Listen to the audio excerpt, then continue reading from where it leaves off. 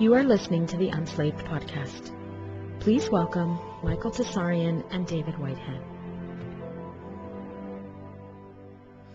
Hello, everybody, and welcome. Welcome to this special two-part series that we're going to be doing for you here on the Unslaved podcast. This is going to be exceptional. We're going to be taking a deeper look at the tarot. And we have done, Michael and I have done the production on Path of the Fool, many interviews on that, and that is available, of course, for members at unslaved.com. You can go and check out that series where we were getting into the history, the symbolism, the etymology, the philosophy, everything behind the major arcana of the tarot. And in this series, Michael, I know he wanted to go over some of the other elements of the tarot that might not be really widely known, sort of the dark side of the tarot, if you will. So, Michael, welcome. And this subject that you wanted to talk about today, this is something that we don't really hear a lot of from people that are pro-tarot and divination. We usually hear a lot of stuff about, from the Christian camp or religious groups or even from the scientific community where they just kind of, they talk down about these ancient arts and they kind of classify it as something that's either just bogus or that it's somehow evil and of the devil. And so maybe you could start off with just clarifying for people what this series is going to be about, what we're going to be focusing on in this two-part back-to-back series on the cards of darkness. Yeah. It's not that the cards are anything evil or pernicious, but the strange thing about them has come to my mind since I was doing a long time before we put the Path of the Fool together, when I was doing clients, readings and so on. And you start to realize the general fact that the tarot maps, because remember, in Path of the Fool, because of editing, because of the depth of what I wanted to get into, and the need to be concise, that was focused on the Path of the Fool as in the solar child, that is each one of us, who's on a journey of awakening. I mean, that was implied, wasn't it?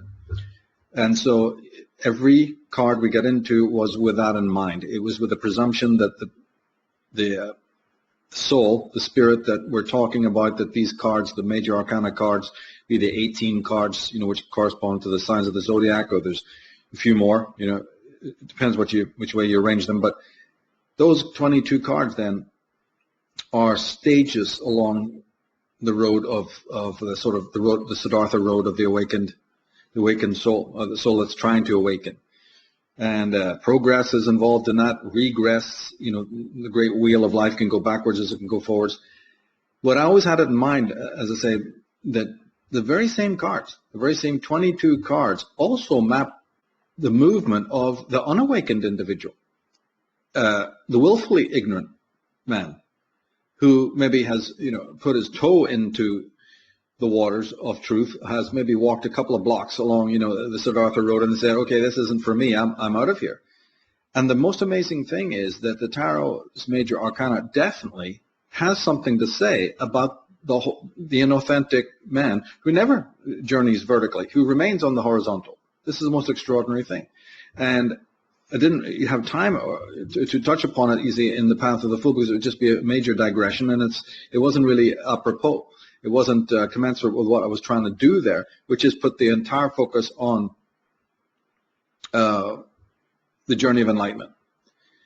But you see, as you look around in life and see the vast majority of people and their sort of hedonistic existence, episodic existence, you look, especially when we do readings, for people, not everyone is in the slightest bit concerned, about the deeper matters. They may be there for very mundane, prosaic purposes. Members of my mystery school will know that even in certain spread readings that I teach as part of my system, there's even positions, there's even cards that are not discussed with the client, actually. And they're just to tell the reader, to make the reader's job a bit easier, to let you know where this client is at. From a spiritual point of view, I mean, it's very, very important. How does their higher force, how does their own self, as you would call it, or spiritual guide or whatever, think of them at this point? Have they been moral? Have they been deviant? Where are they at really? And this is very, very important in the whole coaching, counseling thing. So my members of my mystery school know all about this, that just because people are coming for readings and just because people are dabbling with these subjects doesn't really mean that, you know, they're ultimately committed to anything sort of more vertical. They're not interested in going deeper. They may be just trying to get over some sort of mundane fracas in their life, you know, and all of that, and be quite satisfied. So there is that aspect. So then this program, I thought, you know, it would be great to do it as a podcast, actually, and to get into it, you know, so people will see, you know, as we go through. And there's so many vital things to bring out that were, in one way, equally as powerful as what we could have done in Path of the Full. But again, you know, one has to edit. One has to be very cautious not to overload programs like that. I'm very satisfied the way it came out. One day we'll do a summary podcast as well, going through again some of the highlights of the Path of the Full in the next couple of weeks. But this one is really a standalone program, really, a presentation.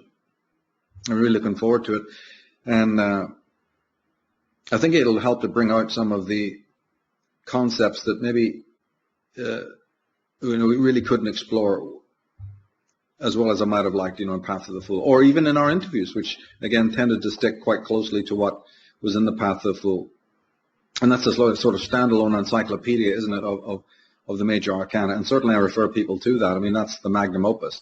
But I think people will get a lot out of this as well, Cards of Darkness, because the person who, you know, we've said it so many times before, what are the reasons why people in our society would remain in ignorance? You know, there's less and less of those reasons today, because you have so many aids and so many books, and you have Amazon, and you have, you know, the libraries, and you have so many great podcasts and people doing great work.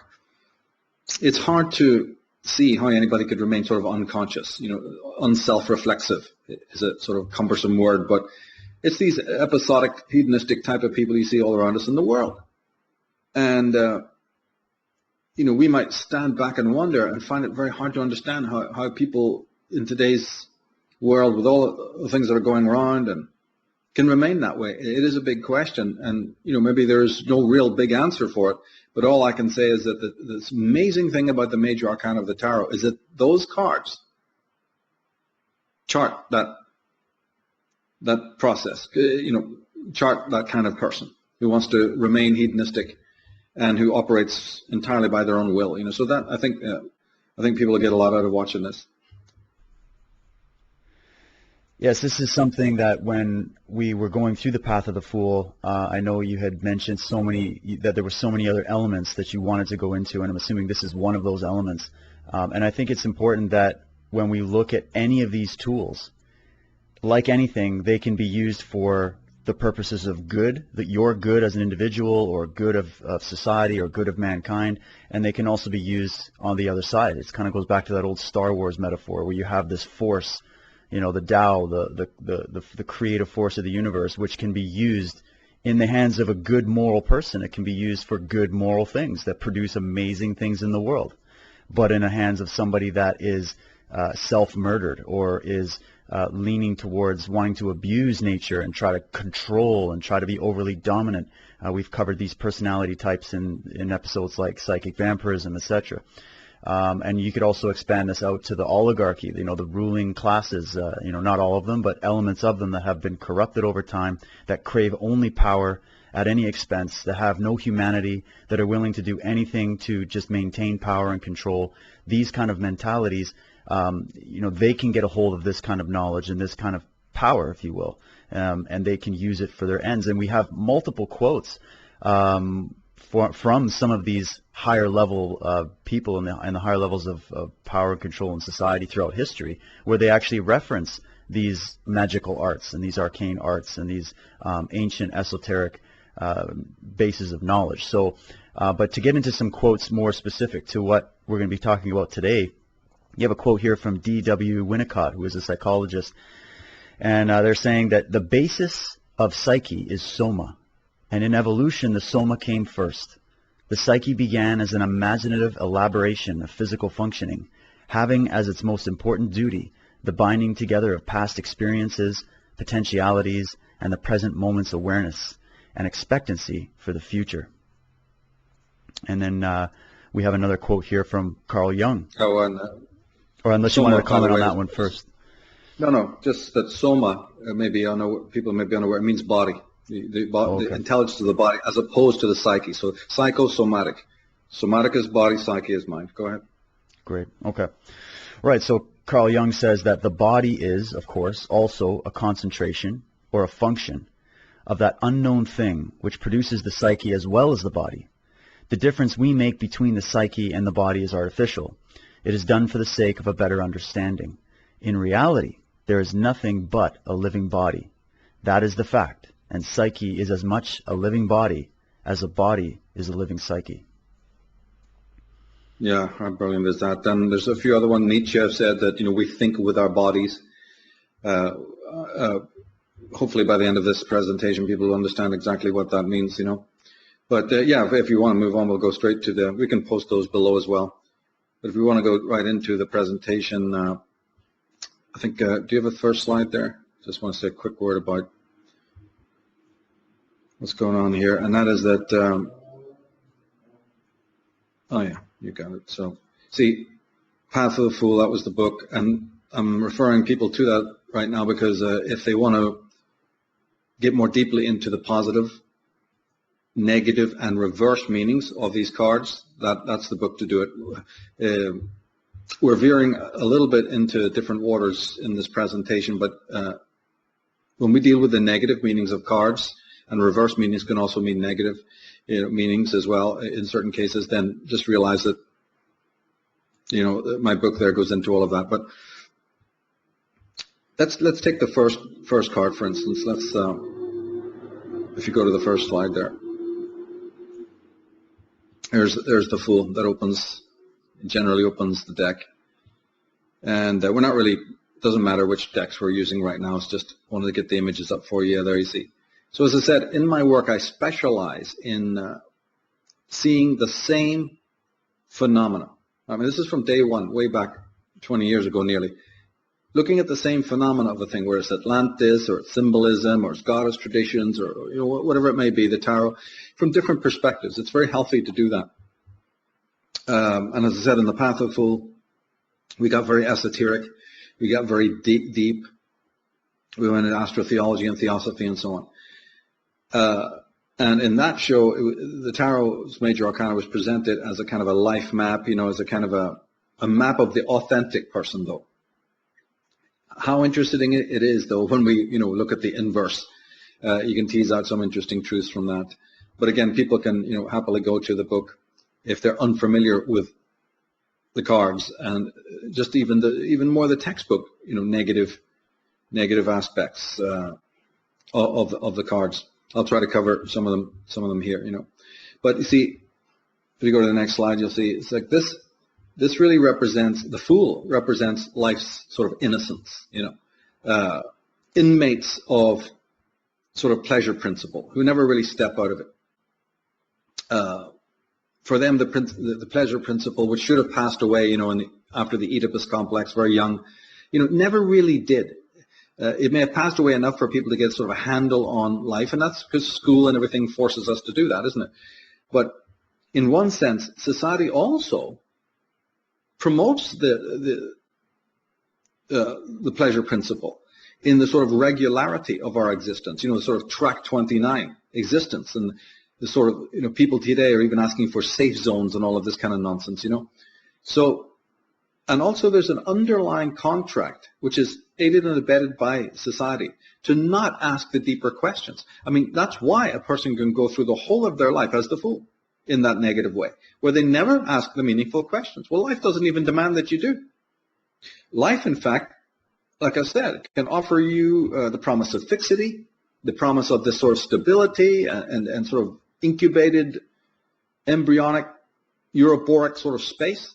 And then when you need to know how to do something, it will just instruct you, and then you just follow, what you're told by the masses or the world's instructors. And a great deal of energy has gone into the world structure. Much, much more than we could ever generate in one lifetime. So go back to the first picture of the Fool there, the two cards, just the one before. You see that here, in the Rider-Waite deck, look at his head. It's tilted upwards. He's like saying, I'm a consciousness that goes my merry way in the creation. And there's the sun.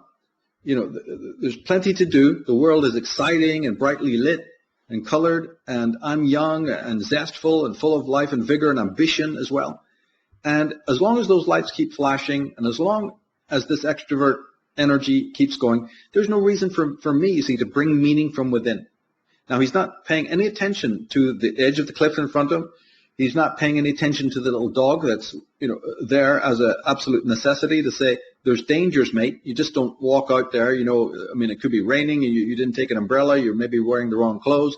You could be tripping and falling over a cliff. Did you bring enough to eat? You see? So, but he's not paying attention to any of that side of himself, whether it's instinctual or intuitive. So in this premise, then, the fool represents literally that.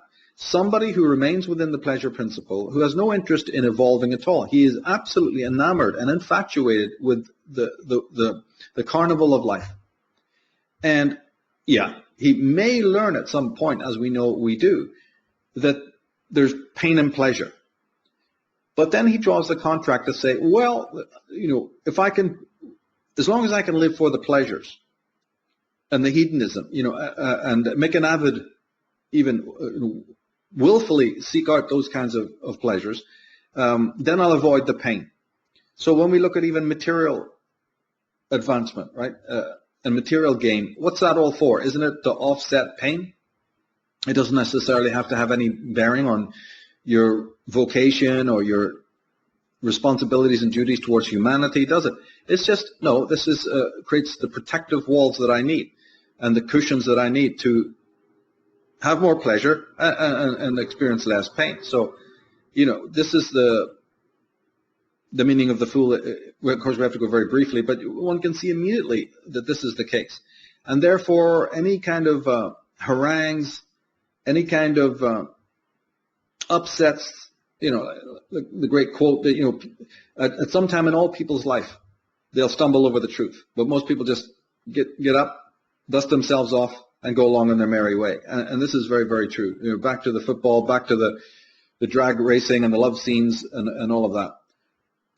Trying to lose some weight or trying to find some sort of twin flame or whatever it might be, or whatever the latest extravaganza is that the media has thrown up in different ages, you see. And we know that this is then the case for millions and millions of people, and it's really sad. And from the spiritual point of view, it means that this person has lived 50, 60, 70, 80 years and hasn't matured at all. They've remained basically on the pleasure principle or an alignment in between. And so once you know this fact that we're talking about, now when you look at people, you don't necessarily think that just because they're old, they're wise, or just because they're moneyed, and they have a bit of a material acumen and ability, right? Or because they're the master in a master-slave relationship. They've learned enough of that. Yeah, because that again, right? The master is trying to offset what? He's trying to offset possible discomfort that he may experience in life. So he chooses this master role because then he thinks he can create the buffers and the walls, to make his own life that much more comfortable. You see, so now we're accounting for a very, very great many people in the world. And the card is ruled by Uranus, the planet Uranus. We'll get back to that later, and how that maybe ties in. But see, that's just experience for experience sake, shall we say? That's one of the things that it represents. And being focused on the future, being sort of rejecting tradition, rejecting the past, not for any real reason, but it's, with the past comes morality. You see, it comes a memory, comes a responsibility. So the dark side of Uranus, you just throw that out. You say, no, I'm living for the now. I'm vivacious, and people can come across very, very charming who are like this, exceptionally so. They can seem very worldly wise. They can seem very effervescent while you're all sort of, lost in problems and thinking. It's like the Bertrand Russell quote where he said that, the problem with the world is that the stupid are cocksure and the intelligent are full of doubt. So that's the kind of thing I mean. But this would then represent, in a nutshell, the fool, those people who are trying to get their minds off their minds. Right? They're careless of history, they're careless of culture, they're careless of tradition. The legacy of the past really means nothing for them, except in a most mundane and pragmatic sort of way. They're not going to ask the bigger questions. They shy away from it. And they are entangled in almost entirely in either the domestic minutiae or the superficial headlines, and absolutely having hedonic fun. If you go to the next slide, we actually do have a slide there that brings out some of the points about the planet Uranus. You see, so risk-taking, which can be good and bad, right? But it can also mean a devil-may-care attitude. It can be pushing boundaries needlessly, sort of invasiveness, which you find in a lot of people, and a kind of narcissism, where the whole world is revolving around me like a baby. If I don't get what I want, I'll scream and scream and scream, and do so. And just the basic hedonism. And then at the worst extent, it would just be an amoral character, right? Not even immoral. Right? An immoral person is somebody who at least kind of knows the difference between good and bad, what's right and wrong. The amoral person hasn't even sat down to bother. It's really superficial. And anytime you spend in their company, once the honeymoon wears off, you'll be absolutely shocked to find out what these people are like. And you'll even be more shocked to find out what they've been doing in their past when you weren't around, if you even get the chance to find that out, because these people are classic episodics who excellently and brilliantly know how to edit their past. But go to the next slide, you'll see another type that fits here very, very much is your kind of person we meet all the time, where when you start talking about meaning to them, you have this feeling where they're going along with the conversation and they're kind of nodding in assent and just listening, but there's this sort of sneer on their face. When you're with them, there's something. They may have enough social graces to go along with you, but you can definitely tell that they're having a good personal snigger behind your back. People who may even be quite contemptuous, actually, of people who have ethics and depth. It's really crazy. I think one other, if you go to the next slide, one other where I saw this more, where I see it more recently, is in these classic social justice warrior leftist types who are motor mouthing away and wearing the T-shirt, and signing in for every kind of concept you can imagine, that appears to be progressive, but very, very good in crowds, not so good on their own. Their punches lack any kind of potency, and these are kind of the weekend warrior types who are full of hot air, but have no arguments at all. Lots of opinions, lots of histrionics, but when it really comes down to it, they're having a ball. And others have pointed out that when photographs and cinema has been, when these characters are on camera, you definitely can see this kind of glee, this gratuity. It's actually been observed that the words are coming out of the mouth, but there's nobody at home. They're there for having fun. It's just the kinetic energy of the whole thing. And you wonder then, is there any real depth to these people? You see, so all of this can be represented, this fool-like quality. And one thing I'd say about Uranus is also, like Mercury in many ways, it's changeable. They can change on a hairpin. So sincerity, nah, nicked. You're not going to find much sincerity there. These people will change their garb overnight. Like they'll be into something for a while and then you wouldn't even recognize them. Completely. The costume, the hair, the way of life, even the car they drive, and the coffee shops they go to, and everything, right down the line, they can make changes to their physical persona, right, and to their lifestyle that if you knew them before and then you knew them after, you'd be surprised. You couldn't even believe they were the same kind of person. So this is sort of the dark side of Uranus. Do you remember in some of the decks, the Fool is actually shown with, he's pied, or he's wearing these harlequin-like clothes. So he's sort of ragged, or he'll even have different color shoes.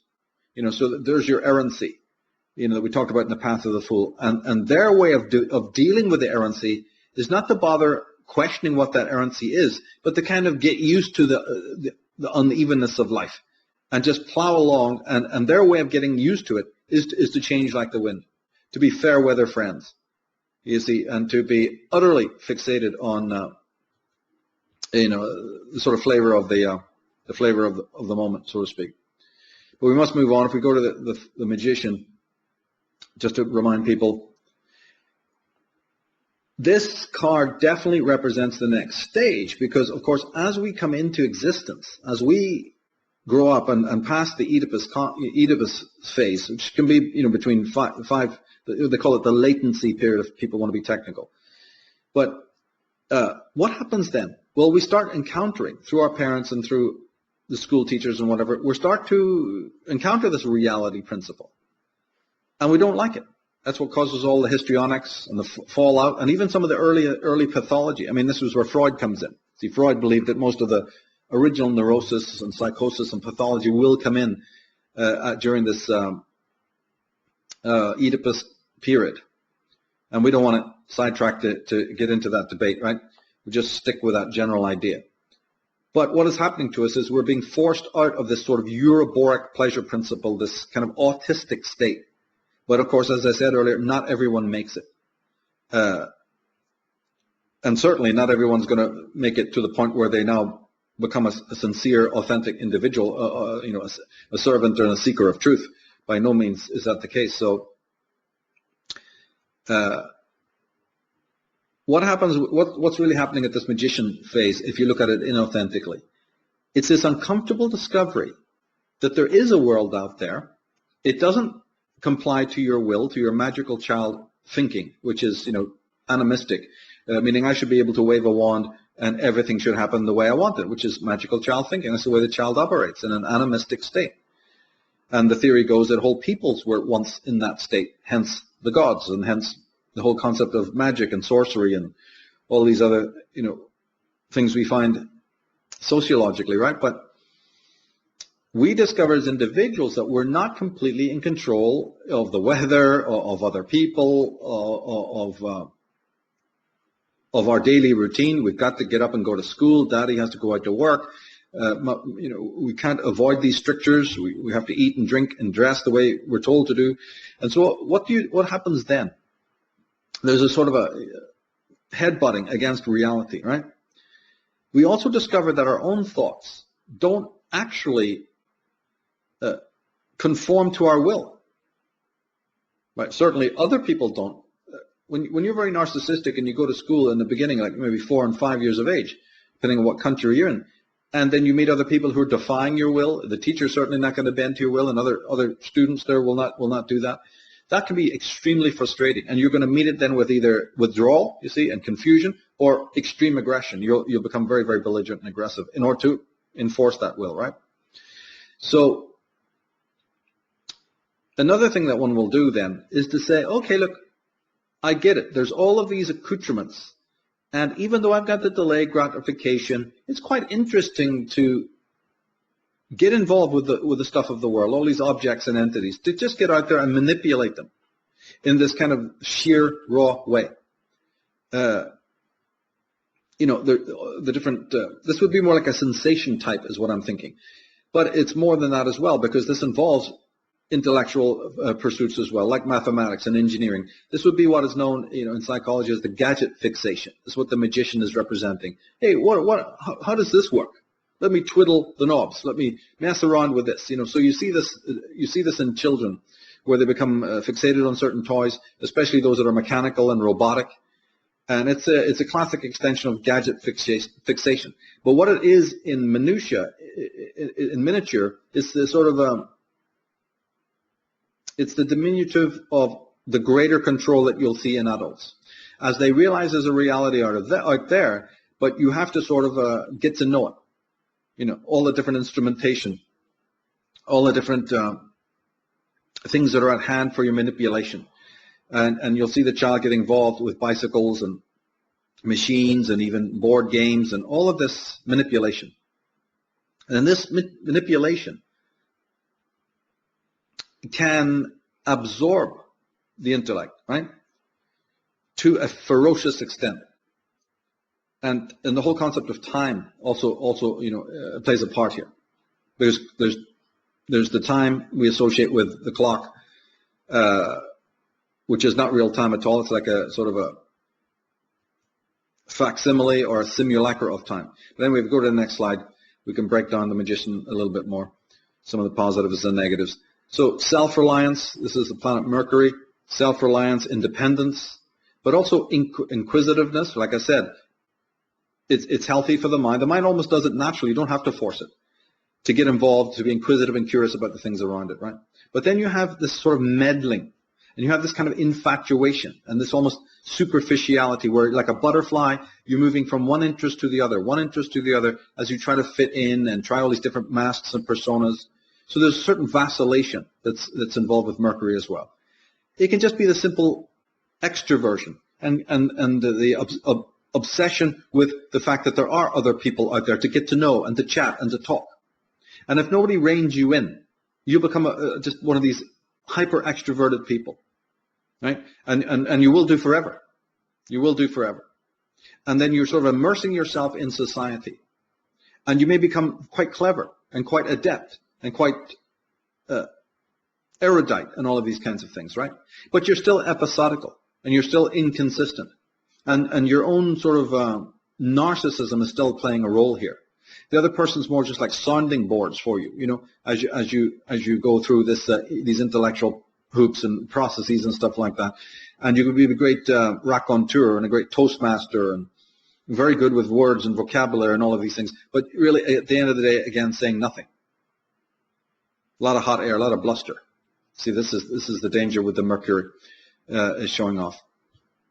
We'll go to the next card. We'll see that it's a high priestess, you know, and you'd wonder, how the hell does this fit in with this theory, right?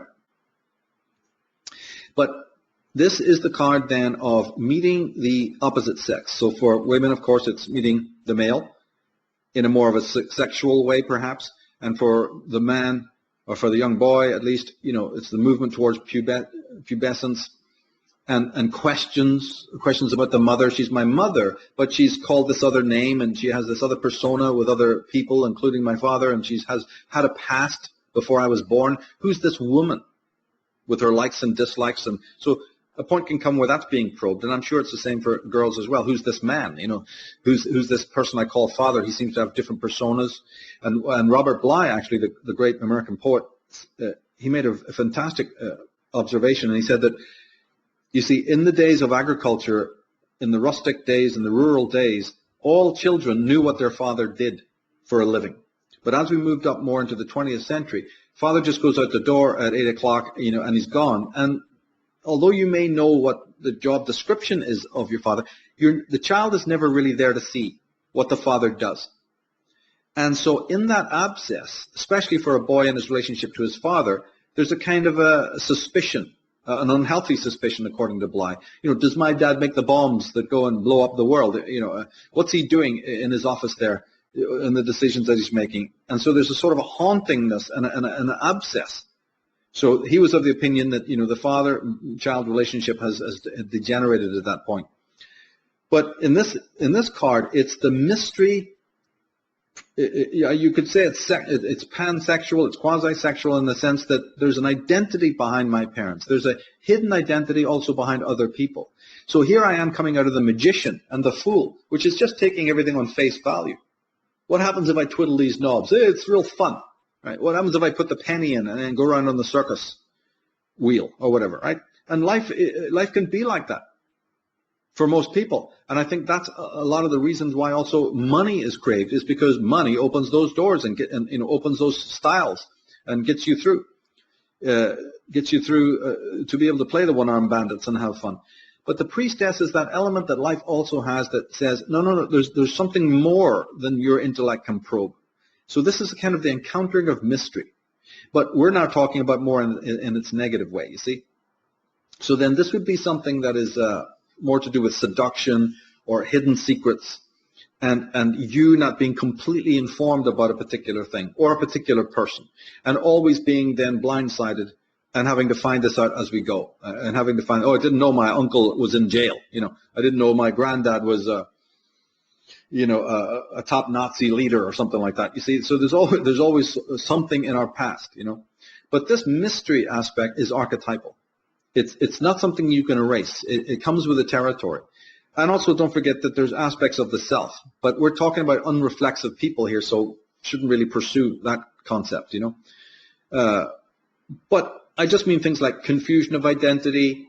The few friends that you've made maybe can backstab you or something like, which can sort of be quite unusual. Why did that happen? What did I do? And so there is a kind of a topical self-reflection where you might think, what have I done to deserve that? Sort of superficial looking at oneself. But what this card just simply represents is that life is more than just kicking the football around, more than just the cheering crowds, more than just being taken on face value. Say that you're in a school, right, and you've made a few friends, but there's just one guy or girl that you're sort of attracted to and you'd like to make friends with. But the way that person relates with you, although not negative, is kind of odd. It's a little different, a little skewed. You can't put your finger on it, you see? So there's a sort of attraction repulsion now. That's what this priestess is really all about. This attraction repulsion. I really like to be there, but when I'm in this company, I feel kind of odd. Like that person's observing me in some way. And I kind of don't like that. But then we learn to do it with other people as well. So it's the changing variegation, the kaleidoscope of life, where we're meeting lots of people and rubbing up against a lot of different personalities who kind of, change us in that way. And then, of course, the priestess on the negative side does represent the seduction, as I said. It represents the more cunning masks that people put on. Certainly people, even in their preteens, will have made bad company, where suddenly you think this adventurous guy that you're hanging out with, is very great fun, but then he's leading you into sort of crime or theft or just breaking windows and that kind of thing, sort of a more delinquent sort of behavior.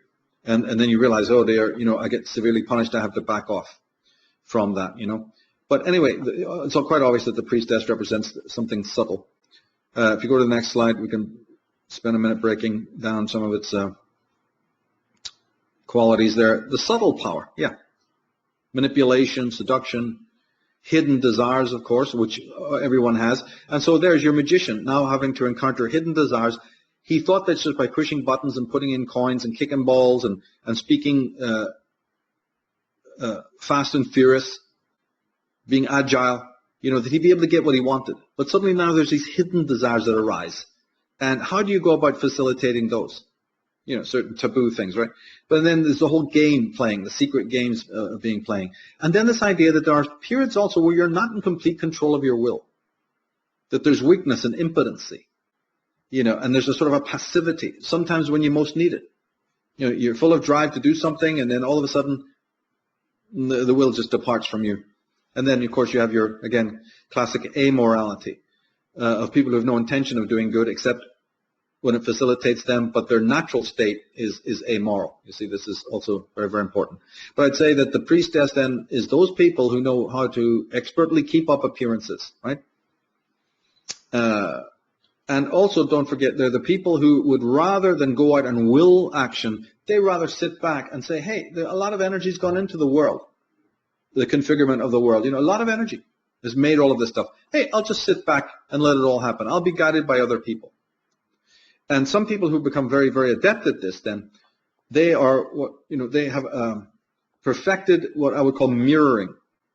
And that means that, and we see this a lot in the different cards. This is the lunar card, right? The priestess is ruled by the moon. So this is very evident in certain personality types who know how to change like chameleons, know how to change their social persona. It's not as fixed as it is with other people. And they change based on whatever group or other sort of company that they're in. And since the moon is also connected to the subjective person, right, to the introspection, well, that's more positive, isn't it? So what would we have here?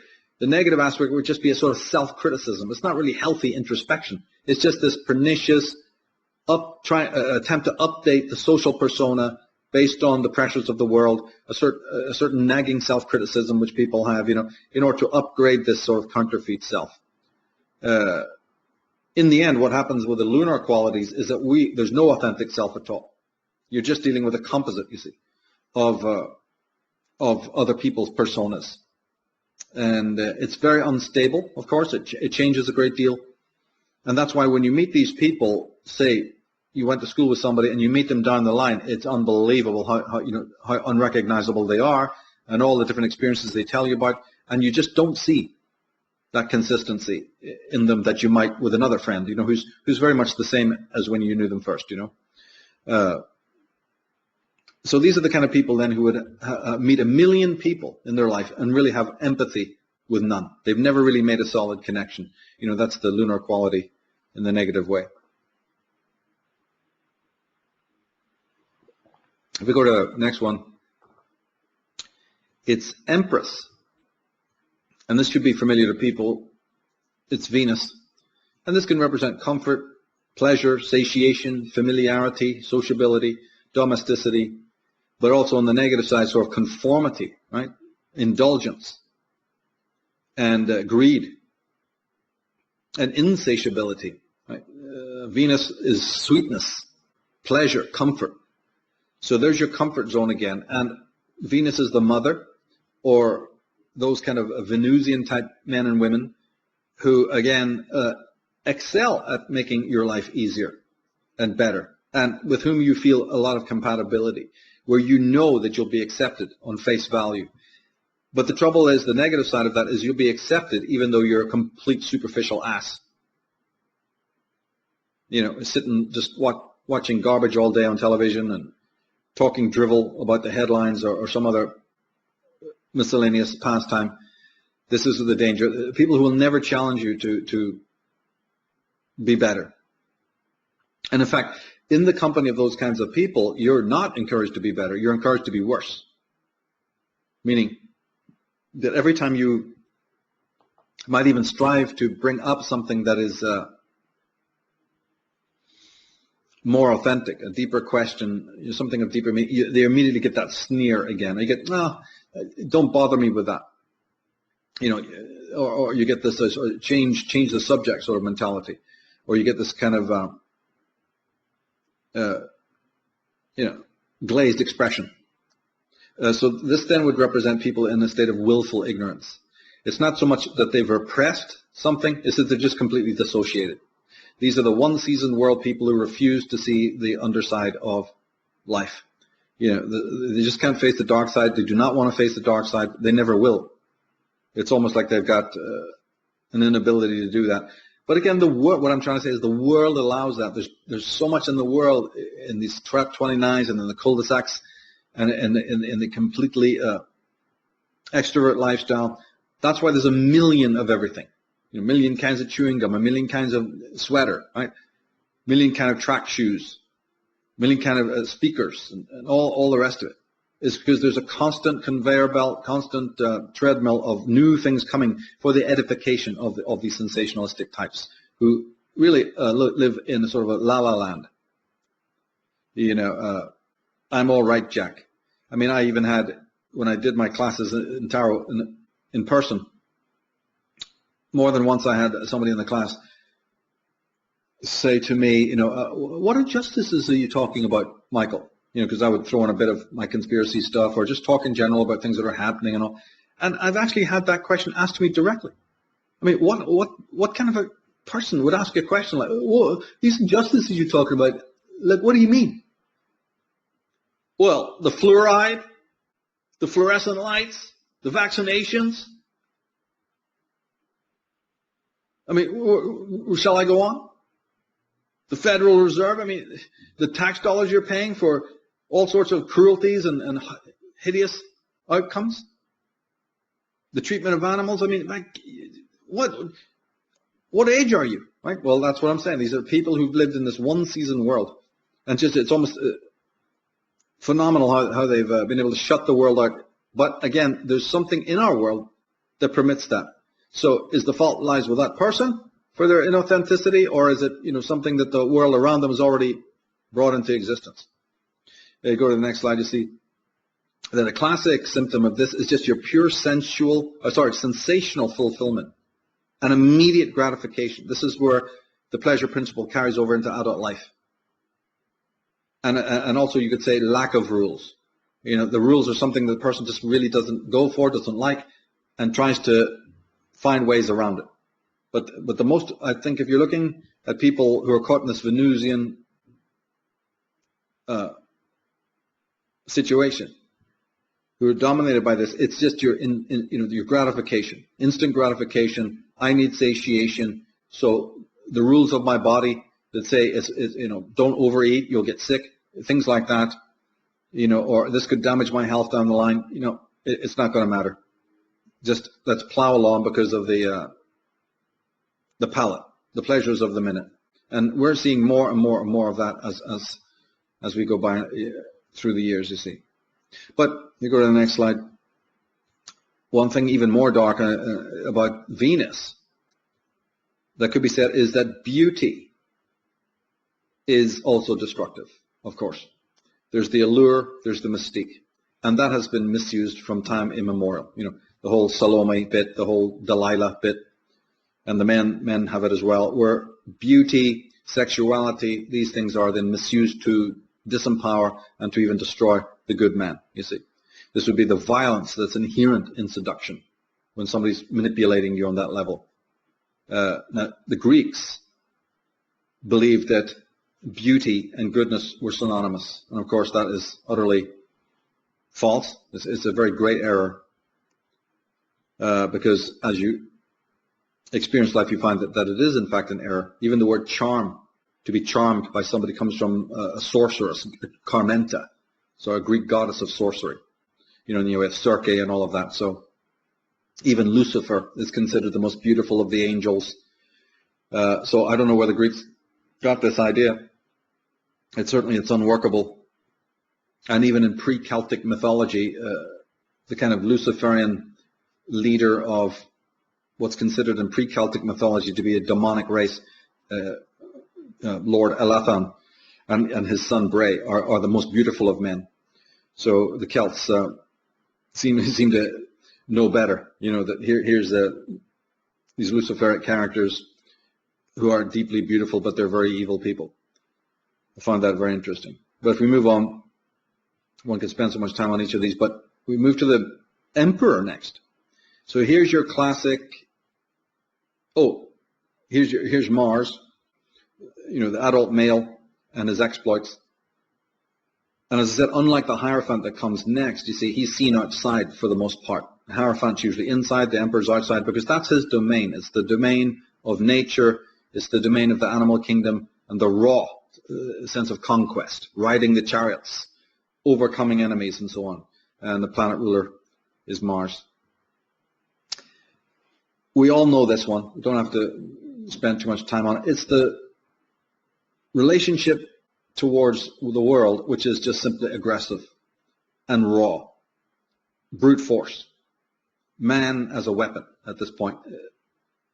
The phallic, the ithiphallic, taken to its extreme, a kind of a malignant masculinity, the sort of negative competition. I'm all for competition, but it should be centered in competing with oneself, in a sort of a spiritual framework, rather than beating the other person down so that you can feel high.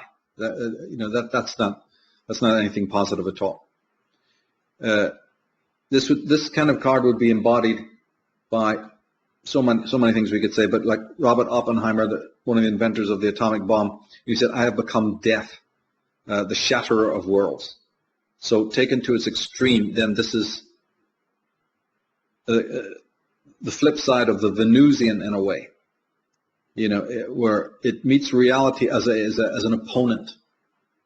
This is very, very important to see the negative side of this, because our world is drenched in this idea, and it came about with your materialism and your Cartesian philosophies, although it had already been there somewhat before. But the whole idea coming through the Enlightenment that the world is a material kingdom full of things to conquer, something that we need to enslave and utilize, otherwise it'll dominate us.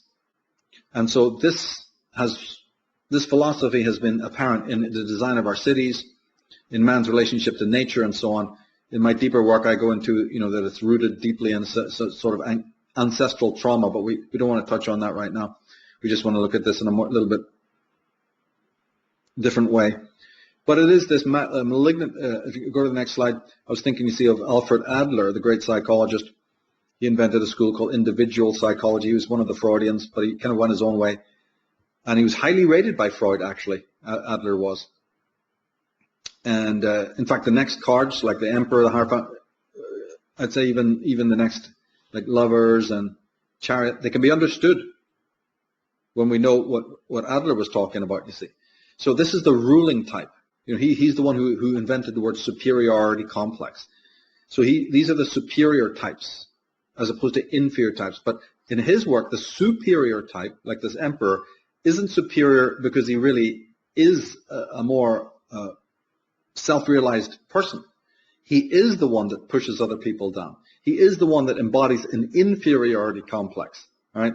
So in one way, he's sort of like the ruling type. He's the one that wants to use the will to power in a more raw way in order to push himself up to a position of dominance and authority, again, to offset what he thinks are the dangers.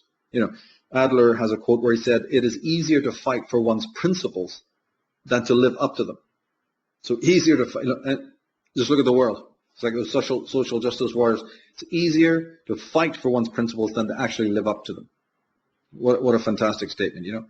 So this is the success that drives a person, the raw ambition that then whole nations can be sacrificed for that narcissistic urge or ambition. You know, success at all costs. This can mean then that other people are sacrificed, friends, people that you should care about, workers, workmates, you know, underlings of all descriptions. And then, as we see with these politicians, even the fate of nations can be destroyed because of these private ambitions. You can see that in many countries like Zimbabwe and others as well. Now, of course, if we go to the next slide, you see something interesting. We noted that there's something unusual in the Crowley deck, especially about these two cards that we've just talked about, the Venusian and the Martian, right? As we said, the masculinity of the Emperor is grabbing hold of life, sticking some reins on it, and making it conform, right, to your will. We kind of implied that in the Fool, his steps, his walk, the ground that he's on, there's a kind of inbuilt errancy, right, which is the word that the German philosopher Heidegger used. And it's ontological. It's something there. It's a sort of a destabilized aspect to life itself. That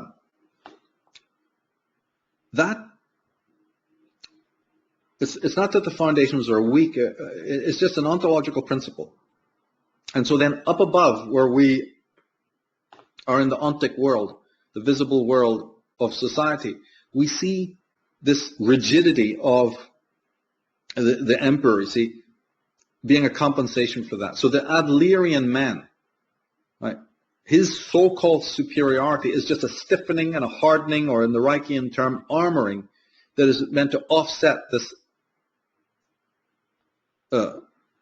unevenness about life that the Fool first experienced, but kind of didn't know what to do with. He kind of had a more of a dance-like quality. He was able to flow with it. But as time goes by and as the ego hardens, and as we live in these urbanized communities, you see, there's different approaches than how we deal with this. This underlying wobbliness or precariousness about life, right? And this is not, don't mistake this for human error in the normal way that we understand human error. Human error may sit above this, maybe one of the ways it appears, you know, in our world, certainly. But even beyond that, there's something underneath that is anxiety forming. And it's very, very important to understand this. Another way to look at it, I don't know, how long have we got on the first hour here? We can go another 5 minutes here. Okay, because another way that this could be understood, I think, is in the terms of somebody like Jacob Boehm, you know, the 15th century, 16th century mystic, or even in the Schellings, who talk about a foundational disharmony, right? But this is not something negative in them, right? They looked at it as a character trait, a personality trait in spirit itself. So when they spoke of spirit, right? The Logos, the divine intelligence. They spoke of it already being encompassing disharmony. And they don't mean it in a negative way. They believe that this disharmony has to be rethought out, and that philosophy has gone wildly derailed because we have very false ideas about duality. Now, this disharmony that exists, they say, in the world, or sorry, in spirit, that is why you find this errancy in the human world, and you also find asymmetry in so many areas, right? We have the two sides of the brain, and believe me, although they're shown ridiculously in these images of the two, when you see images of the brain, they're not symmetrical, they're asymmetrical. And that is of extreme importance. Then you've got mind and body, male and female, right? Good and evil, black and white, whatever way you want to look at it. You've got the parasympathetic and the sympathetic, and all of that. So everywhere we look in the world, we find this duality. And I go into this in the first paragraph of Disciples of the Mysterium to point out how many there are. And that's one thing that the fool, right, we're talking about the path of the fool here, no matter what level of mentality you're on, you do know this, because your personality is a counter, it's a compensation for this disharmony. But what happens in the inauthentic man is they just compensate for it, like standing on a ship that's sort of tilted. You get used to it, but you never actually notice it enough to say, this is an ontological condition of life. Why does it exist? And even if you do start asking those questions, the problem is that then you might buy into some of this Eastern mumbo-jumbo, you see, or some other materialism, right? Or some other preposterous way of accounting for this. In other words, you'll just simply misinterpret it. Or what you will do, like the Empress is doing, and like the Emperor is doing, is create a marzipan harmony over the top of it. Endorsed by the world, endorsed by religion. But as Jacob Boehm and these people are saying, look, in order to have disharmony, in order to have harmony, it implies there's a disharmony first. But that has been erased from our minds. Jacob Boehm spoke of it as a kind of restlessness in the very spirit of God. Now, we went into this all in the Path of the Fool, so I'm not going to go into it too much now. But it is an ontological condition, and that restlessness is the very soul of spirit.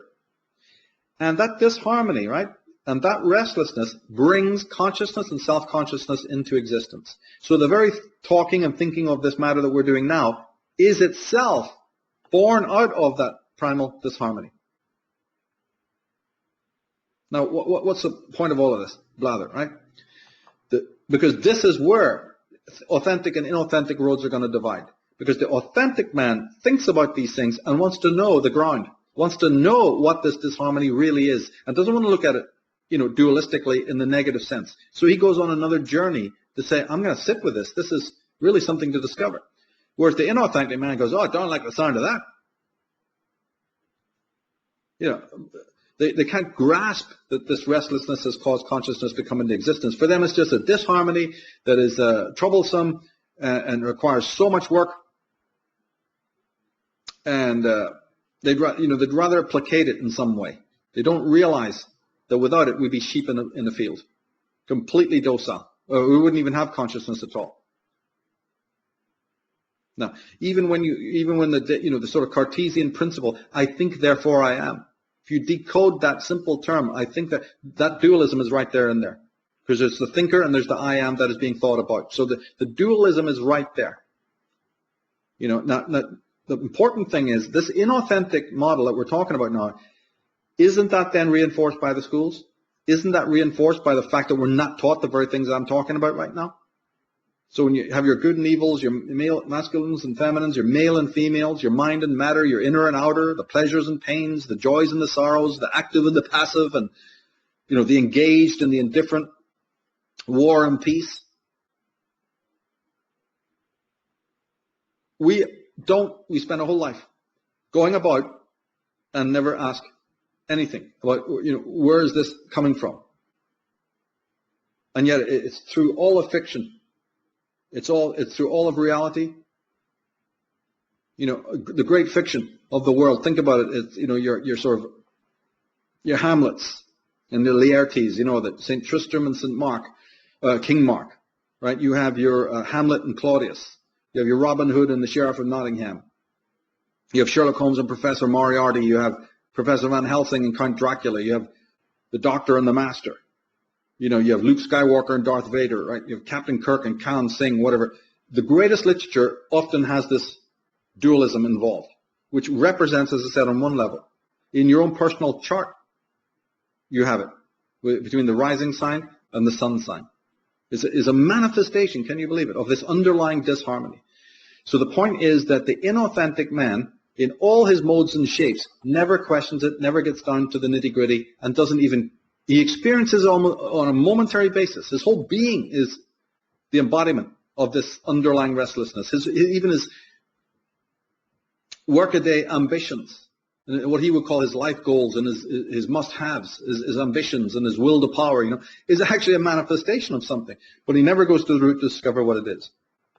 And that is why he remains perpetually inauthentic, a victim of the crowd, and he'll never really overcome in a positive way the errancy, you see, that we've been talking about. So we can pause there for this section, but very important to understand that the inferiority complex versus the superiority complex.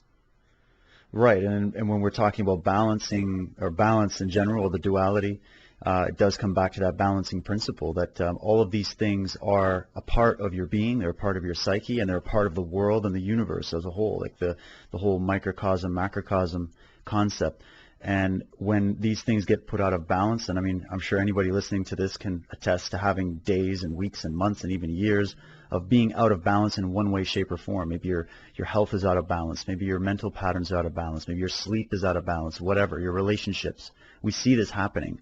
And what we tend to do, and I know because I'm guilty of it as well, is that we tend to try to mask that instead of listen to it. We try to hide from it instead of seeking it out and saying, hey, what is this adversary here from? What is this Darth Vader force in my life right now? What is this adversarial force doing here? Instead of just trying to go, la, la, la, I don't want to know about it, I want to hear about it, that's too traumatic.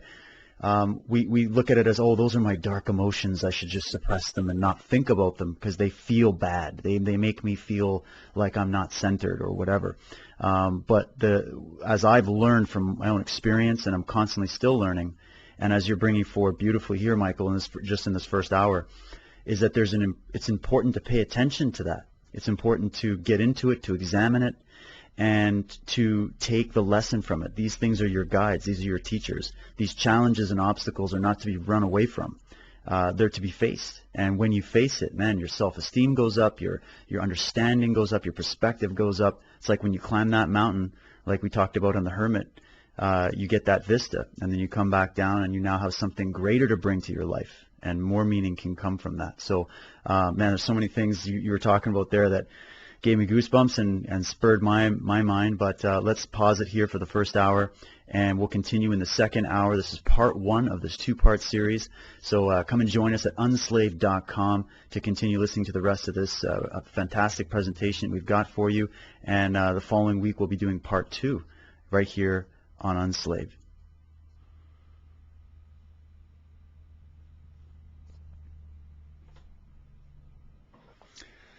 And welcome back to all of our members. Thank you so much for joining us for this very special two-part series here on Cards of Darkness.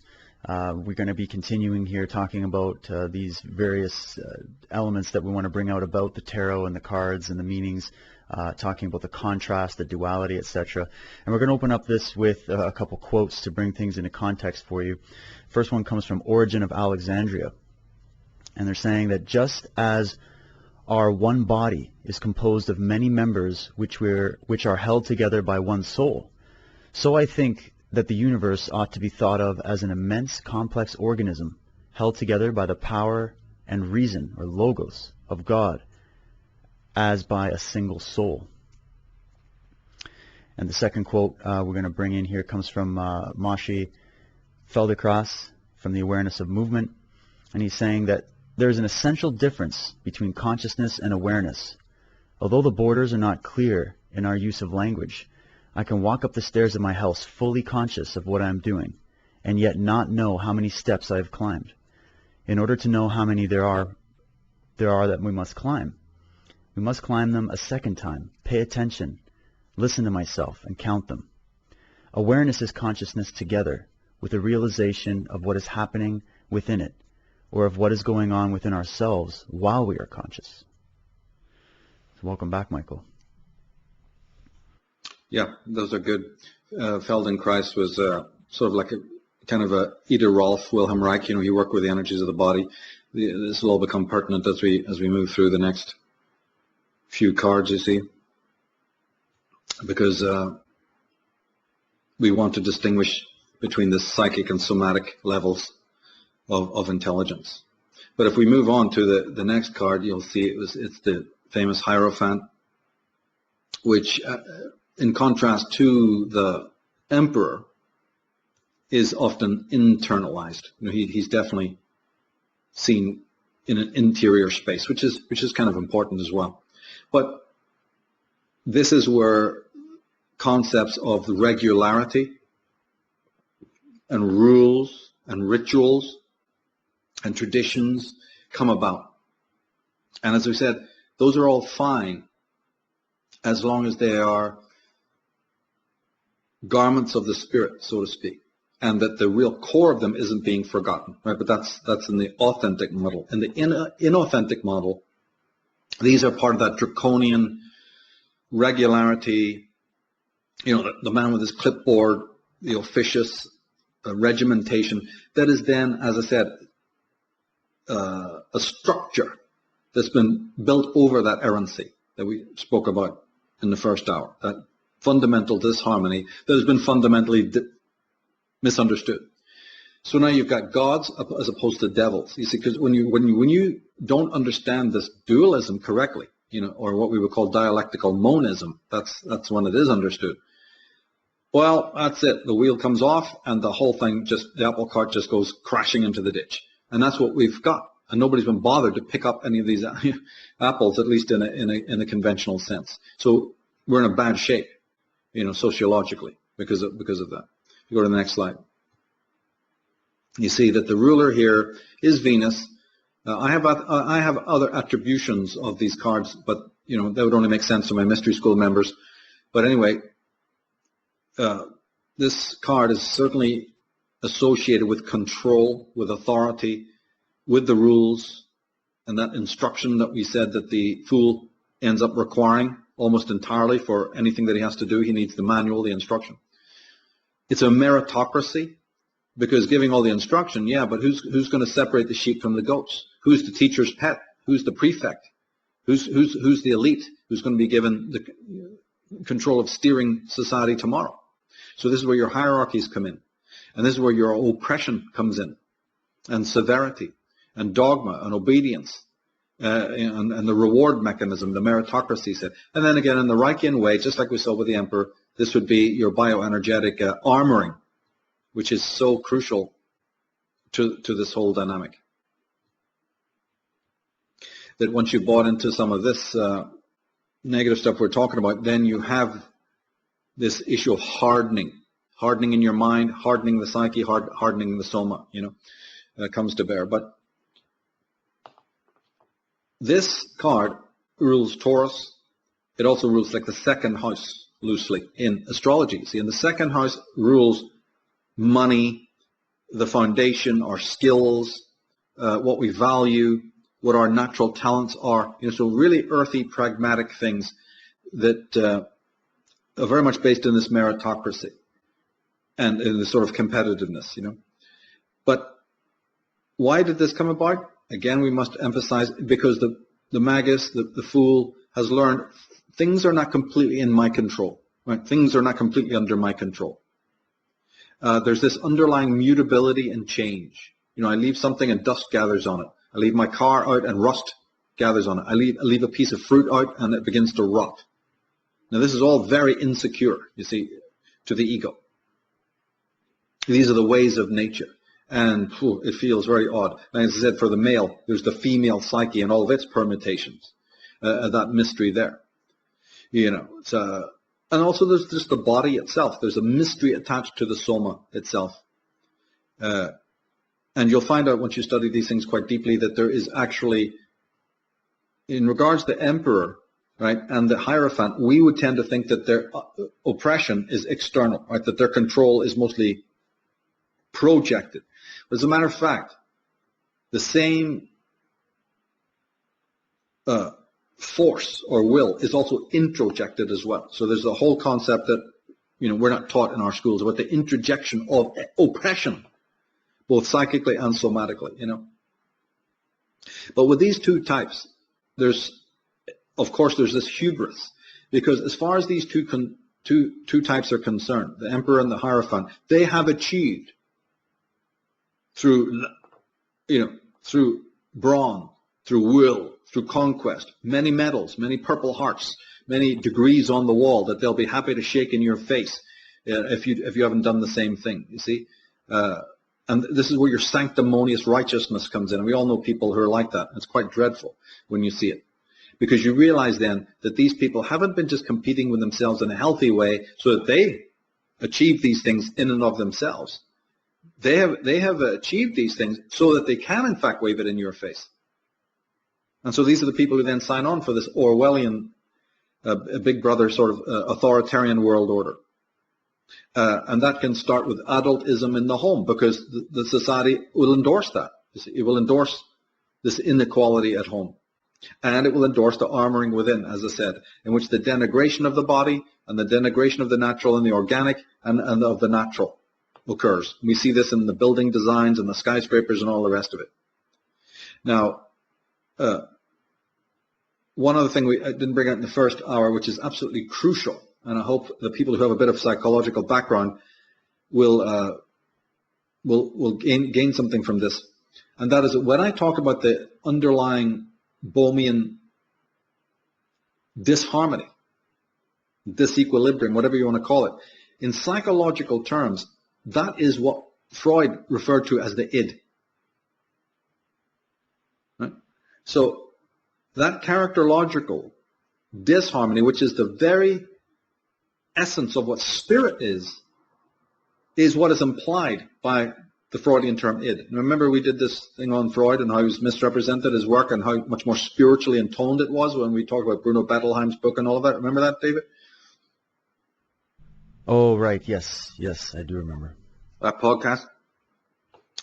This kind of harkens to that, because the id is this harmony in a raw form within you. So it's ontological. You can't get rid of it. And the ego, and more importantly, the superego, right? And if you must, then the image ideal. But ego, superego, image ideal are the mechanism by which they try to stabilize, right? They try to be like sort of Eiffel Tower, right? This tripod thing that's trying to adjust itself to this ever-moving, kaleidoscopic thing, like the movie Solaris, which is an ocean of change. It's a beautiful thing, this disharmony. That disharmony, right? That clash, if you will, that interchange, that conversation, that symphony of oppositions brings into being what we are, brings into being the self-conscious being. Can you imagine that? And that can be shorthand, the unconscious, the id. And we'll expand on this in a minute, but just want to bring that in so that people have a sort of a compass point at this point. You could also call it the right brain, the right hemispheres of the brain, meaning the workings of the right hemisphere are correct to call it this, tuned into this disharmony. Whereas the left brain is the stabilizing force that is filters and corrective filters and perspectives and Archimedean points that try to set up apart from it. The imagination of Blake, that takes into consideration the incredible disharmonies that then create these forms of life that we see all around us, all right? That's the way to look at it. So if you go to the next slide, just note what we said, that the underlying bioenergy, because remember, it's not structures in the head. That's the whole point. Freud used this architectonic model, right? But that's not what it is. Reich is going to tell you that the ego and the superego face the world. They're the skin. They're the kind of external, right, to the body, of the body. And the id is the core. Right. So it's actually more appropriate to talk about surface and core. Right. And there's even a case to be made about talking about higher and lower, except then the higher and lower is not this higher and lower, it's this higher and lower. Now, everything we're talking about will enlighten you. It will change your whole concept of physical health, of all things. These are the keys of enlightenment that these great men have shared with us, because they're deconstructive as well. Right? So core to surface is the actual dynamic of bioenergy, which is spirit. It's not compartments in the head. That, deconstructed that before another work. We can't pause now to do more of it. If we go to the next slide. This Saturnian Venusian aspect is your classic autocratic versus theocratic control, right? So the autocrat is the emperor who controls your will. The theocrat is controlling your emotions and your other aspirations. It's like Ayn Rand's witch doctor and Attila the Hun. They work together to erect these satanic mills that Blake was talking about. They're both ichthyphallic modes of existence, and they sign millions of people up. Control over the will and the raw power of a man, and the control over his emotions. They must be together if the whole being is to be enslaved, you see. And how do we get the approval of these two demiurgic figures? Because that's what they are.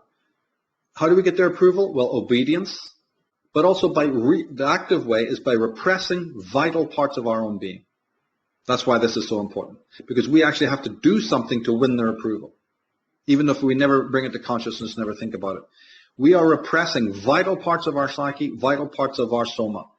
So when a Steiner comes online, and a Wilhelm Reich, right, and a Schelling, and that kind of man, and a Goethe, and a Hegel, and all of these people, they're trying to restore those hidden parts of you. Even if Freud tried it, Jung, they've all done it. Adler, Rank. They're trying to bring those aspects back online. But there's a point comes where we are so resistant to the medicine, it won't happen, because we become so used to the one-size-fits-all, paradigms and solutions handed to us by either the witch doctor or the Attila. The made-to-order, one-size-fits-all modes, right? I mean, St. Augustine, the church father, he says, that alone is truly real, which abides unchanged. I told you, they sign up millions with us.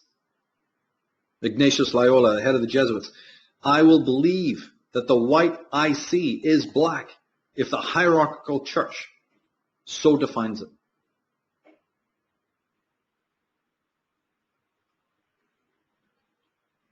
So, as we saw with the chosen people in the Bible, in the Old Testament, obedience. You obey the word of Jehovah, you get everything you want. You get world control from that. So there's your conformity, and that conformity is in your schools and colleges. The meritocracy is in your college houses, in the fraternities, then the churches, then the governments. And you just got to deal with teachers and Boy Scout leaders and prime ministers and warlords all the way up the ladder. You see, the big daddy in the sky is if you manage to deal with all the rest, then you still have that one at the end waiting for you. Each of it means the undermining of your sovereignty, the undermining of your own natural immunity. And then you got all goes without saying, you got your Masonic societies as well, offering you their own brand of promises and prizes. Now, often in the Rider-Waite deck of this card, the Hierophant, you see the two acolytes, right, in front of the chair of the Hierophant. That's it. Those are two beings who face this imago. He's the fixed, unchanging point that they must worship and serve. And so basically that's that's the lot of most people all over the world. Go to the next slide. And this is then why you see these malignant, diseased crime lords who are succeeding in transforming the whole world into their own rotten image. And I don't care if it was Luther, Calvin, Knox, Wesley. It's all about teaching and instruction that comes not from within your own being, naturally and organically, but from without. This is what gives rise to your Joseph Smiths, your Charles Taze Russells, the Jehovah's Witnesses, the Mormons. I think it's the Jehovah's Witnesses. Their organization is called the Watchtower, right? The rigidity, the phallicness of that, the Watchtower, with the all-seeing eye of the All-Father and the tower motif. It's right there in their own symbolism, really. You have Scientology. You have all the gurus of the East. The sort of funny hat brigade. You have these black robes. And many of these organizations are just absolutely loaded with some really dark stuff that I think would blow people's minds. Like, we're talking about some serious pedophilia, criminality, fraud. You're talking about putting that one face to the world. The smiling, happy, very extroverted. God loves you, Jesus loves you, I'm your guru type people, and they pull you in. And because if, as an individual, you're lacking all of that within your own being, you think that these representatives of these organizations and these groups are going to give you what you're lacking. They're selling you. Not all of them. I'm just saying it's replete everywhere in all these organizations. They're selling you the saving of your soul, but it's at the expense of your soul because it's not authentic. And the track record of criminal insanity that runs through these organizations, people wouldn't even believe what the kind of stuff that I've seen and heard and researched, and I'm sure you as well, Michael. Like, oh my God, it's quite mind-blowing. Like, it makes Pizzagate look like nothing. It makes it look like it's a norm, like out there in these organizations. And you got to ask, why is that? Why is it that these religious or spiritual organizations that should be there to uplift the spirit of humans, why are they so filled with these dark, sick psychopaths, Yeah, you're so right. These are the ones where they're the godless ones, right? They have no internality. They've either given themselves over to these structures so that whatever there was of a real vital bioenergy, a soul, has been completely atrophied. If you go to the next slide, you'll see one of the characters you were just talking about. There you go. There it is in 3D. Demon fucking possessed is the way one has to look at it, right? See, these are the father figures, right, who set themselves up to be father figures because of that inherent errancy that subconsciously moves underneath this restlessness and that disharmony. That is the real God, the real spirit, actually. But these creatures cannot deal with it. That's why we're calling it cards of darkness. These are the fool archetypes, magician, right? And we have to start discovering why this typology exists. This is what we're doing. We're unpacking it here. How these infantile minds don't want you working this stuff out. You have faith in my faith, and we sign on for that because the errancy is within us as well. Now, these are vampires who, just like you said, they drain our energy, they drain our life force, they drain us of any kind of spirit of self-esteem and personal will that we had. We learn to go along with it, so we become, it's impossible to go cold turkey, not without something very, very deep happening. So these guys are going to say, look, you get it easy. You have faith in my faith, pal. Christ is going to give it to you from the outside. I'm going to bestow it from the outside. So you become a junkie of what I've got to offer you, And it's all to cement your being from that fundamental dualism and disharmony that we're talking about, which we experience as a kind of a deep-set insecurity. And also, of course, they work with the mystery of death. That's a key part too, about the fear of death that we have. But see, as I'm saying, if we understood the true nature of spirit, which is what everybody imagines they're signing on for, if you really understood the nature of spirit in the way that we're describing, you wouldn't have any fear of death. You'd know what it is. But you'll never know it while you're under the hex of these Svengalis, you see. Now, this doctrine, as Alvin Boyd Kuhn, Gerald Massey, others have pointed out, does deal with this malignancy of matter, right from the off. These people don't like nature because nature is in harmony with that underlying disharmony, if you will, if you get my point. The rising of the sun and the moon, the different patterns, the sort of crashing of the waves and the destruction of water, and its passivity and just beauty in that mode, right? And the magnificence of, the sun when it's giving heat and light, but also it burns and scorches and incinerates as well. So nature is a very evident. Let's just look at the seasons. Just look at nature. Nature is a constant reminder to people of this sort of underlying disharmony. But the underlying disharmony is just as beautiful as we see it in nature. It's that we have become ugly. So we turn to these Shringalis, these boss hogs, in order to say, I want to escape into a higher reality. Right? There's up above this disharmony. Show me the technique. My spirit, right, is trapped inside matter, which has nothing to do with spirit and God. I'm trapped in that, but I've got to escape to get out to a higher reality. Show me the technique. And that's then, see, we bring this online. That's why my work doesn't concern itself too much with the powers that be. We always keep one eye on them, but it's all about what is in the will of the masses that's also bringing this all to bear, you see. But anyway, we must move on. If you go to the next slide, we have this incredible card, the Lover, or the Lovers, as it's called in some deck, plural. Where does this come in? Well, this is ruled by Mercury. Quickly go to the next slide, so just fill you in on that. We'll go back in a minute. But this is Mercury, so it's experimental, it's inconstant. See, you have the same things we saw before, vacillation, restlessness. It's sort of extrovert. Mercury is very extrovert. Mercury can tend to be a little, in one of its phases, neutral, like it doesn't want to take a particular side. It has this neutrality associated with it, which can be very negative actually, because you might there are periods where you have to dive in and take a position, but it's very gossipy and meddling. It certainly plays a game of masks, where charlatanism comes to bear. It's certainly intellectually arrogant. We touched on that before, and it's pathologically superficial. So this is the sort of Geminian, lower Gemini, mercurial level. If you go back to the previous, or just take a glimpse at those, you see the Cupid there. You see some of the old French decks, Italian decks, showed the Cupid with a bow and arrow, right?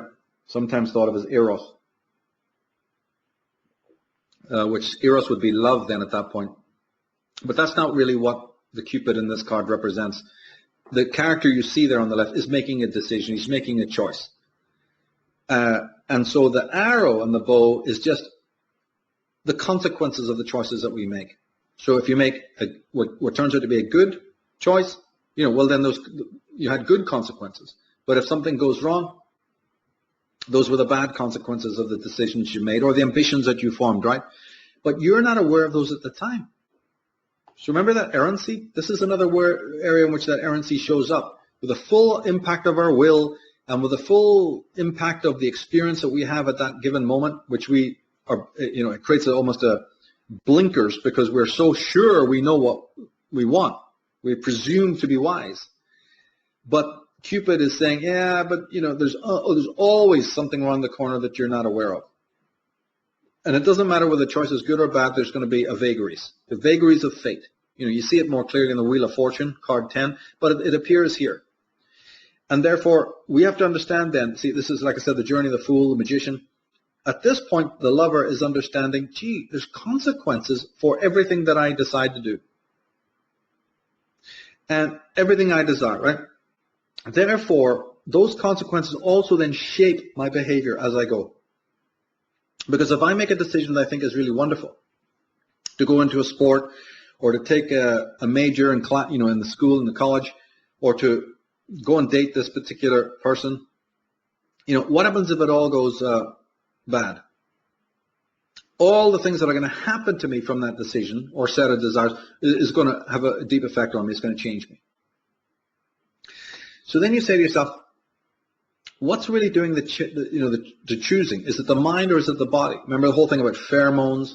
This is why dance was important to our forefathers, because when the woman and man danced together on the dance floor, it was a chance to share pheromones. So it was one way of discovering whether this was a suitable partner for yourself. Hence all of that emphasis on that in days gone by, and many other aspects of body language. You see, but is it also more perniciously, I need this person I'm willing this to happen because I am desperate to lose myself in the other. And if I am like that, might I not attract somebody who's doing exactly the same thing? And then what kind of havoc are we going to cause for both ourselves and the world?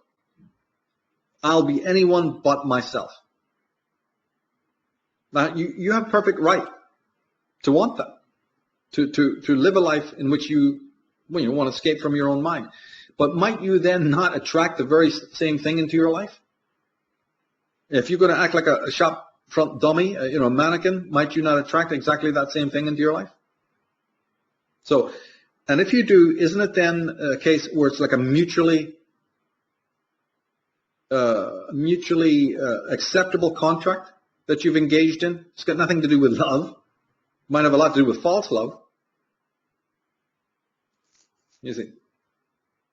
And now that I'm that kind of person, might all the changes in me be just exactly, born out of the need for approval from inauthentic types? So that's what this lover is representing on the superficial level. My decisions, my choices, my ambitions aren't really mine at all. They're just created in my head because of the approval rating. And even though many of these ambitions and all might sound good on paper if I wrote them down or spoke of them, they might sound wonderful. But really, are they leading me towards authentic existence? Or are they helping me to lose my sense of self, you see? And then I get caught into a false love cycle. So as I said, if you embody what we're talking about here, now you can step out into the world and observe this about yourself and observe it about the world. Is it really all about control on different levels, or is it really a true love cycle? Now, you see, for the inauthentic man, this card represents a very strong draw, a very strong drag factor, a tremendously powerful lure for inauthentic people, because you can indeed lose yourself in others. That's what Heidegger called das Mann, the crowd, the collective with a capital C. And you can do it all in the name of love. Now, if we go to the next one and then the next one, because we already dealt with the next one, or did we? No, let's just go to the next one. Go back one. The vacillating part of this card is similar. Remember, Mercury ruled the magician. That's what I wanted to say. Mercury ruled the magician as well as this one. So there's the jack of all trades, master of none concept that rules both of those cards. So the lover is this person who's, again, very much socialized, very preoccupied by what's going on around him. He's confronting the world in that superficial way, and he's a butterfly. He's sort of the kind of person that the Socrates went around in Athens confronting, asking questions of different tradesmen, and discovering this awesome arrogance that they had, this hubris, that just because they were excellent at one particular line of work, they then imagined themselves that they were experts in all other fields, when in fact, they weren't. But this is also the negative side of a Mercury would be a sort of a nervous, fragile type who really does depend on other people's approval, a kind of a fussy person as well, nitpicking, impossible to please. And we all know people like that, right?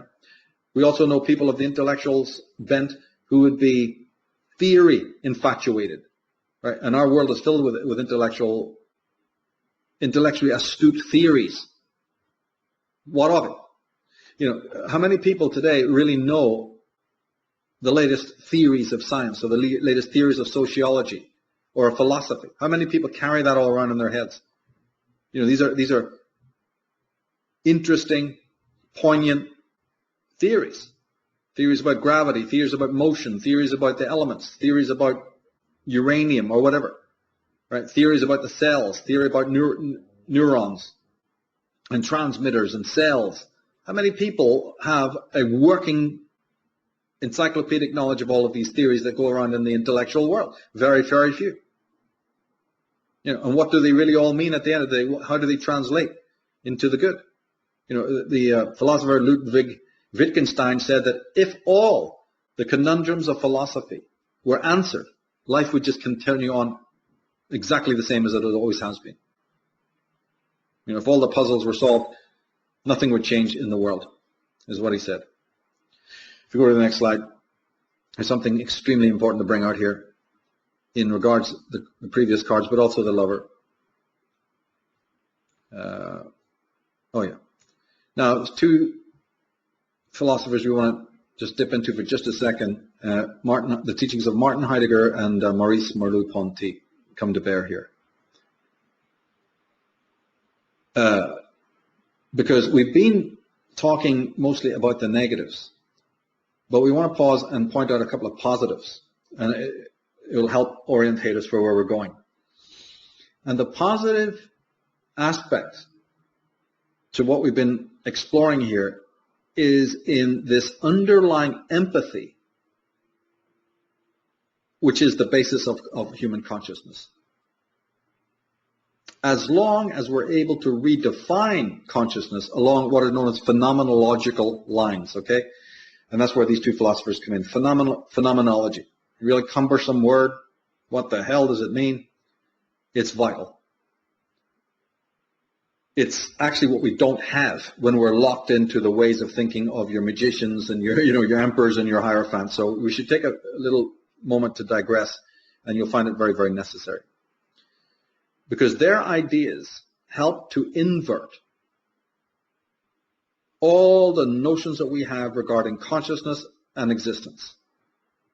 And their ideas have the most revolutionary consequences for metaphysics, for religion, for science, for politics, for ethics, and just, normal daily life, actually. So I ask viewers here not to tune out, because this will affect every aspect of your lives, and it will serve you well to pay attention to what we're going to go through here.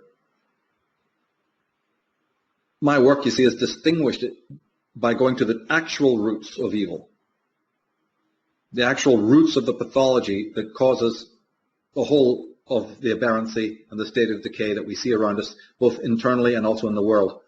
We've got to get to the roots of this pathology and find out what's going on. Now, when we say the word I, we actually imply two different beings in that. This is something we don't often think of, right? Like in the opening quote that you mentioned, you have the awareness, right? And then there's the sort of the thinker. And the thinker is aware of itself, thinking. Right? So there's, like, even as I said in Descartes, I think, therefore I am. There's really two beings implied there. It's not a unitary being that we're thinking of, right? Now, we also carry the social persona, right? Which is a sort of a false identity. And so there's definitely a dissociation involved between the true self, the imperial self, and the sort of social self or social persona. And that superego or that persona becomes the root, right, of most of the pathologies that we find around us, but pathological ideas, pathological behavior, or even the kind of tyranny that we experience on the socio-political level. Now, these men's work helps us to uproot all of it when you know what's going on. But we'll come back to phenomenology. What is that? Well, if you go to the next slide, you see a quote from Nietzsche, which will help to, in just one sentence, explain it. He says, why does man not see things as they are? Because he himself is standing in the way. So Nietzsche physically preceded, right, the phenomenologists. But the phenomenologists loved Nietzsche.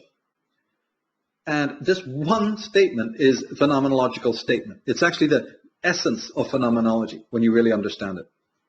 Anais Nin said, the writer, she said, we don't see things as they are. We see them as we are. That's also a kind of a phenomenological statement. But Nietzsche's is so much more to the point.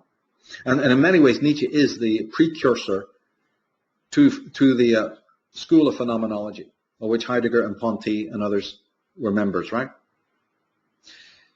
That idea of Nietzsche's is really upgraded by Heidegger and Ponty, okay, Merleau-Ponty.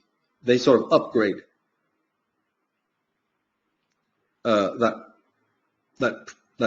principle that Nietzsche is talking about. And if you go to the next slide, we can look at some of these key points.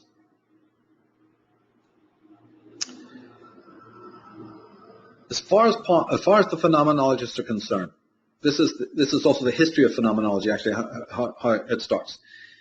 So the Merleau-Ponty's and the Heideggers are saying this, that as philosophy has continued down for 2,000 years or more, the mind itself automatically, right, autonomously, has noticed something about its own self. It has noted that its own activity obscures the true nature of experience, making it indirect and problematic. Now this is the mind instructing itself, discovering something about itself. Like Nietzsche said, that the mind itself can block its own apprehension of the world. Mind proceeds by bearing this fact ever in mind. So phenomenology starts right there. The phenomenologist is a person whose mind bears this ever in mind when he is now apprehending the world around him. What does this do? This leads to heightened sensitivity and lucidity in regards to the world and its entities and objects. So there's already a value, a philosophical value that comes out of this, say the phenomenologists. You're now dealing with much greater sensitivity. You're watching your steps. In the East, this would be called a mindfulness, in Zen, mindfulness. And it also leads to heightened empathy, which is already at the base of the body's comportment towards the world. Right. So, mind has noticed that there's certain, like Immanuel Kant had said, there's categories that we impose on reality, and we don't see reality without those categories. Time, space, causality, those are just the three big ones. But there's also emotional colorings and moods and all sorts of templates that we foist upon the world. But the phenomenologists took that and they said, yeah, but see, there's a problem then. Mind has come to understand a raw fact, and that is that what it's seeing is readjusted, reconfigured by mind itself. And then phenomenology is born when the mind now bears that in mind. It can't do anything about it. There's nothing to be done about it except being aware of it. Right? Now, Merleau-Ponty's book was called Phenomenology of Perception, because he discovered something extra to what we're talking about. He said that now that the mind is undergoing a phenomenological experiment in life, right? Your life now has become a phenomenological project. He discovered that the mind is helped in that process, right? Helped in that project by two things: perception and the body. So this came online at this point. And when he said perception, he meant all the five senses. Yes, seeing is the most important one in this, but it meant all of the senses by which you register the world around you. There's something that perception and the body is doing that aids in the phenomenological project. In other words, they're already doing the phenomenological project before the mind gets there. What he means is that the body's comportment towards the world, towards reality, is already moving with an efficacy and an adeptness that the mind actually doesn't have, and that the mind may in some way be actually copying or following. So right away in the phenomenological project, the mind becomes a secondary apparatus in which it, examines the world, not primary as previous philosophers like Kant had it. Now, we also know that we're surrounded by other beings that have minds. But we forget, says Merleau-Ponty, we forget that the primary contact that we have with the world and entities and objects, and that means other people as well, isn't mind to mind, but it's body to body. Because although we have minds, clearly the mind is an insubstantial thing. The thing that is concrete, as concrete as anything else in the world, as concrete as the world is the body. So the real meeting place of people, the real source of empathy, is body to body. Now this isn't materialism, this is phenomenology, it's very different. So bodies recognize other bodies. And the way the Merleau-Ponty said it is this: a body is really a space in which self and world meet. That's exactly the way he defined it. This has radical consequences for the whole of Western philosophy. It's like a circle, it's like a space in which self and other selves meet, and the world comes to me, because the world is a body, and all around us we're surrounded by bodies. And therefore this cup has a body, and therefore I make space in my body for this object. And Merleau-Ponty goes even one step further and says that this cup is making a space within its body for me. He used this peculiar language. But then when people are confused, what's going on here? The connective tissue between bodies to body, right, not mind to mind, is empathy. What he referred to as empathy.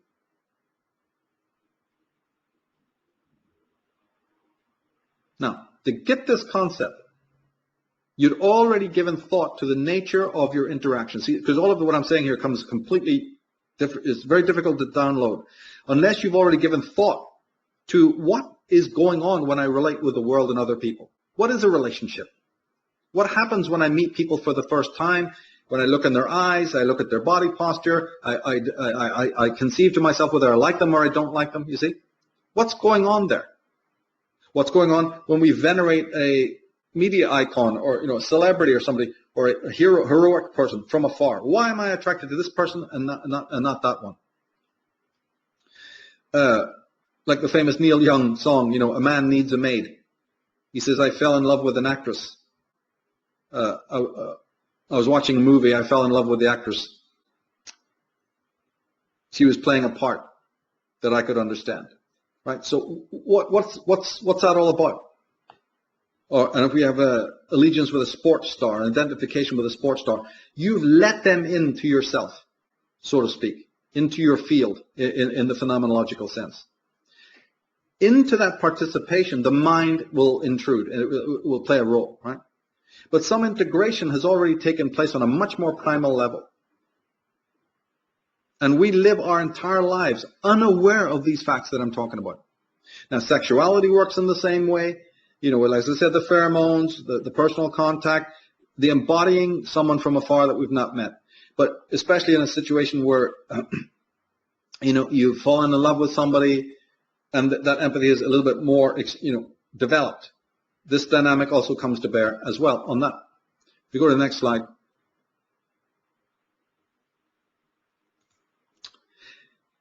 So, as we said, the mind then discovers that it is assisted in its phenomenological project by its innate incorporeity.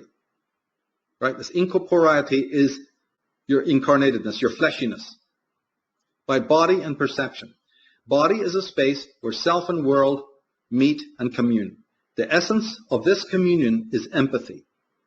Now, this is not some contrived empathy of the mind where you force yourself to like or dislike. This is foundational ontological empathy that is the very essence of being. Right? The self is therefore an intersubjective construct. Now, this is a very cumbersome word. Subjective means the inner self. When you think about yourself, intersubjective means that your inner subjective space is involving other people. This is where Merleau-Ponty's work becomes quite close to pragmatism, even though he wasn't a pragmatist. Great philosophy always overlaps into a lot of other philosophy. So I am a being in the world, but I contain that world. It doesn't just contain me in phenomenology, I contain it. And phenomenology is then the examination of that dynamic for the rest of your life. So in light of this, the extended world, or the universe, is considered an extension of one's own body. We all inhabit this empathic state or field. Right? So the world is encountered then, not by a mind first, but by a body and the act of perception. And the body's movement within the world and things of the world already has a sort of efficacy without the conscious mind being even involved. And basically, once that empathic relationship with what breaks down, right, and it does because of the intrusion of the mind, actually, more of the left brain, we'll get to that in a minute. But when that actual dynamic rapport between yourself and the world on the phenomenological level breaks down, reality becomes a blur. You're not in touch with reality anymore. And then you need the compensatory escapes that our world, supplies with such efficacy, right? Because we're frustrated. The drugs, the psychotropics, and all sorts of virtual realities. And the overstimulation, because we're not feeling anymore. We're not feeling beings, so now we need to be overstimulated. So what is he doing here, Merleau-Ponty? He's actually redefining what we said in other work, the Eigenwelt, right? Which is the Eigenwelt, the personal inner space, the Mitwelt, which is the social space, and the Umwelt, which is nature. He is now helping to flesh out and make us understand something more about the self-world, the Eigenwelt. And if you go to the next slide, we'll get to something else that he proved about the body. If I perceive my own body, remember perception, how important perception was? If I perceive my own body, or if I touch my own body, what happens? So if you come back to me, right? I'll give you an example. If I take my right hand and touch the left hand with it, there's a whole miracle involved in the body being able to touch and feel itself that we often don't think about. That's very Euroboric-like, actually. But for Merleau-Ponty, the body transcends the subject-object dichotomy. It nucleates it. There is no such thing as subject-object in the phenomenological sense. Because if the right hand, which is this object, this is the subject now, touches the object, which is the other hand, but can't my hand, the subject, feel the subject? So who's touching who? So object, the body, is the one thing that nucleates this Cartesian dualism, which then from another perspective, when you draw it out, becomes world and mind and all of these other dualisms that are more of the Cartesian materialistic sense. Merleau-Ponty discovered that the body has these principles. It's not only the space in which entities meet on a phenomenological level, it is the entity, the being that nucleates opposites. So if you go back to that photograph there, that picture, you see M.C. Escher's famous painting of the drawing hands. It exactly exemplifies what Merleau-Ponty was talking about. That the hand is drawing the hand that's drawing the hand. How is that possible? Well, it's possible when you realize that the subject and the object collapses in the phenomenological experiment. What happens when we do that, when we see that? Well, then the classic object, which is the world, right, in the Cartesian sense, in the materialistic sense, materialism posits the world as the object, and we are the subject. But we just said that no such thing applies in reality. The body, your own body, has transcended it, has nucleated it. Right. So then how can you be thinking continually of a world as an object and yourself as a subject? Well, you do so because something else is involved in this whole process, and that is the mind. And that's specifically the left brain, which steps in. And we're dealing with a lover card here.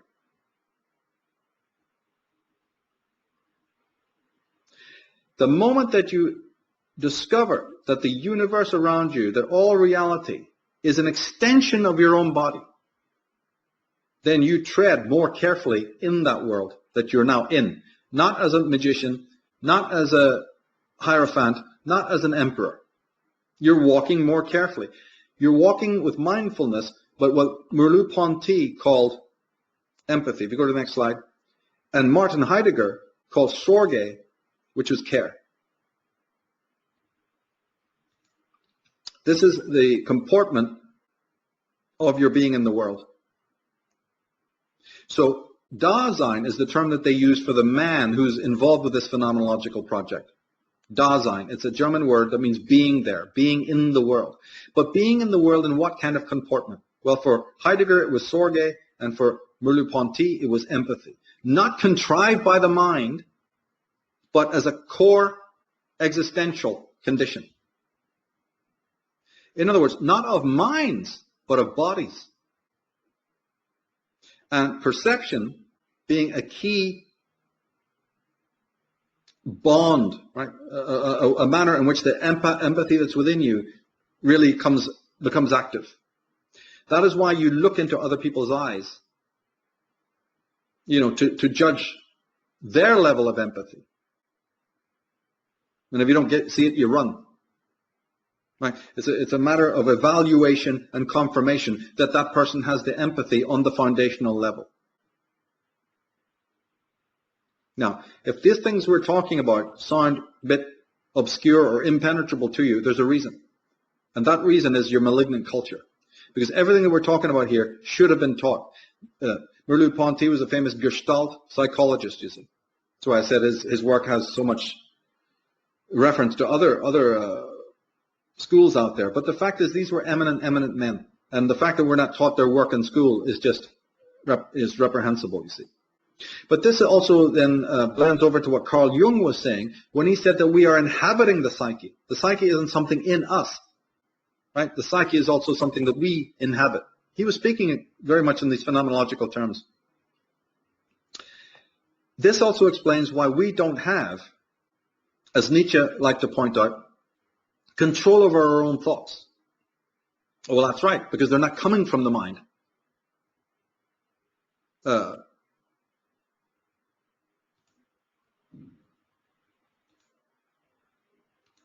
Sorry, got to pop up here.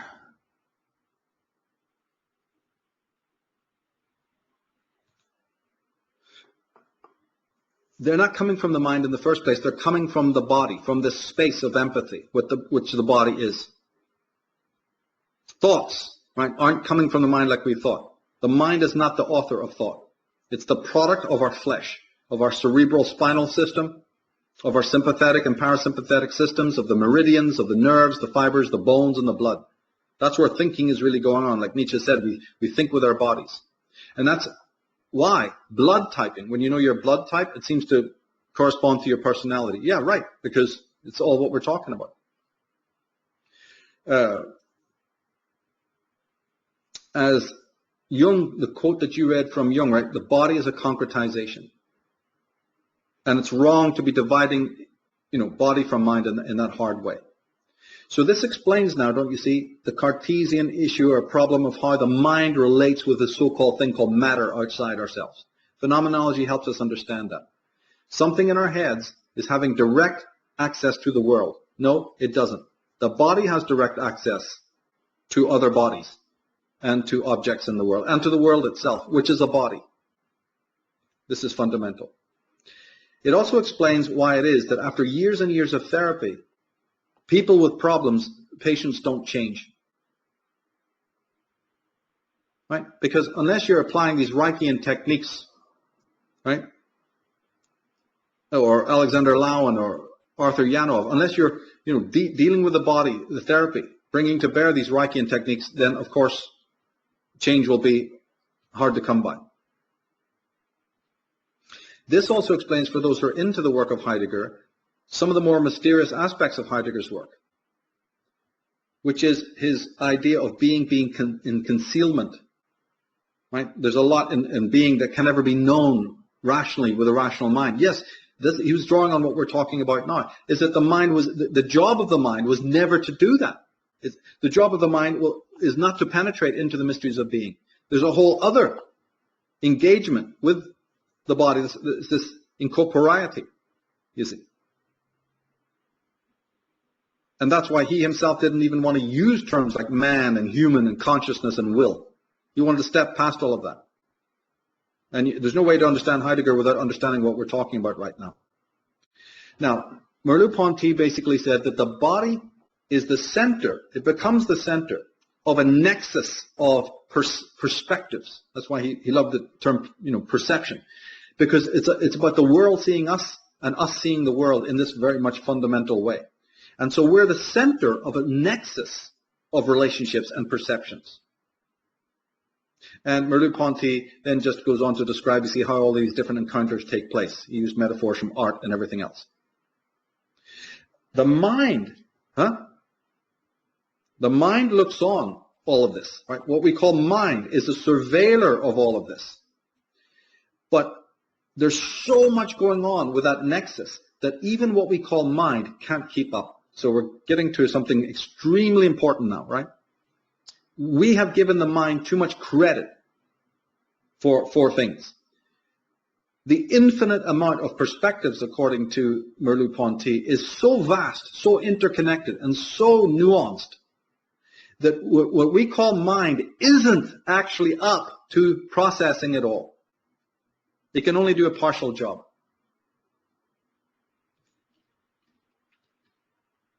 Now, what does this mean?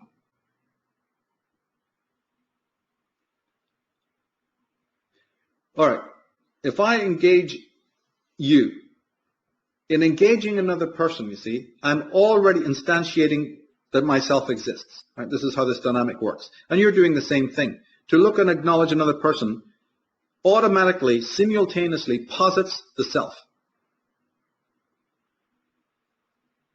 Now, that empathy that we're talking about doesn't erode selfhood.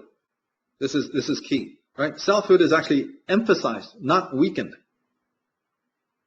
Again, when the mind tunes in on this process later on, that's when selfhood can be compromised. That's what we talked about in the Lovers program. Whereas in true mysticism, there is no erasure of selfhood. Whereas in religion and false mysticism, there is. Well, that would be called mysteria.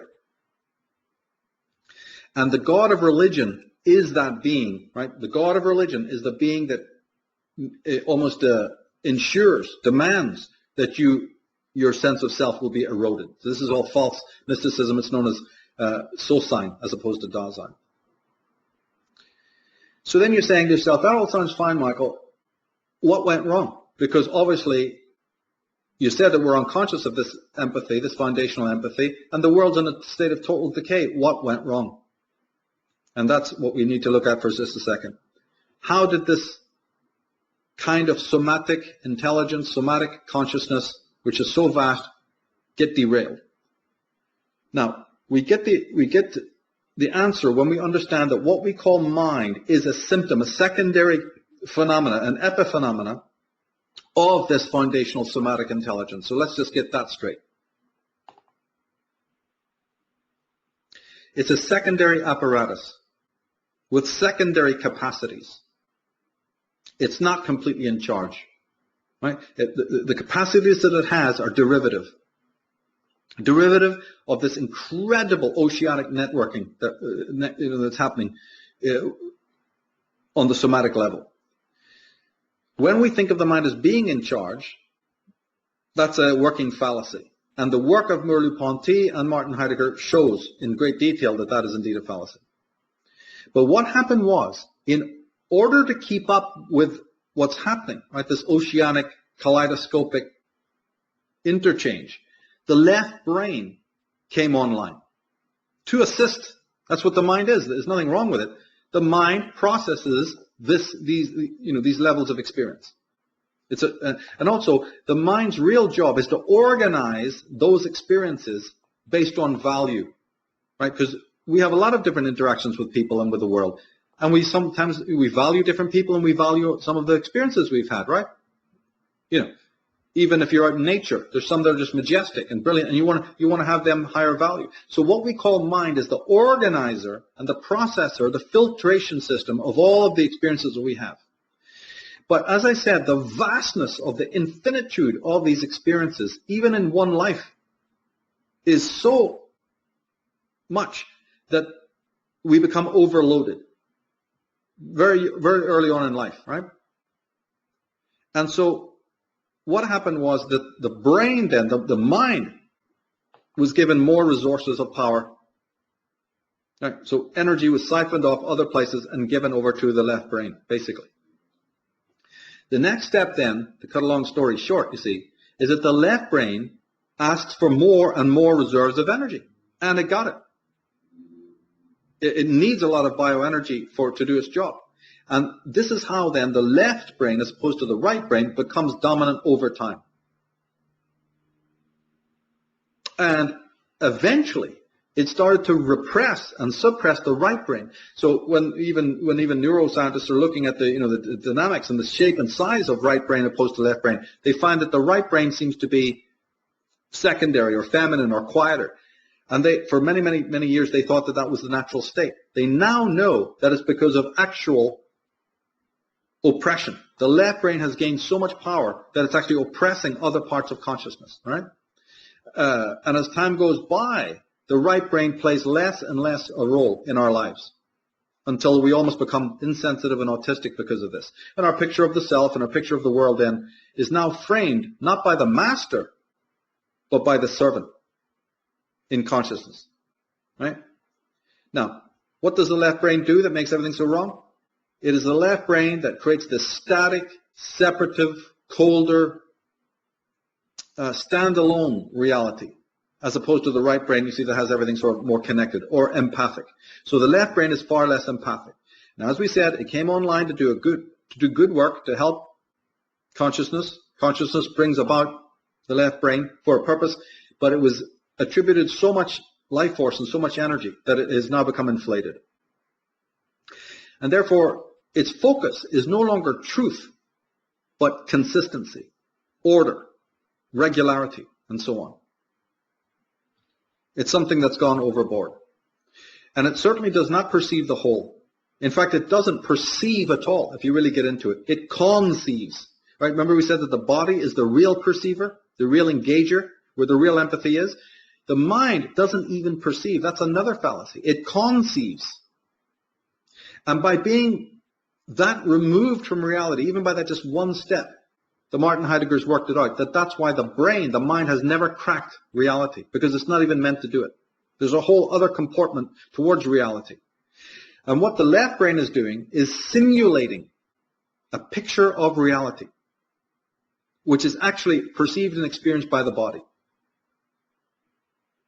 And as time goes by, that picture of reality, right, that simulated picture, even becomes a more negative one in the ways that I've described so many times in other work. What I mean now, basically, quickly, is that it becomes one in which that empathy is no longer a key factor. Right? In other words, the intersubjective world is now rearranged according to new politics, new policies. So that when you meet others and you look at others, it becomes more aggressive or defensive. It's almost like we have to say, I'm flooded. I'm overflooded, and so I can't relate with you. I'm overcrowded already. Get out and, get out of my space. This is what we're kind of saying unconsciously. And the great Paul Solomon once said, hey, I don't care if you love me.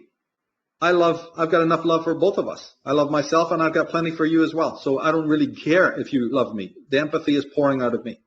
It's a really fantastic approach.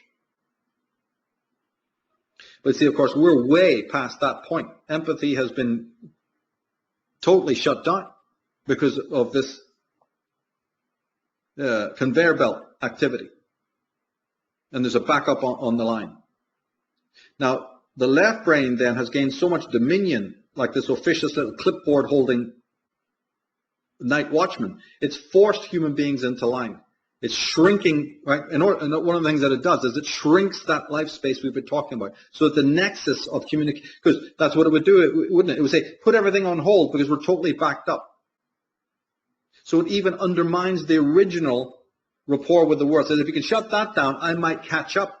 There's so much on the dusty shelves, and I need helpers. I need help. Oh, and better still, if you can shut down the wheels, then we might catch up with our work. Now look at the world around us and ask, if you can see what we're talking about here. You're meeting it in the world where the core empathy has been shrunk and the intersubjective space has been shrunk. And you are flooded and you are feeling backed up and you are pushing people away. And that's why you're bumping into non-empathic or unempathic types everywhere you go. and whose relationships with one another has become extremely emaciated and neurotic, because your body does not find space for them. The cupboards are bare, so to speak. In Hegelian terms, this would be the negation of the other, right, in the classic master-slave dynamic. That's what has replaced, because the left brain is in charge, that is now what has replaced the empathy. And that abscess within, where empathy is not, guess what fills it? All the pestilence you can think about. The idea of sacrifice in war. Some weird histrionic sacrifice for a humanitarian cause. I have no space inside myself for the world, but I desperately need that because that's my ontological state. So I'll do it in this bizarre histrionic way where I go and sacrifice myself on a battlefield. Or altruism. And all this other social hysterias that we see today on all the four corners of the world. Inviting in of masses and masses of foreigners into lands which can't possibly support. You start to see now how fundamental psychology is played out in the world. So this leads then to a total breakdown in culture. And the symptoms of that breakdown are very, very many. We can only look at so few of them, right? But one indicator that you can immediately take into your life is the lack of eye contact. The lack of meaningful eye contact that's happening today. And the fact that people are so shallow, so shockingly shallow, like walking sepulchres. It's like zombie apocalypse half the time you're out in the world. And the second one, which you can pay attention to, is the atrophication of language. Go to the next slide.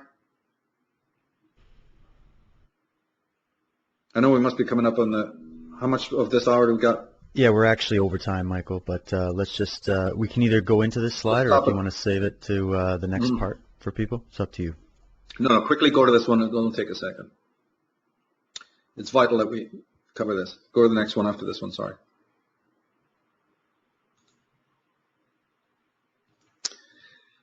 Right. The break, we said that the lack of meaningful eye contact or the avoidance of it is a classic proof of what we're talking about here. And the other one is the breakdown in language and key communication. Because communication is one of the means of this empathy. Remember we said that perception is, looking at one another is, language and communication is also aiding and abetting this. So now that you see an atrophication, well, let's put it this way. If you come out of the slide, I'll make a remark and we'll come back to it about this illiteracy. Remember I said that the left brain came online as an assister to process this wonderful oceanic stuff that's happening on a more originary level. Language must be understood as one of those facilitators of the left brain. So the right brain is involved in it as well. It's certainly involved in language. But at that point, it's more involved in poetry and music. The kind of left brain, the language of the left brain is, as I said, the more instantiated, the more divided, the more separate, and that has a purpose up to a level. And we said that got inflated. But now that it's starting to break down, that is because the mind itself is sending out a signal, stop, on those more originary levels. And this thing we're talking about, the breakdown in communication, is the outward outplaying of what we're talking about. That's how damaging it is. So the abbreviations and the emocons and all of this nonsense, right? The whole illiteracy that is epidemic in our world, you see, is the left brain calling for a shutdown so it can catch up. Now, we can't leave things like that because we have no idea whether it really will catch up. There was a Patrick McGowan, when he's talking about the prisoner, he often spoke about how we need to slow down, that we're far too much into progress. In one of the interviews he said, because they asked him, what would you like? He just said, stop already. Let's process where we've been. So that's what I'm talking about. But as I said, the breakdown of communication, meaningful speech, we're lost in chit-chat and gossip. We're lost in our gadgets, and in our passive recreations. We're lost in our simulated realities and our sort of digitized friendships. If you go back to that slide, you'll see what I mean. This has all been long predicted, by the way, by many, many people. But people like Richard Sheldrake and Jerry Mander, who wrote 4 Arguments for the End of Television, and John Zerzan, and even Krishnamurti, and many others I could mention, have all predicted this state of affairs. But they've never been able to really get to the heart of why it's taking place in the first place. And we're not going to stop it without a major revisioning of consciousness. And that's what we've been talking about in the last few minutes, because this phenomenological approach will get to the root of why these things are happening. It's also why both those philosophers, Merleau-Ponty and Heidegger, signed off in their professional careers by sending, sending people to art and sending them to poetry and to writing and to sitting around and communicating again. Because here's the one thing they believed. It's implied in their work that if you get back to reading, studying, writing, writing poetry, writing prose, communicating properly with people, and speaking and being into art, you will help the left brain. The left brain set all this up for a reason, but it's sort of caught up in its banjaxed. But if we get back to healthy forms of communication, stop listening to all these leftists and all this political correct bullshit, and start getting back to proper communication in all those different fields, particularly art and poetry and music and writing, drama and all the rest of it, you actually will be assisting the left brain. You will catch up, and then probably, the empathy will start to return. So there's a great deal of meaning in what we've just been talking about. It was a very necessary digression. Wow, it's absolutely fascinating, and it's very relevant. Relevant to each individual listening. I find it relevant for myself, and I think also relevant for our time and what we're going through with as you were mentioning, even the geopolitical discussion, or just the discussion of where the socioeconomic world is headed and what's going on.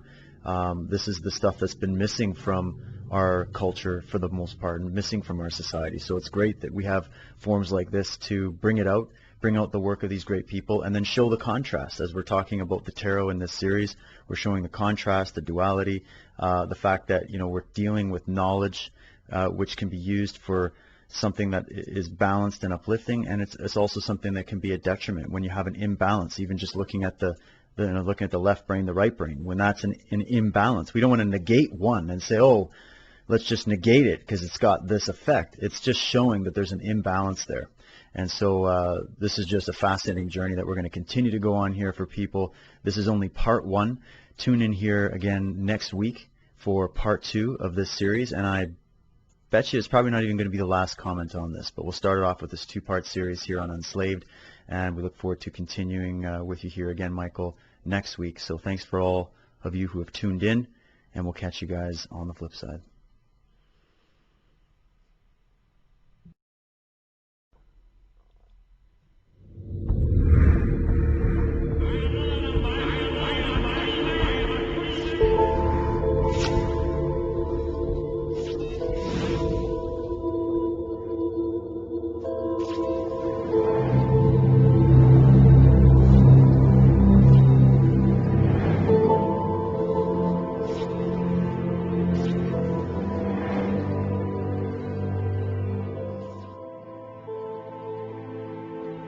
You are listening to the Unslaved podcast. Please welcome Michael Tsarion and David Whitehead. And welcome everybody to the show. Thank you so much for tuning in. My name is David Whitehead, and we're here again with Michael Tsarion talking about the Cards of Darkness. This is episode 2, a 2-part series. This is going to be the first hour, continuing on with this discussion about the tarot, duality, consciousness, etc. And so if you haven't heard the entire first show, I urge you to go and visit us over at unslaved.com. Become a member and check out the entire show so you don't get lost, because we're going to be continuing on here with part 2. And based on the first show, I can tell you that there's a whole depth of research here on the tarot and on the philosophical and other insights that we're going to be bringing out on this subject. It's incredibly fascinating, and it's probably not going to be the last word that we have on it, but we're going to be continuing on here with Michael. And Michael, welcome back. Maybe we can just quickly sort of recap for people where we started off, and then we'll continue with the opening quotes here. Oh yeah, okay, thanks. Well, yeah, the 2 key things that leapt out there, and the cards do embody it, is the concept that we spoke of the primal disharmony, or disharmony. It's not a disunity, but it's a classic Jacob Boehme, description of the underlying restlessness that we might not perceive it as a characterological trait of the spirit, but that's exactly what it is. And then how we talked about how it gives rise to so many of the phenomena that we experience, which we understand as duality, and yet experiencing it every day. But then, as we talked about the inauthentic soul, the inauthentic man, he never questions it. He just goes along, and never gets to the root of it. And then another fascinating thing we looked at was the philosophies Heidegger and Merleau-Ponty, where they are talking about the phenomenological experiment, which came online as the mind itself discovered something about itself, something about its own interactivity with reality. And this, of course, then became the ground of the philosophy known as phenomenology. Phenomena meaning stuff, the phenomena of the world, and ology meaning the study of it, the looking at what it is. But phenomenology's launching point was, yeah, I'm doing that, and I don't know what it is. The mind came to its own revelation that its own observation of things blocks it from knowing what those things really are in themselves, and there has to be a different kind of comportment. Now, it sounds Kantian, it sounds like what Kant was asking some of these questions. But Merleau-Ponty and Heidegger had a different kind of experiment because they noticed something more than just that the mind blocks what it comes to know as reality or stands in the way of itself. They noticed something more. And they noticed that the body, right, what we call body, and what we call perception, i.e. all the senses, are already in a different kind of engagement and rapport with reality. And that we need to then start shifting the ground of philosophy to notice it, so the mind is aware that it has this blocking mechanism, that it may not be seeing things aright. So that creates already a sensitivity, which is very necessary, and a kind of healthy doubt and observation, right? As you move into the world to examine things in a more sensitive and caring way, right? And then Merleau-Ponty noticed that the body is already sort of doing this. The efficacy and the unconscious movement of the body in the world needs to be looked at and re-examined completely. And that's what he did. And he discovered then that the body is a space in which all beings come to meet. And that the ground of being, right, man as he really truly is an empathic being. Not contrived empathy where, again, to win the approval of a bunch of Joe Schmoes, you're doing it, or because you're cajoled by parents or peer group. We're not talking about that. We're talking about the essence of what we are. And he discovered the essence of what we are. And the essence of what we are is empathy.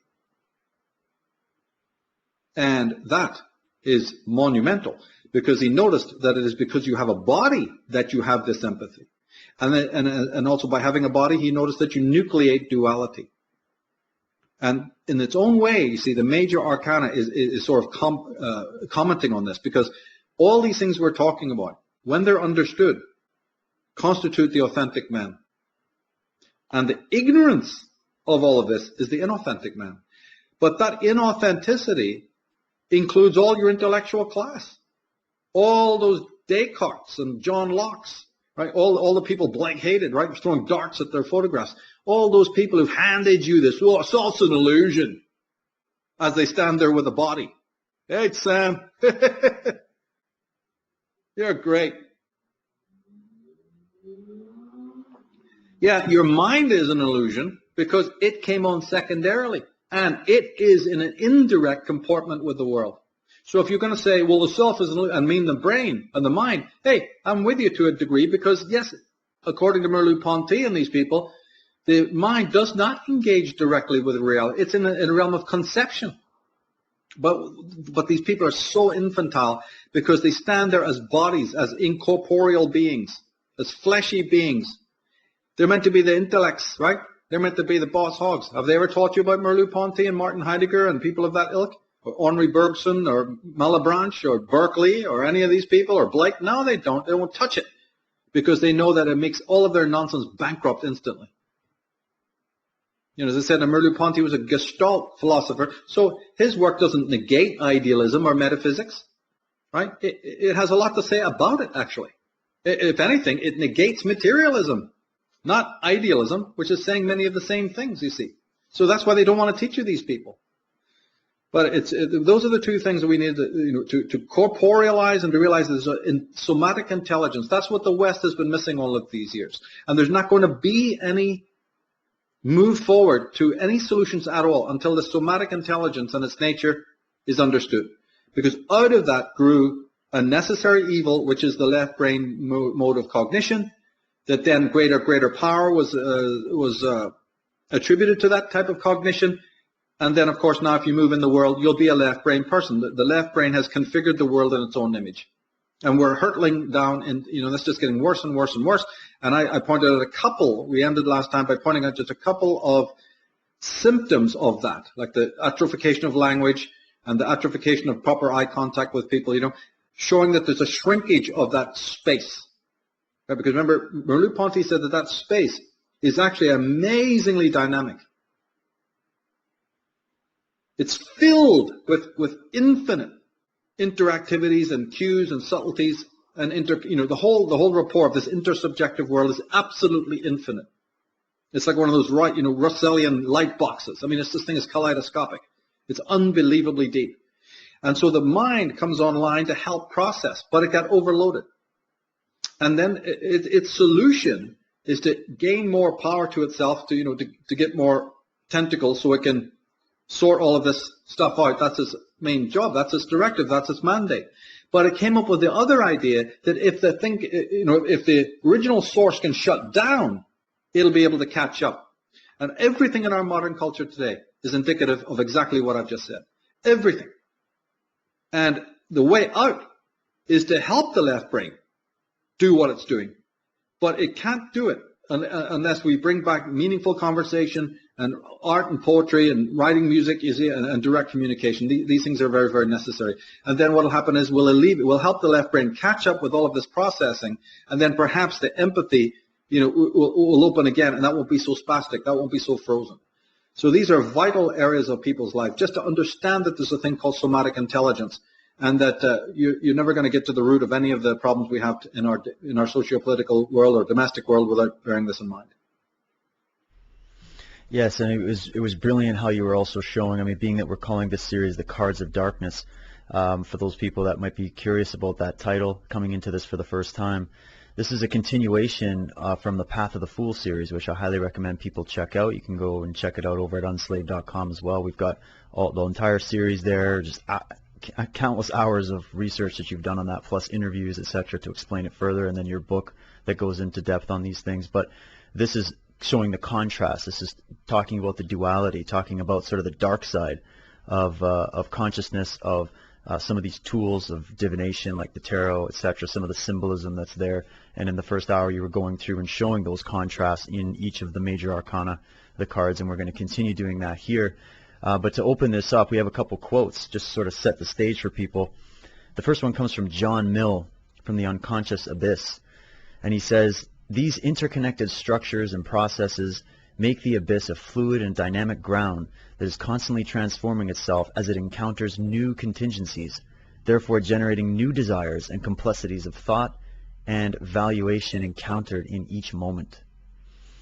And then continuing on, we have a quote also from Carl Jung from Archetypes of the Collective Unconscious, where Jung is saying, "The shadow, although by definition a negative figure, sometimes has certain clearly discernible traits and associations which point to a quite different background.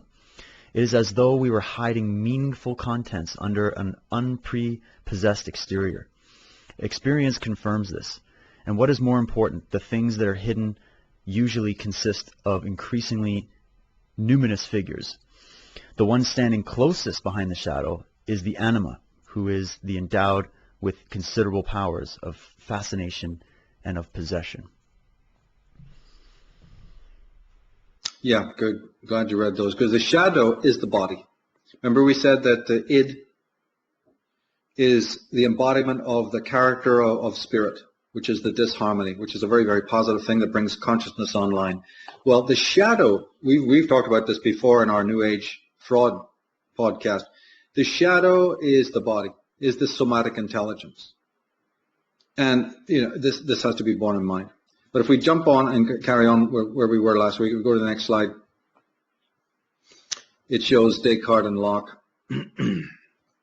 Yeah, here you go. Let me just organize the screen here. So these are the 17th century rationalists, I suppose. When we talked earlier about the augmentation of the left brain, right, that act eventually led to these men and their paradigms that colonized the world for centuries, and led to massive distortion in how we see, selves in relationships to cosmos, which brings about this nonsense of these materialists where they're saying there's no such thing as a self. You get to that through the etiology of what we're talking about here, right? This is what led to these Cartesian paradigms and to materialism and to Hume, because David Hume, the philosopher, the materialist philosopher, the skeptic, was the first one to announce that there's no such thing as a self. Incredible. But this scientism and this materialism is demonstrably bankrupt. And phenomenology is just one of the ways that you can show it to be bankrupt. There's many others, right? And in fact, if you really do your homework, you'll find that this is actually conceded by the modern day boss hogs. But the thing is that they are not bothering to restore the previous philosophies. You see, they'll admit that materialism is bankrupt, but they don't go back then to what preceded that, which is German idealism and all sorts of other things I could mention. They don't do that. But anyway, if you go to the next card, go to the next slide, we'll see that the card we're dealing with now is the Chariot. We've moved from the Lover to the Chariot. And some of the traits associated with this card is desire, you see, ambition, duty, commitment to that duty, a certain level of competitiveness, and also conformity. This is ruled by the moon, and it's Cancerian. It's also a water sign, you see. America's birth sign is under Cancer. So this Charioteer represents sort of action for its own sake. This can be a life which just moves towards ambitions and goals, but without any real ethical concerns. And even if there are ethical concerns, it's mostly one that's just sanctioned by your parents and sanctioned by your local domestic and sort of social duties. And all the Chariot is saying now is that you're doing it efficaciously, right? The left brain is in charge, the mind is in charge. Empathy really doesn't play that much of a role anymore, and you're just moving into the world to efficaciously, in order to win those medals and to win that approval. And you're doing it in this little chariot, which runs in these very preordained ruts, so to speak. So this is Adlerian man. We spoke about Alfred Adler and his superiority complex, the ruling type. This is that man again in full pursuit of his own personal desires and the ones of his fellows. It's sort of questing for its own sake. And in many ways, the questing has taken over, so that the goal is actually less important than the mere, feeling of the hooves on the cobbles and the exhilaration, hearing the cart wheels, the chariot wheels on the ground. So it's more like the end justifies the means. But at the same time, the means has become very, very important. Sometimes in some people's lives, it's even the most important thing, you see. Now, on the surface, the Chariot can be about beating the clock. There's certain people, you see, who are not only have ambitions, but they're very, very red in the face. They really are frenetic, and they feel that everything's against them. They've got to get it all done under a certain time and in a certain kind of way. They've got to be all the things that they can possibly be. They don't try something once, they try everything twice. This is the kind of idea that they have. They're very aware of delayed gratification, right? So the Charioteer is somebody who's trying to jump the gaps between that we would call the delays. So here's a desire, and here's the moment of the fulfillment of that desire. And in between is this ugly gap that has to be minimized if possible, because that's the delay of gratification. Remember we said most of the cards are representing the pleasure principle. People still caught in facets of the pleasure principle. Well, this is one of them. And that is one of the reasons that accounts for all our gadget fixation and our whole concept of time. See, the clock doesn't measure time in the true philosophical sense. The clock measures what's known as ontic time or vulgar time. Ontic meaning just worldly and social and vulgar. and contrived, right? It doesn't represent ontological time, which is a totally different thing. Now, we've been dragged, screaming and yelling, into the pleasure, from out of the pleasure principle. But when we were in the reality principle, we were just about to hate it to death and hate it forever. When we found out that the reality principle, although it's frustrating, it does actually offer up what we desire. It just does it in time. It's not immediate like when we were children. So just as about we were to hate reality, we kind of went, well, frustrating as it is, if I just learn to wait, I do actually usually get what I want. So time then could be sort of a friend as well as the enemy that I thought it was. And so what we do is we adjust to the reality principle. And we concentrate all our focus on the goal. But in doing that, right, how this becomes inauthentic is because when we focus on the ontic goal, we lose connection with our ontological time, with man, being and time being connected. So we lose connection with the mythic dimension and the archetypal dimension. In other words, the clatter of the hooves, the noise of the wheels on the cobbles becomes so deafening that we don't hear the voice of spirit. Meaning we don't even start to ask what anything's for anymore. We're just into the raw accumulation and the raw wrestling match and the dust flying up and the idea of the conquest. Now, you notice in that card, you see the black and white steeds. If you go back, you'll see that it has the horses, and sometimes it's sphinxes. They're different colors. Because that, again, is that underlying disharmony that we've been speaking of in the previous sections last time, right? The kind of restlessness of spirit that man can't do anything about, but he attempts to find some sort of working harmony as he pursues his own personal goals. But that errancy is always there under what he does. That kind of restlessness. And it does manifest in human personality. It comes out in our ambitions and our goals, you see. But again, the inauthentic man isn't questioning anything like we're questioning. Now, the armor that the charioteer is wearing also implies that there's an underlying impotency, that he's inherently weak, that he needs this sort of exoskeleton as a kind of a stabilizer. And those stabilizers, of course, are your parents, the father figures, the imagos. Society itself becomes one. The leader, all right, the warlord, the god. And once our society provides these things for the incoming soul, all is well and good.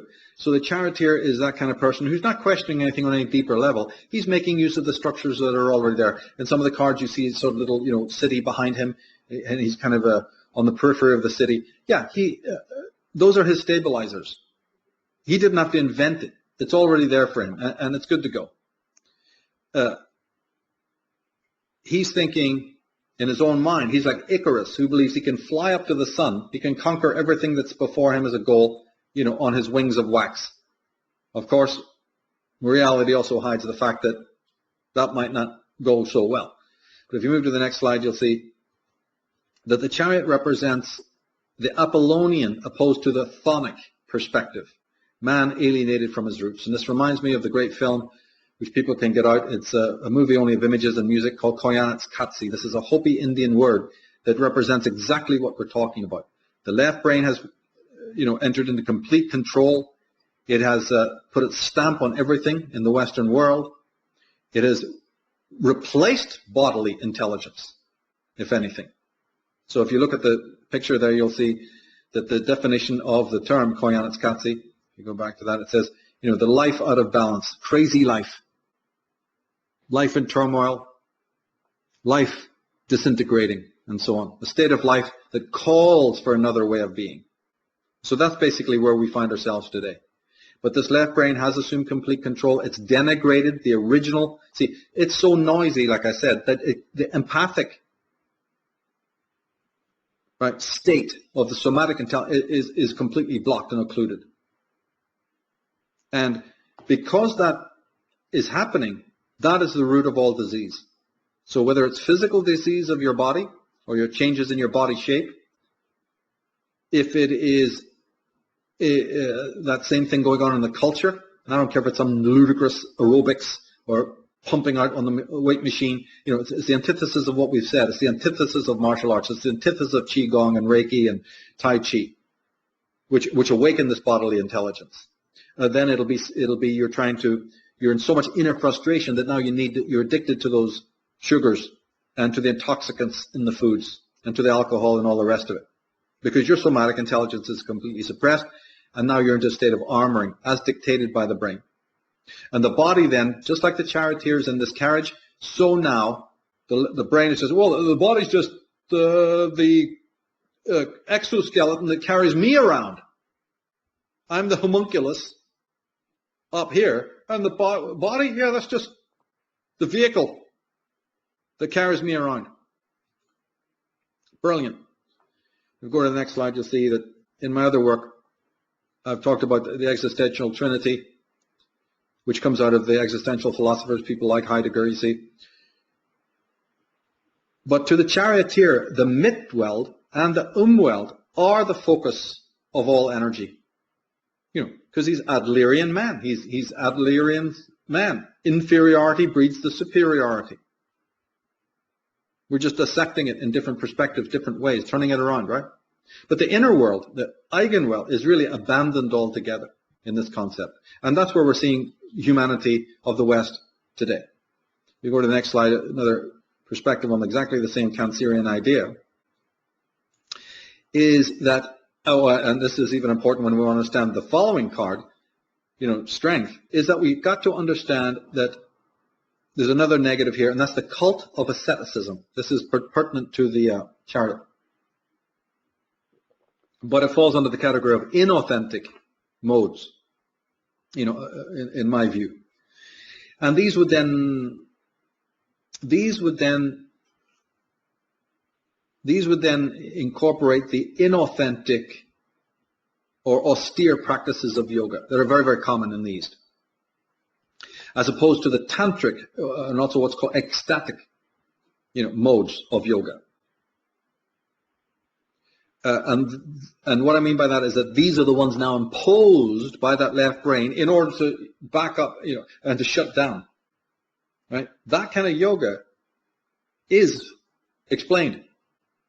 We've just explained it in this series, because that's another way of shutting everything down so that the brain can catch up. And that is why you see it phenomenologically for what it is, which is an armoring of the body, a rejection of the physical and the natural and the quiet. And now, of course, they present it on paper as being abstracting from the world or abstracting from the mind, getting out of the mind, but in fact, it's nothing of the kind. It's very, very pernicious indeed. And it's totally opposed to another kind of yoga, which is far more ancient and pre-Vedic.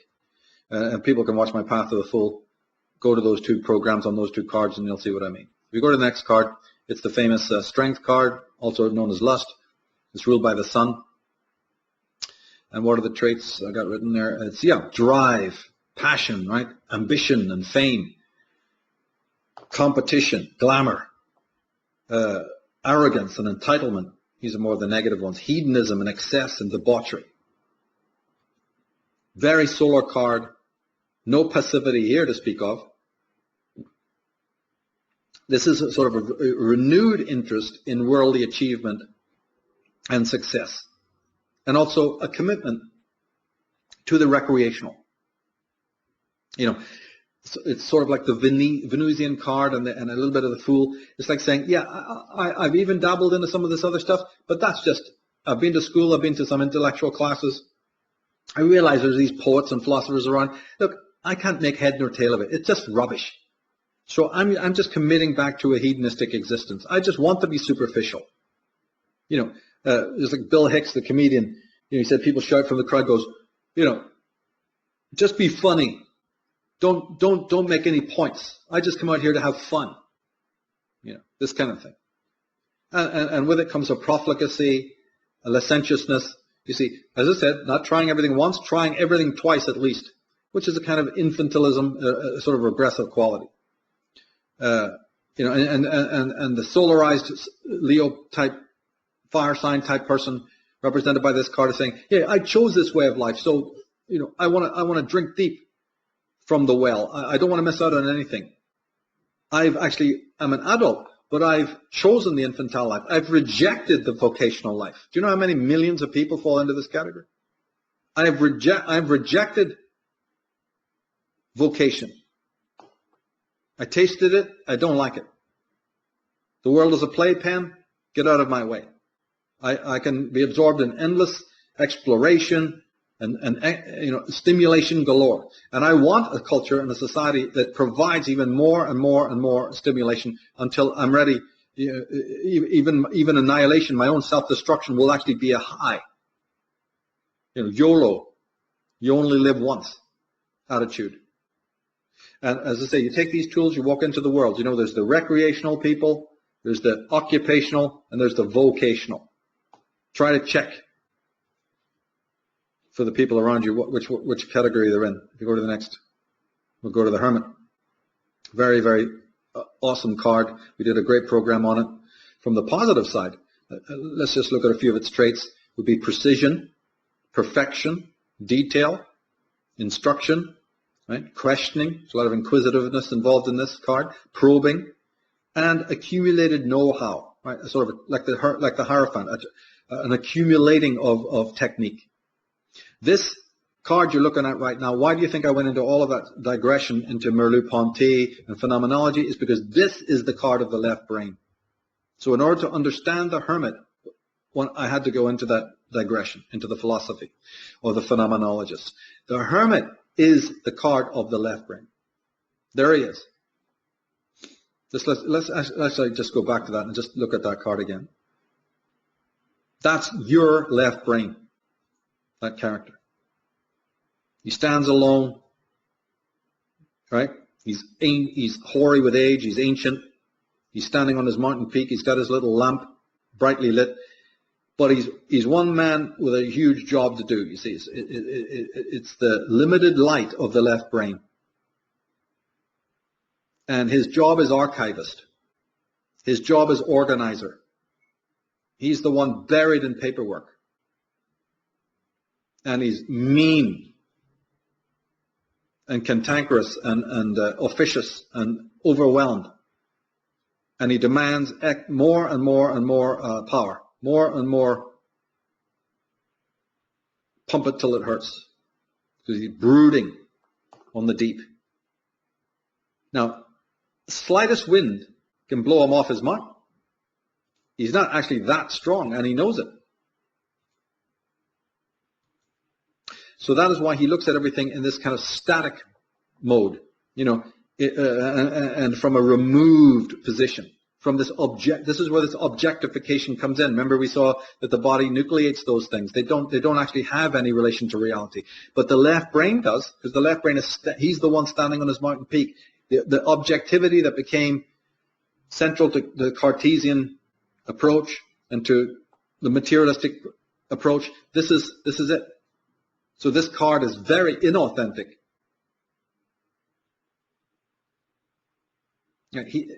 He is literally Horizon, Blake's Horizon, building those satanic mills. He is the author, the architect of the colleges, the universities, the schools, the think tanks, the corporations, the high-rises. And when one fails, one of these corporations, one fails, we'll build another, immediately replace it, improve it. This is Wordsworth's murder to dissect, mentality. This is Blake's Horizon, as I said.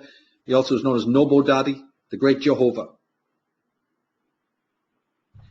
In fact, if you take the previous card, the strength card, as a Christ card, right, because you can do that. The solar card of Leo, and one of its higher aspects, is the Christ in the tantric and ecstatic mode. Then this card is the Jehovah, who's the sterile mode, So the Chariot and the Hermit are sterile, and the strength card in the middle is the sort of more ecstatic way, if you want to see these themes as well. A quick question there for you, Michael.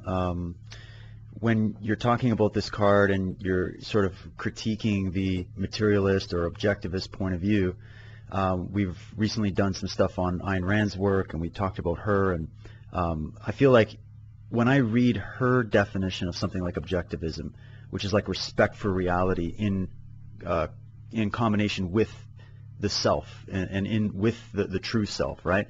Understanding that we can't just ignore the consequences of our actions in the world. We can't just assume that there is no objective reality of which we're all a part and there aren't consequences for certain things.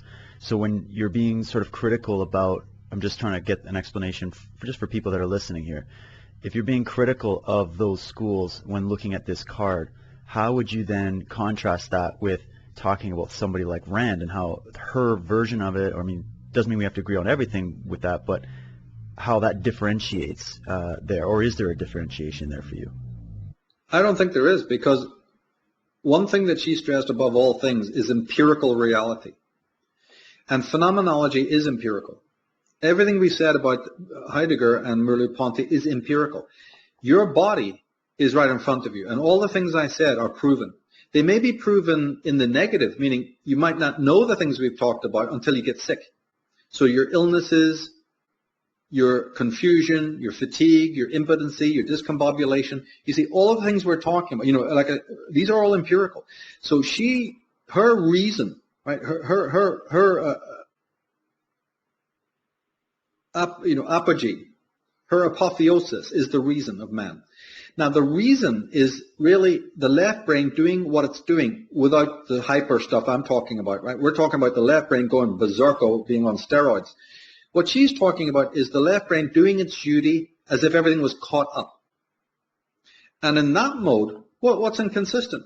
The left brain needs to process and filter, and one of the big words for Ayn Rand is value. What you value must be rationally valued, not emotional and mood-based, right? You have rational values, and those are organized hierarchically, which is a natural facet of man. Your wife and your child and the ones that you've made space for in your being are more valuable to you than some Joe Schmo you don't know. It doesn't rule out that you can't have empathy for them, but obviously you value the ones around you more, right? Well, Ayn Rand is saying exactly the same thing in just different language. And she would also approve of other things we've said, like the fact that there is an atrophication in rational language, and writing and poetry, and that was her romantic manifesto, wasn't it? So what we're talking about, imagine that the left brain has caught up, right, with its tasks of processing the nexus that Merleau-Ponty is talking about. Then you'd have a good equivalation of Rand's rational man. So I'm an advocate of that too. I'm a Randian. I want man to be a rational man. But now we're diagnosing what it takes to be rational or authentic. Right? Heidegger's authentic being is really very similar in many ways to Rand's rational person. Right. A rational man, okay? Yeah. But this left brain, the hermit, my God, he's the fixer. You see, okay, now that one of the first tasks was to suppress and almost stop, right? Freeze the somatic intelligence so they could catch up. That dynamic hasn't been undone, right? Now, reason alone won't be able to undo it. That's, if you want a critique of, if there is a critique of Ayn Rand's paradigm at this point, it's just that, and that is that reason is almost the left brain is part of the problem. So, has caused the problem. So there's going to have to be a reawakening of the somatic intelligence, somewhat along the lines of what we're talking about. And if people really want to get into it, then I've said it a million times in other work. You're going to have to get into the martial arts, and you're going to have to get into Qigong and Reiki, whether you like it or not. And you're going to have to get it in the right way. So Rex Mundi, this Nobo Daddy, this Urizen, this Yahweh, this hermit, is basically a decorator now of the inauthentic cage. It is shut down by oppression, the somatic intelligence, the natural, the oceanic. And it's manufacturing more problems, almost so they can be fixed. See, because we've allotted it so much energy, so much power, so many resources, right? We've siphoned them off. Because that's what happens when one thing is in desperate need, the body is compensatory. So it is allotted too much power to an area which was weak. Now, avariciously, right, Urizen has held on to that power that should be distributed back to the rest of the body politic. And it's hoarded it. It's chained it. It's sequestered it. And now it says, I'll even make more problems so that I have something to do. So there's a tyranny has been set up within. We go to the next slide. We'll emphasize what we said in the previous program. For Heidegger, it was your relationship with the world was one of care. And when he said it, care, sorge, he didn't mean a mental phenomena. He was talking, as we said, a phenomenological being in the worldness. For Merleau-Ponty, it was empathy. The collapsing of the subject and object opposition so that you realize that all things around you, inanimate, animate, person, world, suns, moons, stars, the earth itself is an extension of your body. Absolutely this is not metaphysical. So Rand could jump up to light her cigarette and get in your face. No. This is phenomenology. This is empirical. There's no supernaturalism involved here. This empathy is the root of what you are. You couldn't have language, literature, all the art without it. It's the root of what we are. And the nexus is all the expression that we talked about, right? In the somatic intelligence, the meeting space of all beings under empathy is a very alive, numinous, kaleidoscopic engagement. And it is from that all the beauty and all the stuff of the world that is great comes, you see. Because it's constantly being reinformed. It's Malebranche's occurrence theory, right? Where that's why Merleau-Ponty call it perspectives. You really have to get into that word. Each thing has its own perspective on each other thing. We're sitting in a nexus of perspectives. Each thing sees the other thing. Otherwise, it couldn't have any relationship at all. But it's not the relationship of the Cartesian subject-object. And move on to the next one. What we find out is that this concept of the somatic intelligence renders the world an extension of the body. And the interactivity between the self and the world must be now totally revisioned. What this means is that the left brain alone is maintaining, this distorted Apollonian view. And it has made the world in its image. So then the solution must be, what do we do about the left brain? Well, then you must balance it with the right brain. Well, what is that? You see? So now we find out what is the right brain. And that's your music, and that's your poetry, and that's your empathy, and that's your movement, and your connectivity to the world in that different way. We've moved to the Wheel of Fortune, the next one. We find that this is a perfect metaphor again for what? For time. Now, traditionally, the Wheel of Fortune is connected to time, to changes, to fate, to luck, to karma. Again, we saw that with the Eros character, right? Cupid, karma, also to rewards, but also the consequences for any action and any ambition that we have. And also, again, the restlessness. The wheel moves on its own axis, and it creates a little line in the sand, right? But the middle of the wheel is static and still, and the periphery of the wheel is always in motion. So it's a very unusual thing. It can be ontological time, or it can just be this clock time, this ontic time. But time, which makes good men bad or bad men good, time as the process, time as the ontological awakening of spirit, as it moves through its stages, right, of nature, up into man's consciousness, human consciousness, and then self-consciousness.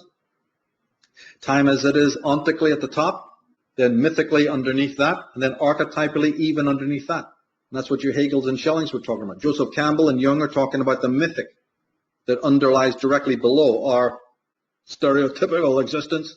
We don't even have the sensitivity to notice even the synchronicities, of the mythic, for God's sake.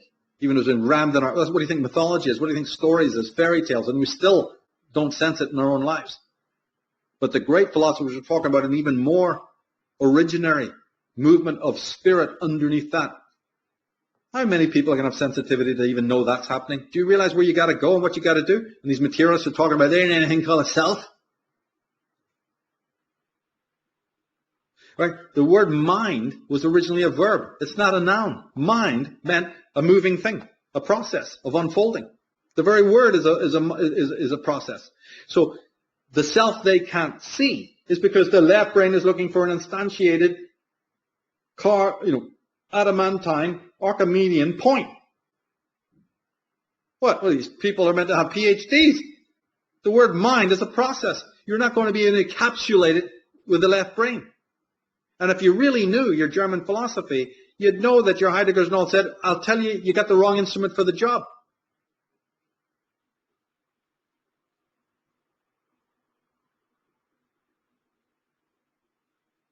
The restlessness and the tension, and Jacob Boehm even referred to it by even more bizarre terms like pain and evil, like wrath.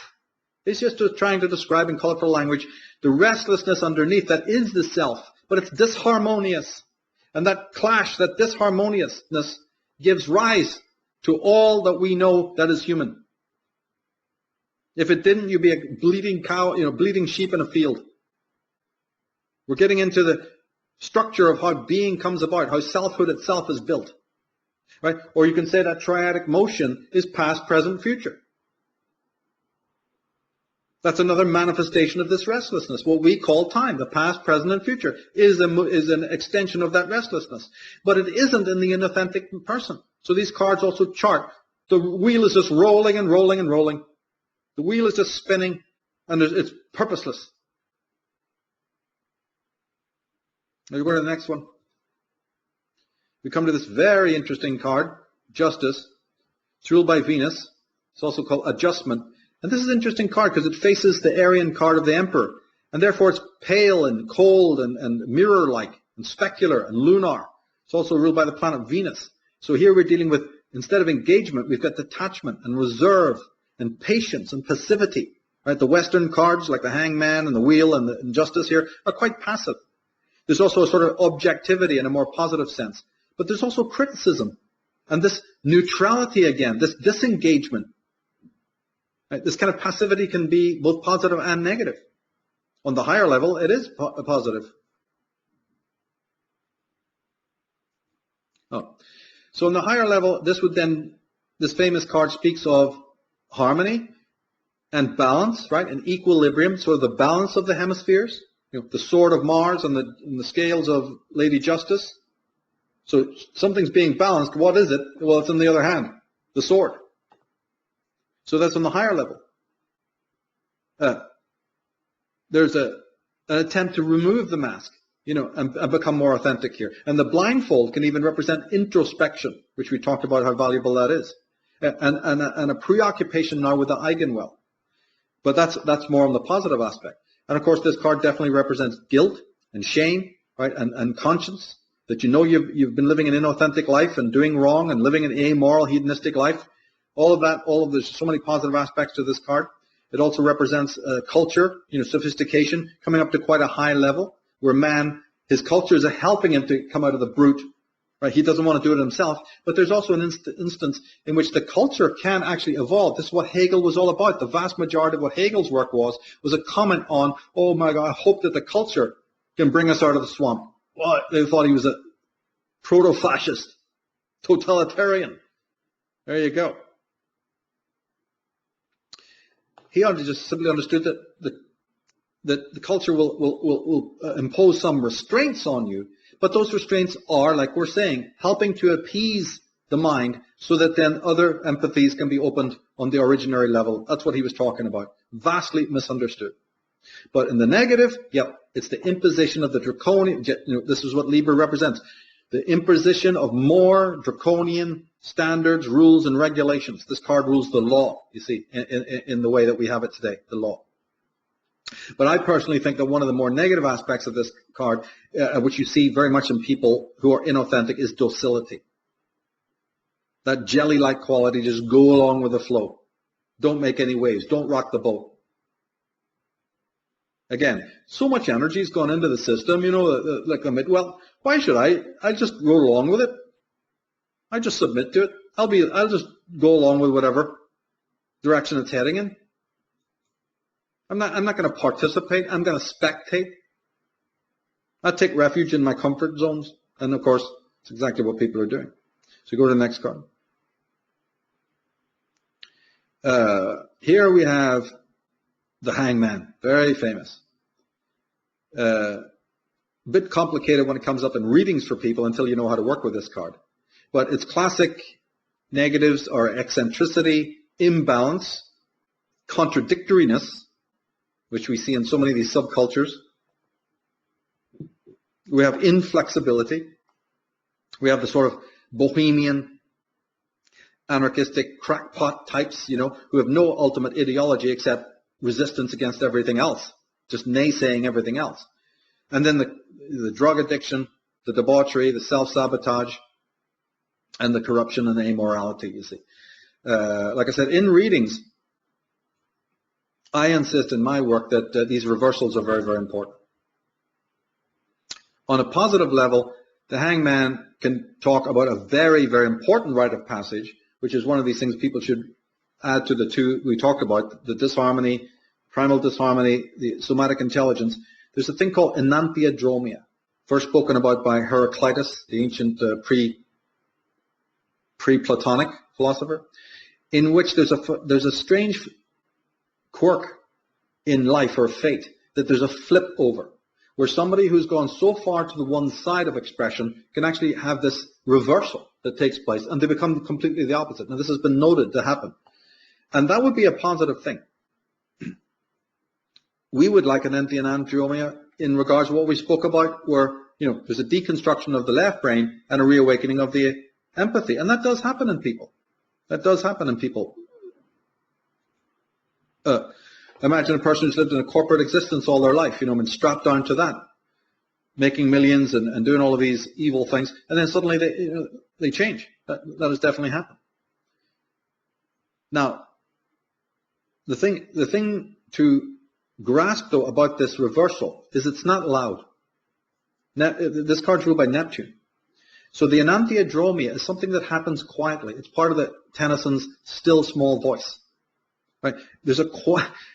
We said that the empathic somatic intelligence is shut down, but we always know that it's never totally shut down.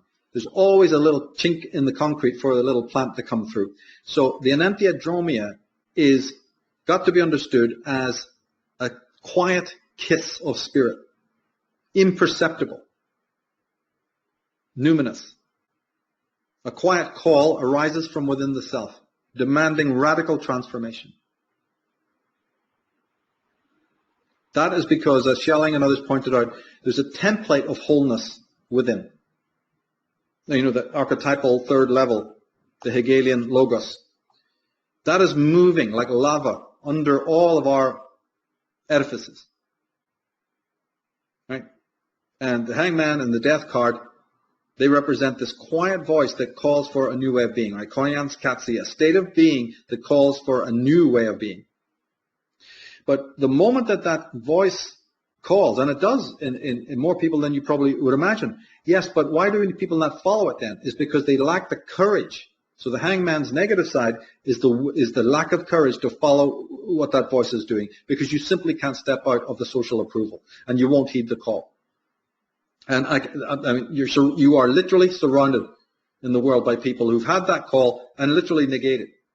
And they remain within the occupational and the recreational. In the East, this is known as Wu Wei, right? Desireless existence, letting go,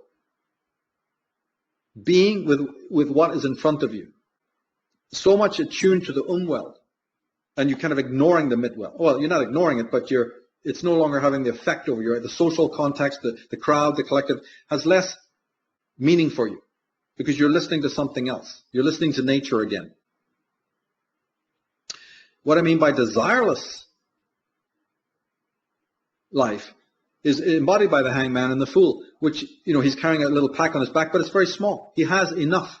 Right? Give us this day our daily bread. You are so complete with what is. You're so fulfilled by just what is in front of you that you don't have desires. And therefore, you don't have the delayed gratification issue that we talked about earlier, and therefore time doesn't exist for you. What exists for you is Blake's eternity. Right? Now, on the negative side, wow, many of the hangman cards show coins falling out of his pockets onto the ground. Well, that is the loss of the great wealth. What wealth are we talking about? The somatic intelligence. So all we said earlier at the lover's card, with Merleau-Ponty, the hangman is the exemplar of that. You have lost, you're now impoverished. The great wealth that you sit upon has been inverted. All life has been inverted. And you are now in a state of fallout, and you're just literally thrown like a dog without a bone right into the world of karma, right into the world of the underworld cycles and the karmic cycles of necessity. You now have to go through the rites of passage and all the harangues, you see, in order to get back to this intelligence, the Aladdin's cave to be open for you. Oh, as Blake said, opening of the doors of perception. How right he was there. And we're trying to sketch out what that really means. Now, sitting back, indulging, in the stuff of the world isn't going to lead to health on any level. But what we do is then the Neptunian aspect is saying, yeah, the hangman is going to experience all the discomfort and the frustration and the fallout and the emptiness that comes with, closing down the somatic intelligence. But he just finds a quick remedy from some doctor or some expert or from some big pharma and carries on his way. There's no vertical development. He doesn't inquire into what the real problem is. Well, our world's surrounding people like that. This is the kind of Dorian Gray element where you're almost even thrilled and turned on and enamored by the crimes that you're doing to yourself and to other people and your excesses.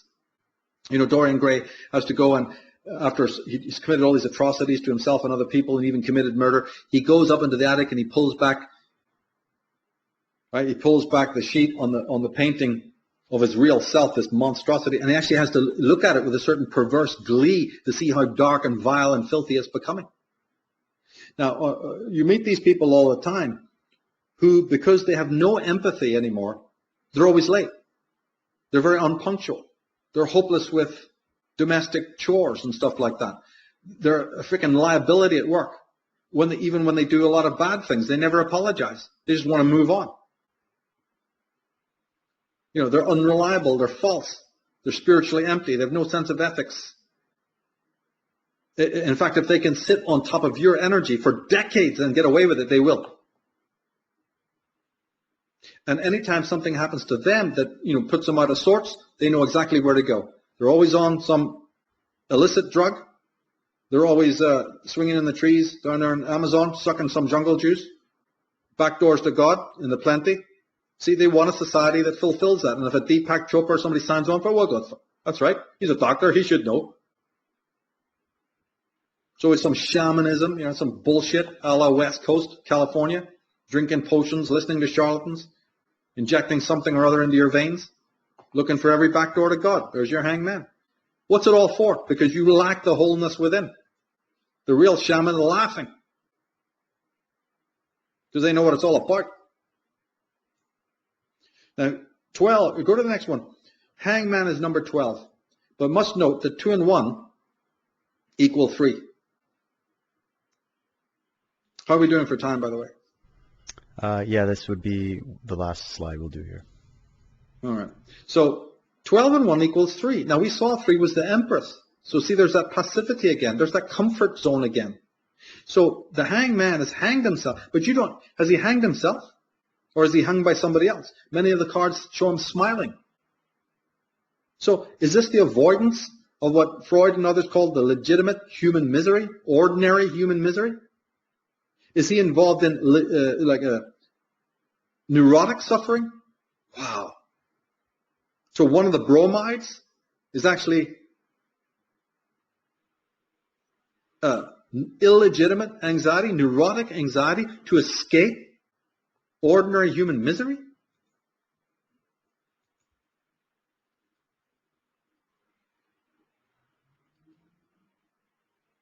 So let's move to the next one. Oh, well, let's pause then.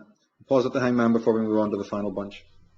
Yeah, it's a good place to put a pause on it there, and we'll wrap up this first hour here and continue over on the other side for members. So for those tuning in, thank you for joining us here for the first hour. Part 2 of this series. If you haven't heard the first part, obviously it'd be great to go back and check out the whole thing so you're totally up to speed on all the points here, and we'll wrap this up in the second hour. So join us over at unslaved.com, and we'll catch you over on hour 2.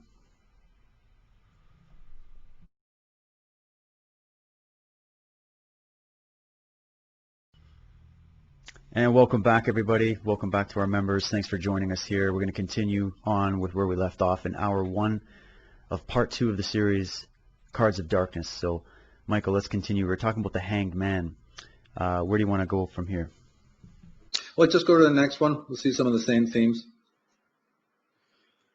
Pluto is the ruler here of the famous Death card, and the negatives would be rebellion, iconoclasm, all in the negative ways, power lust, because Pluto is connected to power, both sexual and other, monetary power, corporate power, but obsession, right, seduction, histrionics. Seduction would be, the misuse of sexuality and beauty. Possessed, being sort of bestial almost, and demented. The Iranian energy comes to bear here, not just Plutonic energy, but this would be like then your world leaders, your Robespierres, your Dantons, your Stalins, and your Pol Pots, and all of these psychopaths, where they're attempting to gain dominance through excessive wealth, for instance. That would be one tool. But also playing on other people's weaknesses. They know other people have weaknesses, and then it's about manipulating that. Manipulating their needs and their addictions. Death is very much like the hangman in one sense.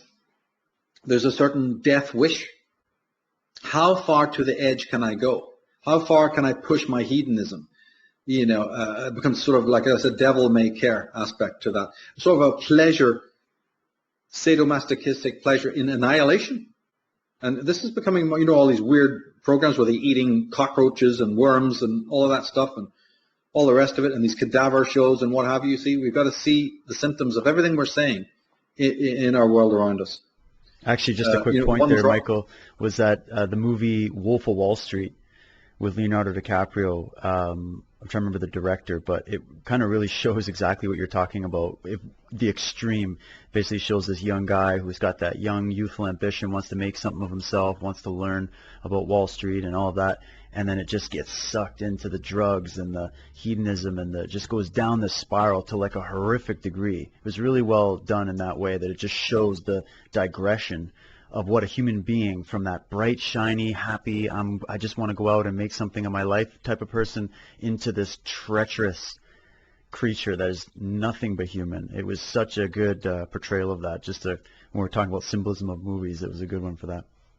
What was it called? The Wolf of Wall Street.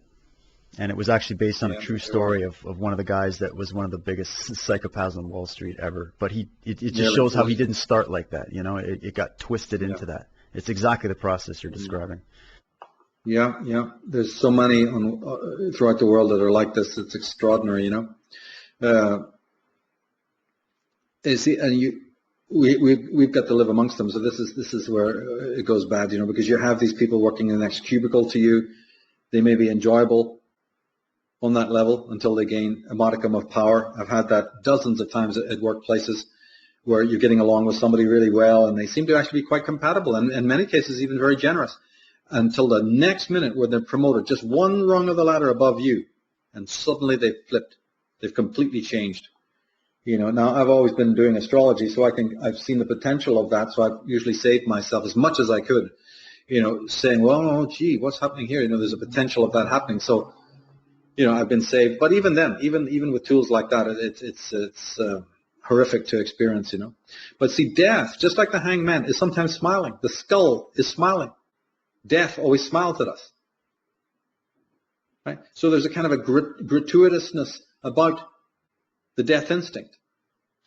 But for our purposes, the negative aspect of this person isn't just power-driven and all of that. No, this person is the inferior man. He's Reich's little man. He's Adler's inferior type, whose entire motive is to blow himself up to giant proportions until he's some sort of Dr. Strangelove, tinkering around with even the DNA. He's got the whole world at his mercy. But he himself is in deep sense of self-hate. And so now if people who've been really closely following my work, you can see that now what we've been doing with this phenomenology aspect is unpacking what it means to be in self-hate. Self-hate now is an umbrella term for this closure of the somatic intelligence. That's why it's so important that we do this particular Cards of Darkness podcast, because It's just helping us on so many levels. Go to the next card. Death is obviously the card of this thanatos, if you have to use that term. It's a problematic term, but it's really simply understood when you realize it's willing our own demise. And when we want to do that, we have to do it in some sort of authenticated way. So we do it through the leader. We do it by immersing ourselves in the mass, in the church or in the cult, and falling at the feet of some towel head, right? Under it all is the inner unrest that has to be exercised. It's the shame of living the inauthentic life, of turning away from it, and then living for many years like that until you're riddled with shame, and then you have to do something, so you jump over into one of these inauthentic models in order to not face the shame. You're sort of adopting an outward mask.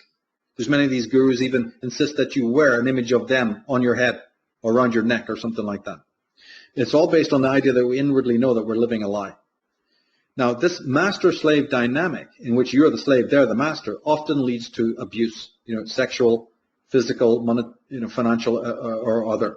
And remember I was saying back in the podcast we did on the New Age movement that that's some of the stuff I saw myself by being very close up to certain people in the New Age movement, and with the exception of Paul Salmon, who didn't operate on any of these lines. In fact, he fell victim of this kind of thing. I was able to see that people like my grandfather and all were ultimately very perfidious people who fell into this whole category. They loved inflicting pain and suffering and guilt trips, and apart from Krishnamurti and, Paul and, the Steiners and a few other people, the rest of them were just awful, awful people, who actually in one way, they kind of like to manifest chaos and havoc, and they love to have docile bodies around them that they can push about. And it's just terrible, and being pushed about means that we embody their frightful techniques, whatever techniques of yoga or whatever they want us to do. Get up in the morning at 4 a.m. and do a dance and do the seva, and do all of this. And we'll do it like mannequins. And I had to sit and watch all of this. You see, I was really up close to a lot of this stuff. And I saw that what was happening was deeply pathological. What's happening is this, and this death card really helps us understand this, is there's not only a shrinkage of the somatic space that we talked about, and the shrinkage of the empathy, withdrawal, right, from the world. But we don't like that, you see. That abscess is so fundamentally painful. It's like Nietzsche's abyss. We fill it with God. So the guru and the priest and these potentates, they go, well, we know you haven't got the real empathy, but hold on. And like Blake said, from out of the hat, right, from out of their rotten grab bag, they pull this supernatural entity, your Yahwehs, your Jehovahs, your Allahs, the whole, all of it, all that supernatural shit that no real shaman would spit on, and they give you that. And then we make space for that. And that's your theocratic type. That's your religious type. The atheist type makes room for a leader. Makes room for an ideal. You see, you're going to populate. You're allowed to populate. The left brain looks at that and goes, oh, that's okay. That's not causing me any problem. Oh, I like that. That's all regulated and uniform. That's not causing me too much bother. You got one book, right? Bible? Oh, carry on. No problem there. One book, Quran to follow? No problem there. It's the antithesis of know thyself. That brings back in all that need for empathy. That brings back all those perspectives, all of that kaleidoscope. Sure, I just silenced all of that. I've got it under whip and chain, ball and chain. So the religions are so-sign, replacing Dasein. I hope people can see now where all of this weird existential German philosophy comes to bear. It's not in any way abstract. We're making an empathic space for something that doesn't exist. We make space for God and lose humanity, lose nature, lose the world, lose animals, lose everything, the light, lose... I can't even tell you how obscene this is. The God you've just embodied is nothing but a Guy Fawkes replica of that hermit. He knocked it together. It's the left brain manifested. Yeah, that's what everybody screams, patriarchy and all that. It's androcentry. Yeah, of course. Have you not worked out who mailed this to you?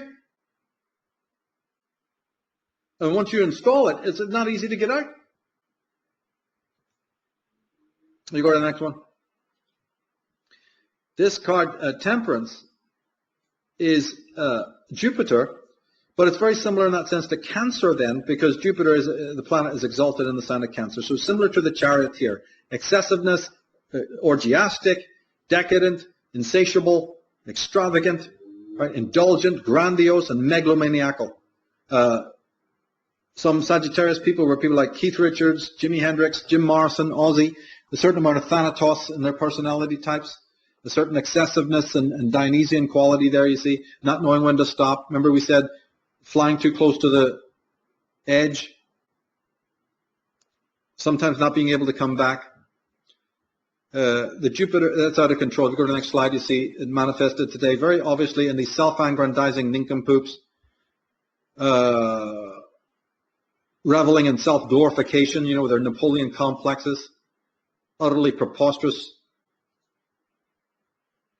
Go to the next one. These fruitcakes, you see, and they've all done this deification aspect. Michael Jackson has done it. Eddie Murphy has done it. Madonna did it. Gary Glitter, Liberace, Marilyn Manson. You'll often see this aggrandization. You know, where they want to be carried through the streets as if they're really somebody. Actually, they're fucking nobody, right? The real man doesn't want, the authentic person doesn't want any of this stuff. Go to the next one. A lot of them, what they're doing, sublime, if you know how to decode a lot of this absolute bunk, is that they're really taking credit for the biological rather than the psychological. Right? And we've already unpacked. People should get exactly what I'm saying. So the body acts on natural, you know, the cycle of necessity. You give birth, you do this. So these creatures, because they have no psychological development, they just say the body does this, the body does X, Y, and Z, and look at me glorifying it. It's like as if it's some trait, some like actual skill or something. You know, sort of idealizing the natural because it is natural.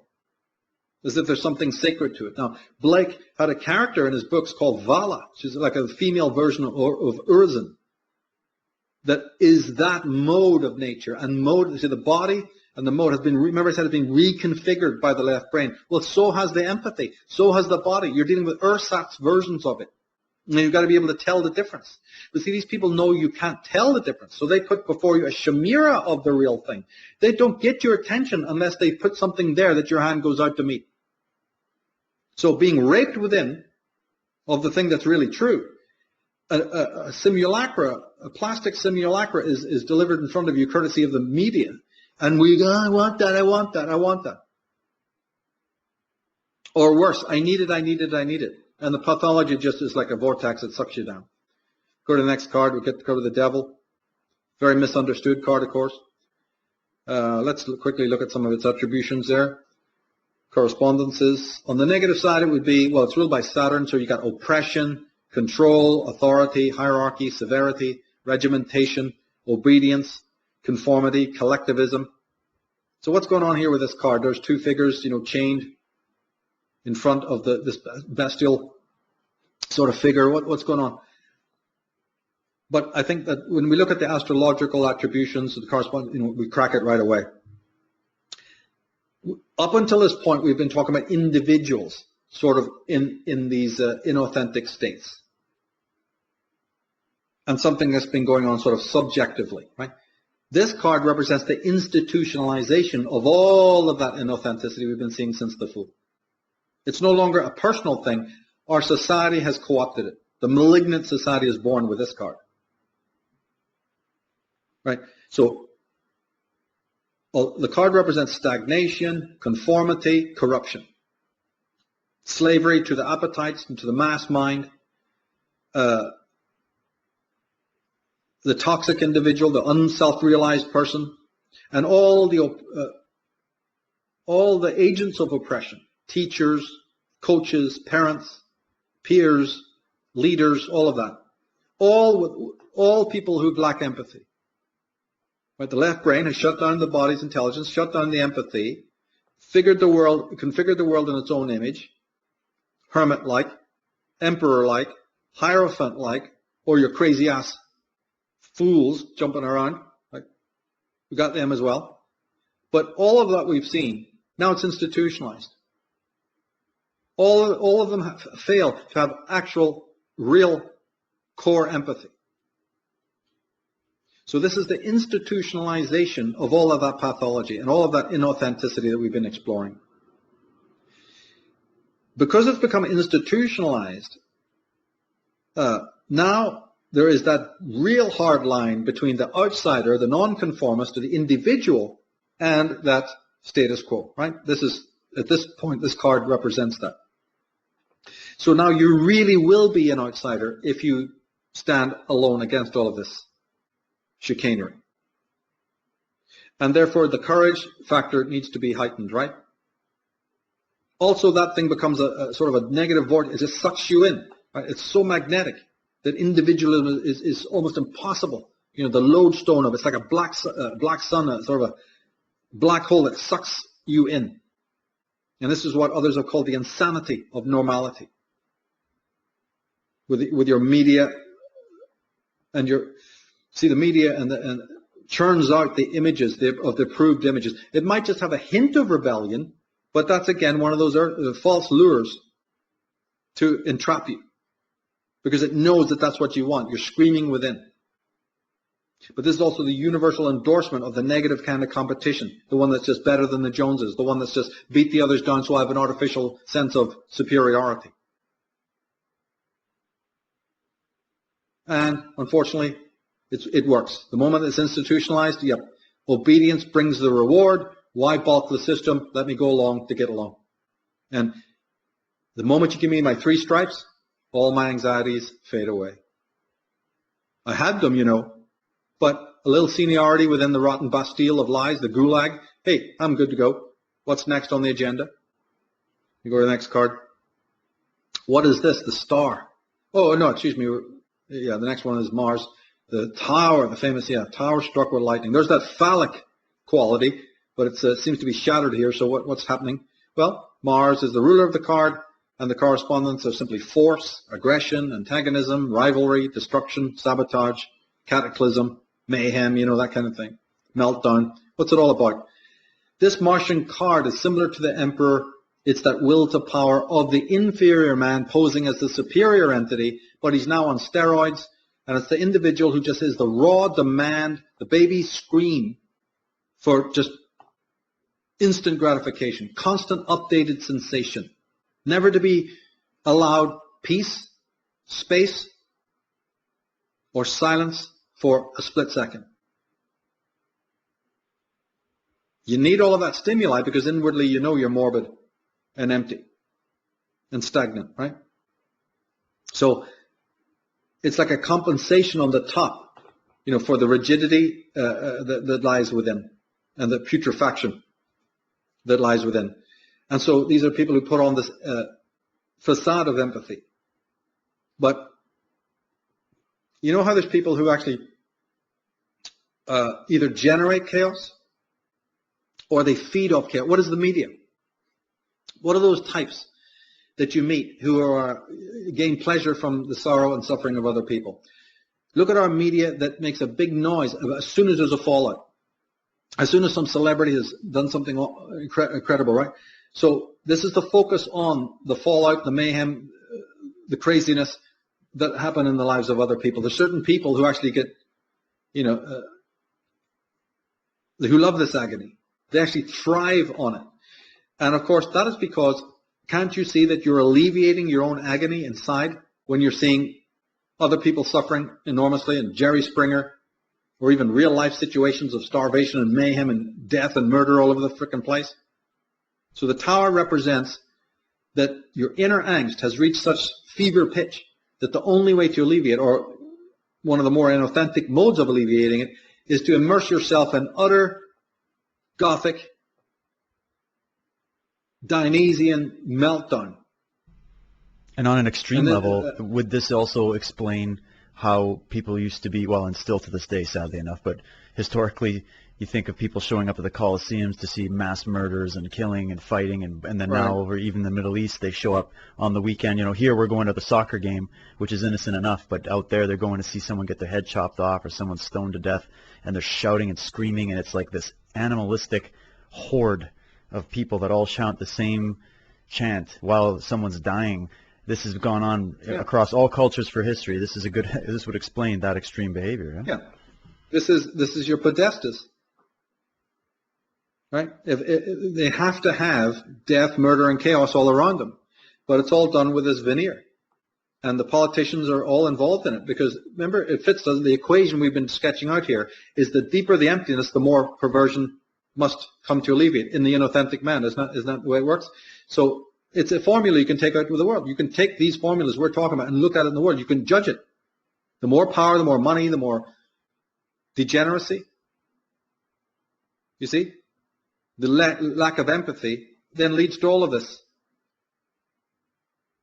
Caligula, Nero type behavior. Let's go to the next one, the star.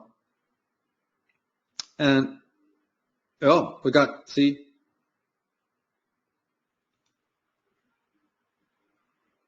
Oh no, we're still actually on this tower. One manifestation of it is actually your New Agers and your hippies, believe it or not. Because these are people who are also searching for those counterfeit solutions, right? When it really means nothing more than a return to the animal level, the infantile level. We go to the next one. Now, remember in The Prisoner, the individual is basically the greatest evil. They're fascinated by him, but they definitely represent him as a disturbing, disharmonious force, right? Now, what this tower represents is that in episodic people, in the people we've been describing all the way through this, the roots of their being are weak. There's no strong foundations there. No strong chthonic foundations is the proper word to use. And when organic roots are weak or non-existent, then the structure has to be brittle and phallic. And that's what we see right through our world sociopolitically, even in the design of buildings. And why there are so many unsustainable edifices always cropping up everywhere you look.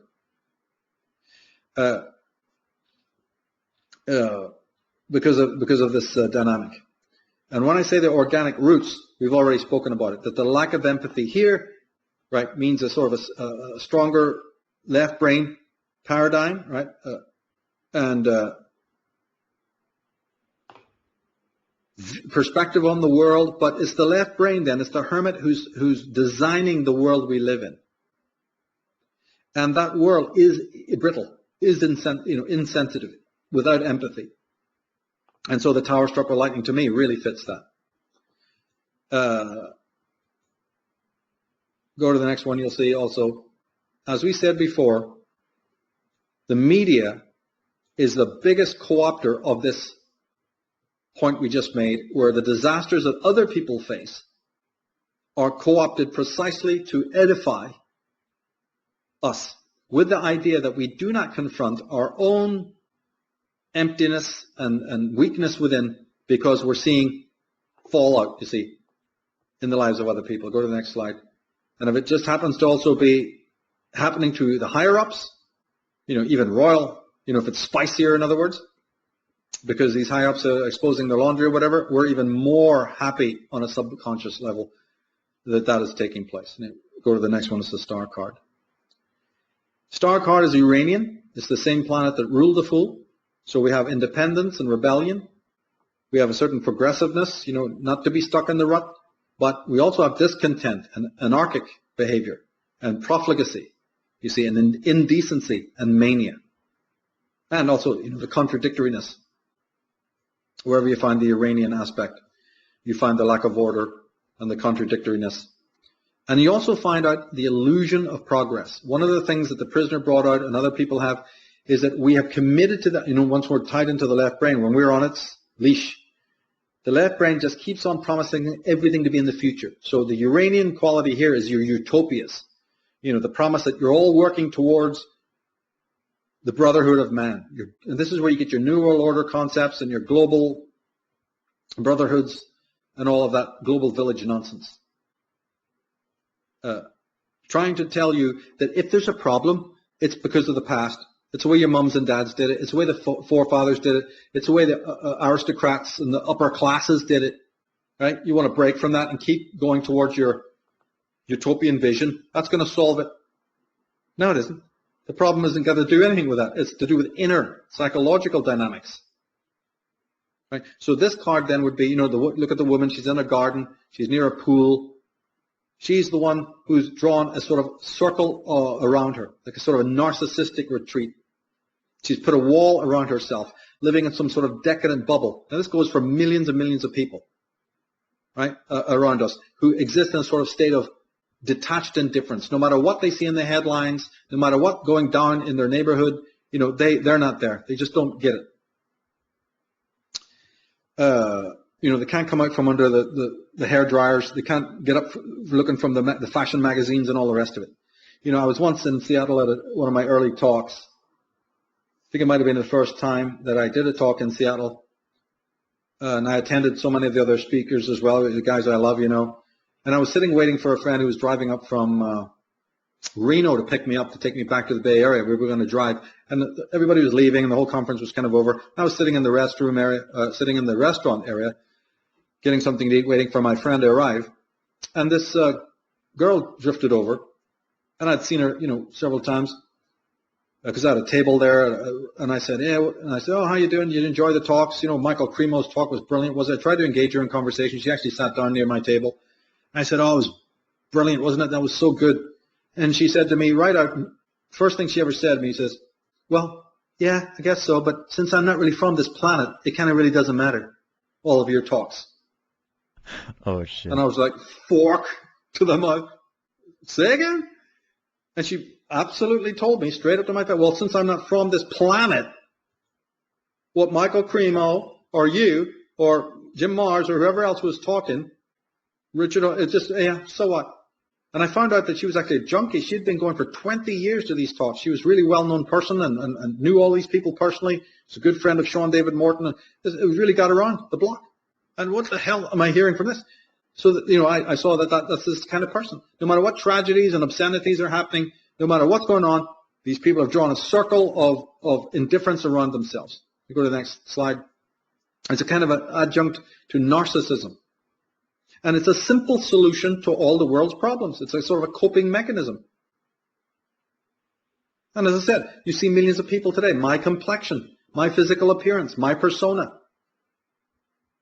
They're sense infatuated. What's this latest sitcom doing? What are the characters in that sitcom? They're going through hell. There's divorces. There's all sorts of crazy scenarios, in these sitcoms. Anything to hide out.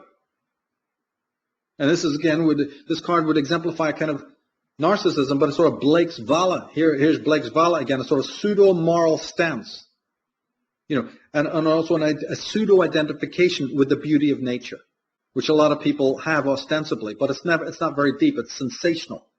There's a big difference between an emotional connection to nature, an empathic connection to nature, which is an extension of the body space we talked about, and the sensational interest. And people have to start discovering the difference. They're not the same. And you have to be in the company of these people for quite a while before you discover that they're not the same. And you discover how vacuous those kinds of people are. Now, this card represents it's quite common in hedonic types who discover in their life a certain period where they are vapid and their sensational life isn't fulfilling them. So for a very short time, they do indeed dabble in something that is considered deeper.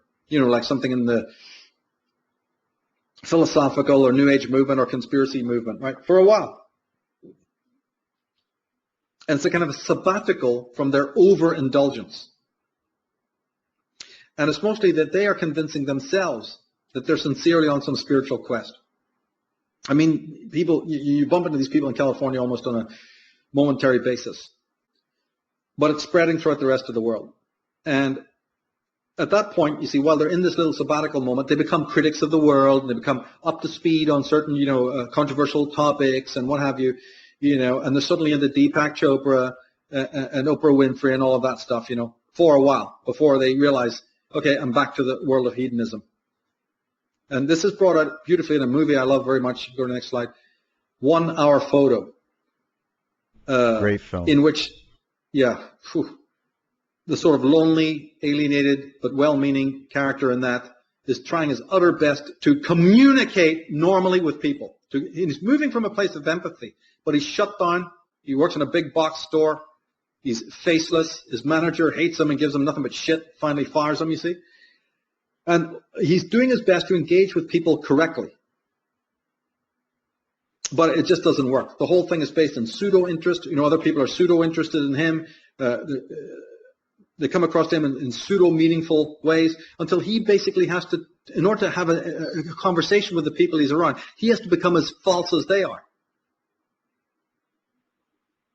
They drag him, into the state of illusion. So if you look at the picture, the woman he's interested in, he sees that she's reading a book by Deepak Chopra. What does he do? He goes and buys it, and he positions himself in the cafe where he knows she's going to sit, and he's reading the book. So then she does, in fact, see him reading the book that she's reading, and they enter now into conversation. And it's it's the closest he can get to a meaningful conversation with this woman that he's naturally attracted to and would like to know. And he loves the little boy that she has.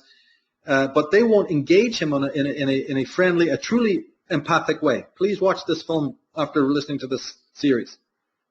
And Sai, his name is the character, you see. So he's forced to jump through so many hoops just to be liked, to be accepted, to be loved, you see. He's a real outsider. And there's no real empathy there. There's just various versions of the master-slave relationships around him. And so in the end, he's forced to become, he's forced to sign on for that very dynamic. And he then tries to, it all is a meltdown, and he tries to assume the position of the master. As the film continues, you see. And so we do this. We're jumping from master to slave, which replaces then the true empathic relationships that we have with people. Now, if you go to the next slide, probably the greatest psychologist who ever lived is Karen Horney. Now, we were looking at Pluto earlier, and do you know that the star card also is Plutonic? It's too involved to explain how, but Uranus and Pluto are involved with the star card. Now, Pluto, though, rules death psychology. And Uranus also rules purgation and change, on its higher level. But it can also represent change just for change's sake, which is not good. It's sort of spring clean for the toxic psyche. That's what the star card represents. You're just spring cleaning yourself. You're taking a sabbatical, but you're not really foundationally changing as a being. You're just shopping at Whole Foods now or something, wearing the T-shirt. Right, so you remove the worst of the dust, you go and get a tune-up like you do for your car, and you do that by maybe going to a psychologist or a psychiatrist, or you take some yoga classes, or you go to see a guru or something like that, right? There's no real interest in finding the self at all. It's just another escape from the self. Now, she wrote a book called The Neurotic Personality of Our Time, and she really went to town on this to show you that a lot of clients and patients who come to psychologists are playing a game with the psychologist, hoping that the psychologist won't work it out, hoping that the analyst will never twig it. And that is that they've created a bunch of neurotic personality trends and tendencies that are actually, you can chase around the room, you and the analyst, for a lifetime. They're even willing to pay for this. And the whole premise is that you don't actually find the underlying issues that we've been talking about. And of course, a competent psychologist of her merit knew what's going on. And so she wrote about it. That there's a manufacturing, can you believe it? The desire to escape selfhood is so extreme that people who even pretend to become into psychologists for healthy purposes are actually manufacturing neurotic tendencies so that can never happen, to avoid dealing with their real problems. I'll go to the next slide. So what does this tell us in context of what we've been saying? Merleau-Ponty's point was that empathy, right, is the foundational essence of what we are. that the subjective space should be redefined as an intersubjective space, which is a nexus of all our interrelationships from the dawn of time, with our pets, with our dolls, right, with our action men, with the neighbors, with our people. All of this is going on within. Intersubjective is embracing the world, as much of it as we can.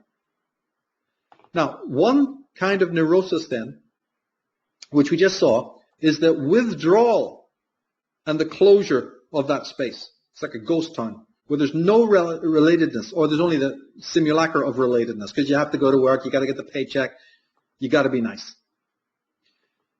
Another is the invention of the counterfeit self, which inhabits that space. Now, we talked about God, we talked about all these things. Another thing that we create by the way of the left brain to inhabit that space, what's left of it, is this persona, this false self. And we live in perpetual but inauthentic dialogue with that phantasmagoria. So it's carrying on from what Horney has discovered.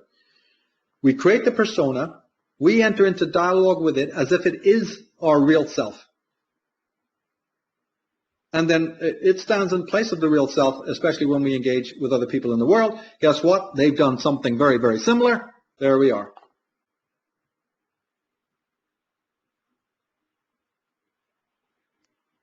It's just the Truman Show. It's Friday the 13th, part 14 and 15. It's just the zombie apocalypse. And that's why you're having problems when you meet people. Go to the next slide. The positive of the star is the emptying out of all of this, right? The negative is it's an emptying out, but not in a good way, right? So the star then represents what we talked about earlier, where the left brain has demanded that the empathic space is voided. That's what this card represents on the inauthentic level. The voiding of the soul, the voiding of the self, which has to be filled, but it's filled by a lot of nonsense. Now you go to the next one. And this card will end the strict astrological cycle of the major arcana. The positive meanings, it's ruled by Neptune, so the positive meanings of this card are actually quite similar to those of the Hangman. But it represents loss. On the negative side, see depression, failure, disappointment, fatigue, burnout, feeling of being toxic and poisoned, dejection, banality, and of course self-destructiveness. Now, how does this all come up to bear? Well, there's another thing we didn't point out before. You can make too much room for the wrong kind of person. We had to leave that till now. In our families, we're forced to love people we actually despise, and I mean with a vengeance. Not that we're consciously aware of any of this. Right? We're talking Melanie Klein now and Anna Freud and that kind of thing. So we make a child want to grab the whole of the Umwelt and the Mitwelt in one go. Songs of innocence. We go out and we show too much empathy for those who don't either return it or they're just malignant.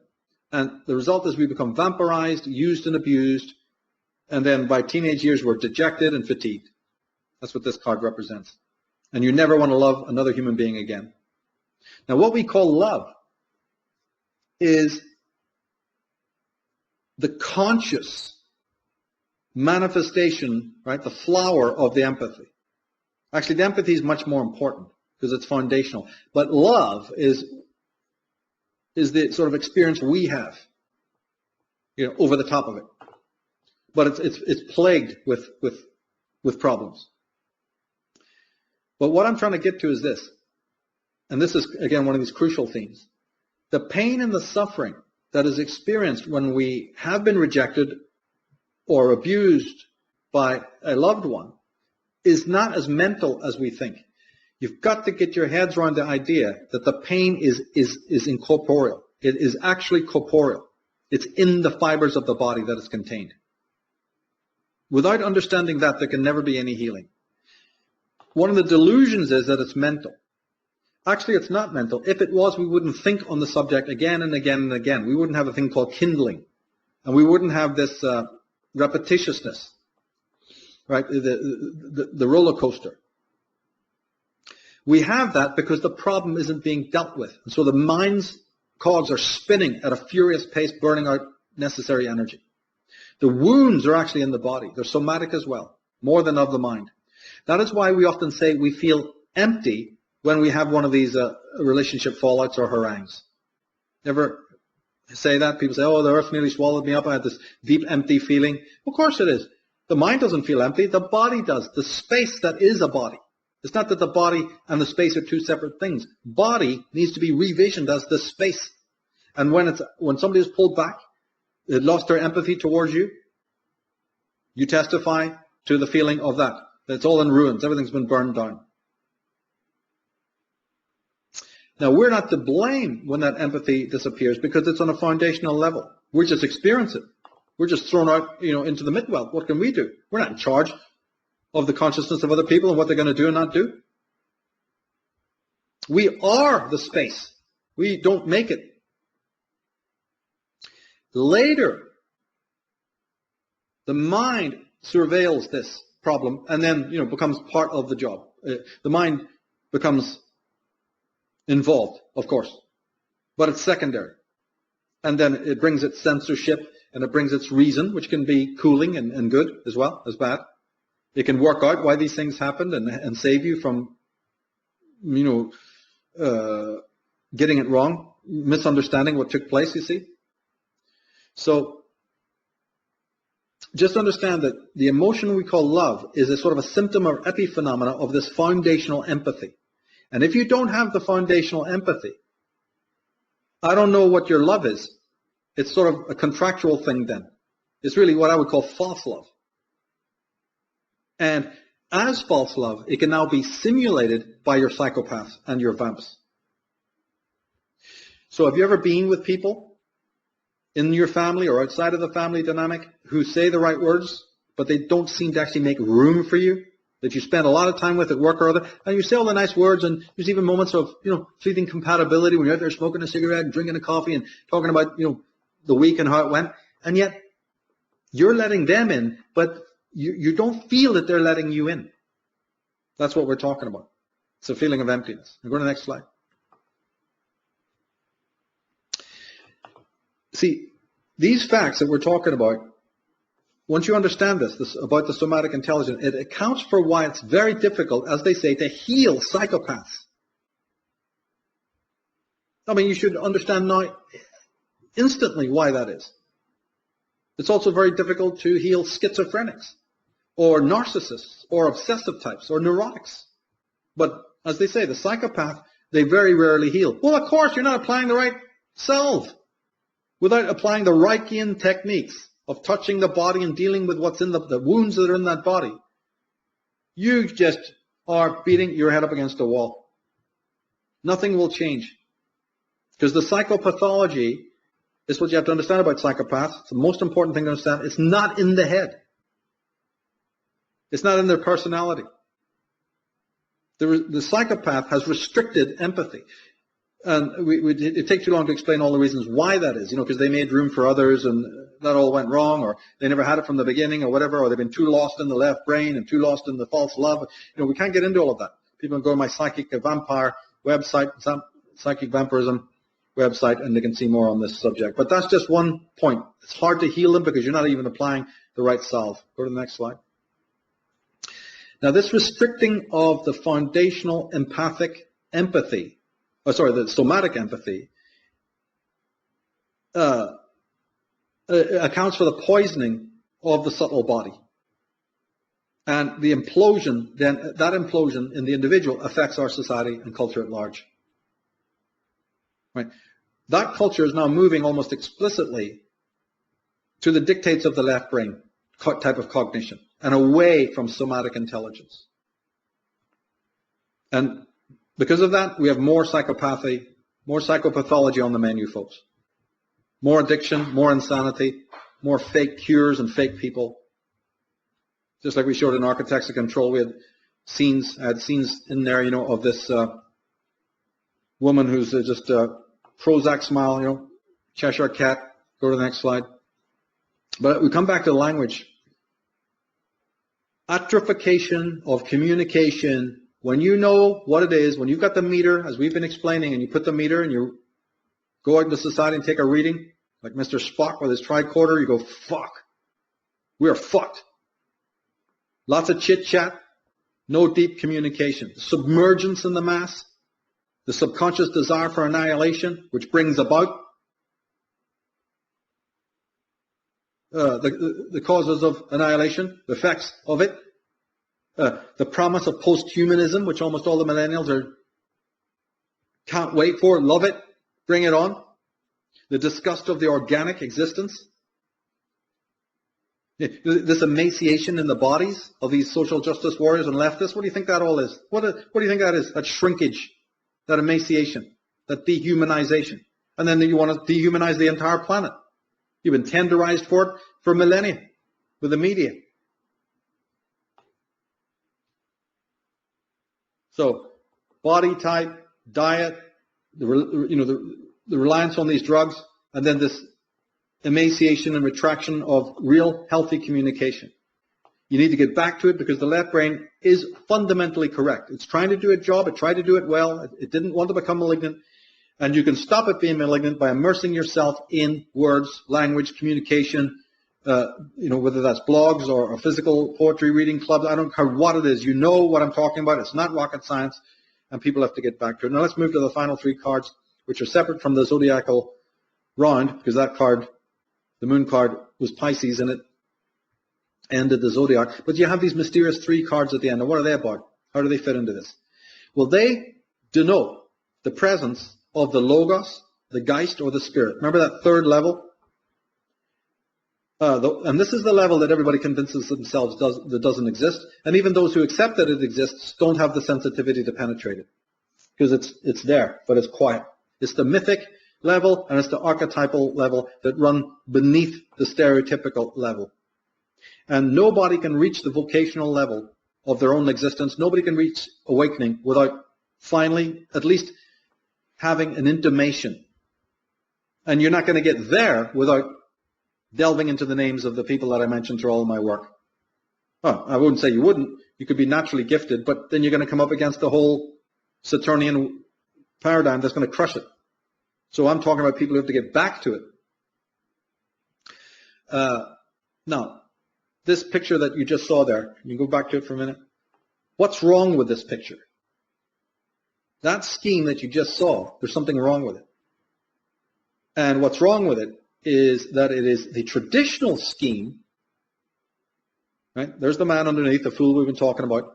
And these three archetypal levels are above him. But that's what's wrong with it. Because highers and lowers play no role in what we've talked about. Because remember, highers and lowers were systematic of the dualism that Merleau-Ponty's work shows you doesn't exist. So go to the next slide. Here's the correct, or a more correct, picture of what we're talking about. It's underneath. These are understandings. Love under will. It's foundational. It's ontological. Now, what does that mean? Unpacked. It means that regardless of a human, the fool, right there he is. Now, yeah, regardless of one's personal avoidance of everything we've been talking about, that archetypal movement moves regardless of your human will and left brain. And thank goodness that it does, because otherwise we'd be moribund by now. Regardless of the configuration of the materialistic and priest-ridden societies, the truth exists on this fundamental level. And one's body provides direct access to it on that phenomenological level that we've been exploring. And if one is fortunate enough, something will trigger an existential change in you, an entheandromia, as we said, an entheandromia. But rather than think of them as above you, we've got to feel that we are standing on them. They're foundational, three aspects of a single sort of unified reality.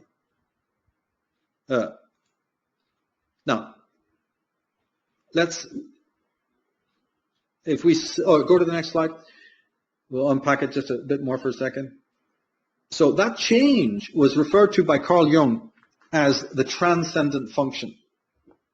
So you have to put in, if you're searching for that, Jung's transcendent function. And it's a change. Often, look at the three cards, right? The one on the left is the sun. When the change happens to you, represented by that card, it's the transcendent function. It's the one within yourself. It doesn't require any world or anybody else. Something happens from within, like an enantiodromia. Look at the second card, the judgment or aeon.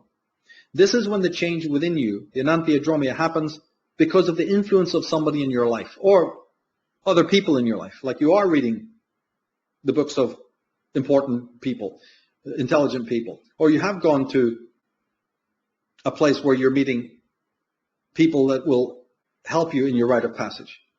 The third one, on the right, universe or world, that is when it is a revelation of a far more numinous kind, where everyone, no matter how materialistic they are, will now say, whoa, something really big happened to me. I don't really know what it is. An out-of-body experience. We'll be talking to Anthony Peake down the line, a near-death experience, or some force entered my life, or I nearly got knocked down by a truck, but something saved me. I don't know what it is, but a numinous. So these are three ways, and sometimes it can happen, all three come to bear. So we see that these are three cardinal keys that will transform you from the hedonistic paradigm that we talk about in the first 18 cards. So there's still hope for even the most materialistic person, you see. These are the three cardinal keys that will link you back to the essence of existence. Each one exemplifies what I've been talking about. And help you get back to this somatic intelligence. Now the sun, as I said, is very, very apropos here because the sun represents light. And where there's light, there's perception. So the sun card represents the faculty of perception, which is key to this somatic intelligence. Right? The eye of Horus.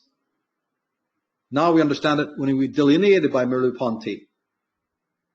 That light and perception go together. They're facets of the return to the truth within you. The Aeon card, or judgment, is the empathy that is synonymous with the incorporeality, right? The fact that you are in a body. And you share that with all the objects of the world. Maybe, I hope I made that clear in the beginning. A book is incorporeality. It's fleshy, it's real.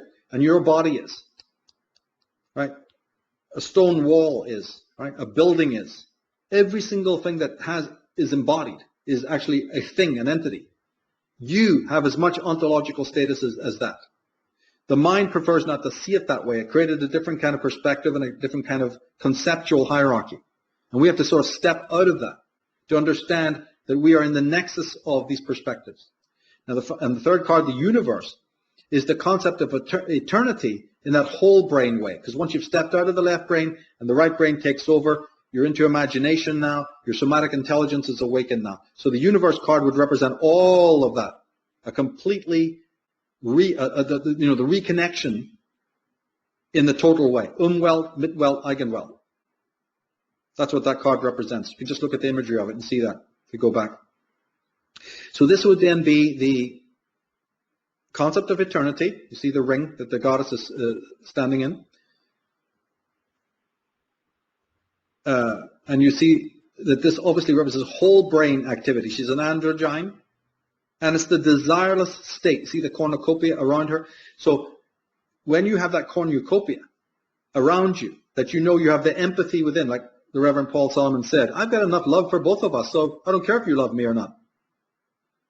That empathy that he's really referring to there is that desireless state, that I'm not reaching out to you for anything because I am fully, my vessel is full. That is the state of wholeness, which is real holiness. Right? The word holy is a synonym for the whole state, the wholeness. And that's the state we should be enjoying in life. Otherwise, the round that we looked at, that whole round of the path of the sort of cards of darkness, what's all that about? It's just meaningless. It's just your episodic existence. And this fool, this charioteer, he certainly felt the wind in his hair, the hooves on the cobblestones. He tried on this persona and he tried on that. but he lived a vacuous existence. His body just a carriage. Lived his whole life. He was cremated or buried, and he never understood what his physicality meant, what this incorporeality linked him to the universe, actually wedded him with the psyche. You know, he's the guy whose focus is either too far on the horizon, so he misses the road in front of him, or so focused on the steps that he can't see the bigger picture. Too wide or too narrow. You go to the next slide. That's why the fool has the zero above his head. That's the blind round, where you go forward, but it's going nowhere. You come right back to square one. It's a pure Ouroboros.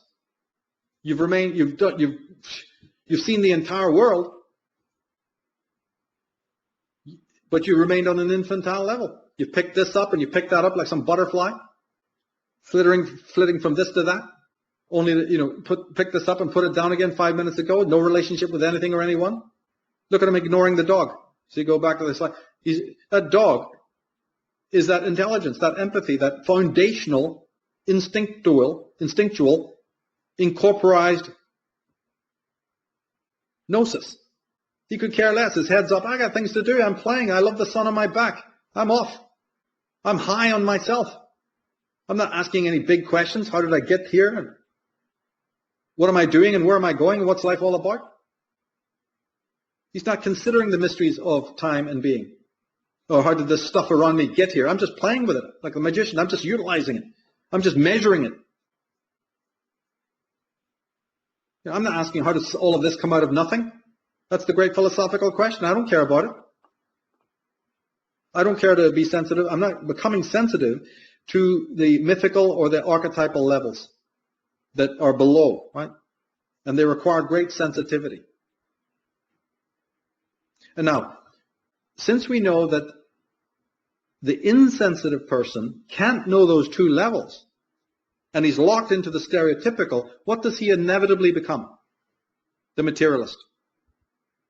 So you can't argue with the materialist or the agnostic or the atheist, and you shouldn't, because they don't have the ingredient of the sensitivity that you have so you can feel those two levels. I mean, it's night and day. Don't waste your time. Tomorrow, if one of those three things happen, maybe they'll get it. But if they don't have it, don't you waste any time talking to them about it. Their materialism is the consequence of their level of sensitivity. And they will see, like William Blake said, single vision, mind-forged manacles, satanic mills, the narrow perspective. Isaac Newton at the bottom of the ocean with his compass and protractors. The ocean is the mystery, is the swirl of the oceanic numinous mystery all around him. And he's down there amongst the whale droppings. Hasn't a clue what's going on. It's all he's oblivious to it. There's a great quote as you're talking. It reminds me from Bruce Lee. I may have read it before, but it's worth repeating again here, where he's talking exactly about what you're saying. He's saying where some people have a self, most people have a void, because they are too busy and wasting their vital creative energy to project themselves as this or that, dedicating their lives to actualizing a concept of what they should be like, rather than actualizing their potentiality as a human being. And what he's talking about there, and coming from a perspective of martial arts, and him being somebody that was more about not just going on some fixed pattern of what other people say you should do as a martial artist, but instead saying that's the role of an artist, is to get in touch with that deep intelligence that is you, that is that universal source, that is the all, right? The allness, the wholeness. When you get in touch with that, you're now actualizing that. You're creating in the world. That's the gift that we have as human beings, is that we can take from our imagination and then we can actually create something in the physical world. And that's where Rand, I think, really does come in too, where she's saying, yeah, that's where the greatest men and women have been, is when they weren't just following some structure. They actually took from deep a knowledge of themselves and then created something of value into the world. And that's the measure of what you would call success in life. And what Bruce Lee's echoing there is what you're saying, Michael, is as well, is that many people are stuck in this illusion of the self. And that illusion of the self, we can get into obviously why that is in society and influences in parents and religion and everything. But the real thing is that people aren't even living. They're the walking dead. And that's why they're not happy. That's why they're on depressives. That's why they're distracting themselves. That's why they have a leaning towards just temporary hedonistic type tendencies, because they think that's the happiness. They think that's what the world wants them to do. They think because that's what's cool, that's what's trendy. But the truth is found in really knowing who you are, the knowledge of the self, because that's the knowledge of the universe. That's the knowledge of nature. And from that place, you can actualize your potentiality as a human being, and that's where you find happiness, and happiness in the way the Greek term, I can't remember what it was talking about the true fulfillment in life. And I think that's what you're driving at there. Yeah, the eudaimon, the eudaimonia. That's the path of full where the zero is transformative, spiralic. There's no two steps the same, But you're right, the anxiety, the depression, as we've said, the schizophrenia, all of the psychosis and neurosis and fallout is based in your attempt to escape from this somatic intelligence. You're on a road to nowhere. You're disassociating from the body, and you're trying to deny the somatic intelligence. See, the fool, look at him, he's standing on the edge, right? And that's to symbolize the precariousness of the fundamental disharmony. One of the reasons when we really anatomize and get into the architecture of that somatic intelligence, it's linked to this archetypal realm, but it's also linked, see, when you go deeper down, you get to this fundamental disharmony. And that's what our rigidity, that's what our satanic mills of Urizen are built up to negate, that rigidity. When you're able to do the dance, when you can bleed for the dancer, as Dio said, then you're able to, like the final card, she's dancing. She's dancing the dance of the snake. That is because that is the attunement now of the disharmony that brings all consciousness into existence. You have to get okay with that errancy. Now, the fool's higher message is, look, he's standing on the edge. He is getting in touch with that.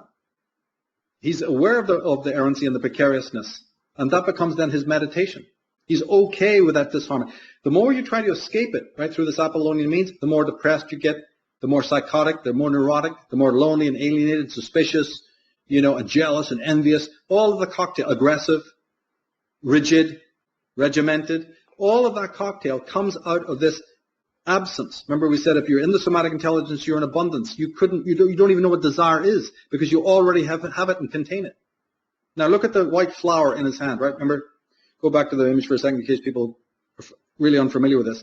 You'll see that in his left hand he's carrying a white flower. And so much rubbish has been said about this.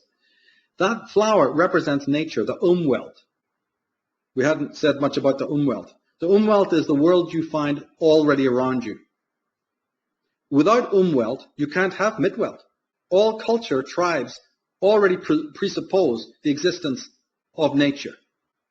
And the tribe and the culture is an adjustment and an epiphenomena of the Umwelt. In other words, all culture and all human beings have taken instruction from nature. But nature's operations and nature's instruction is fragile. So look at the way he's holding it.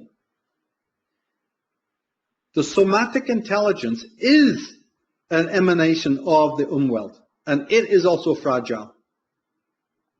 Now look at his attire. His attire is very floral as well. He's like a flower. He's even wearing this plume. So this is the being who has understood the fragility of his body, his being.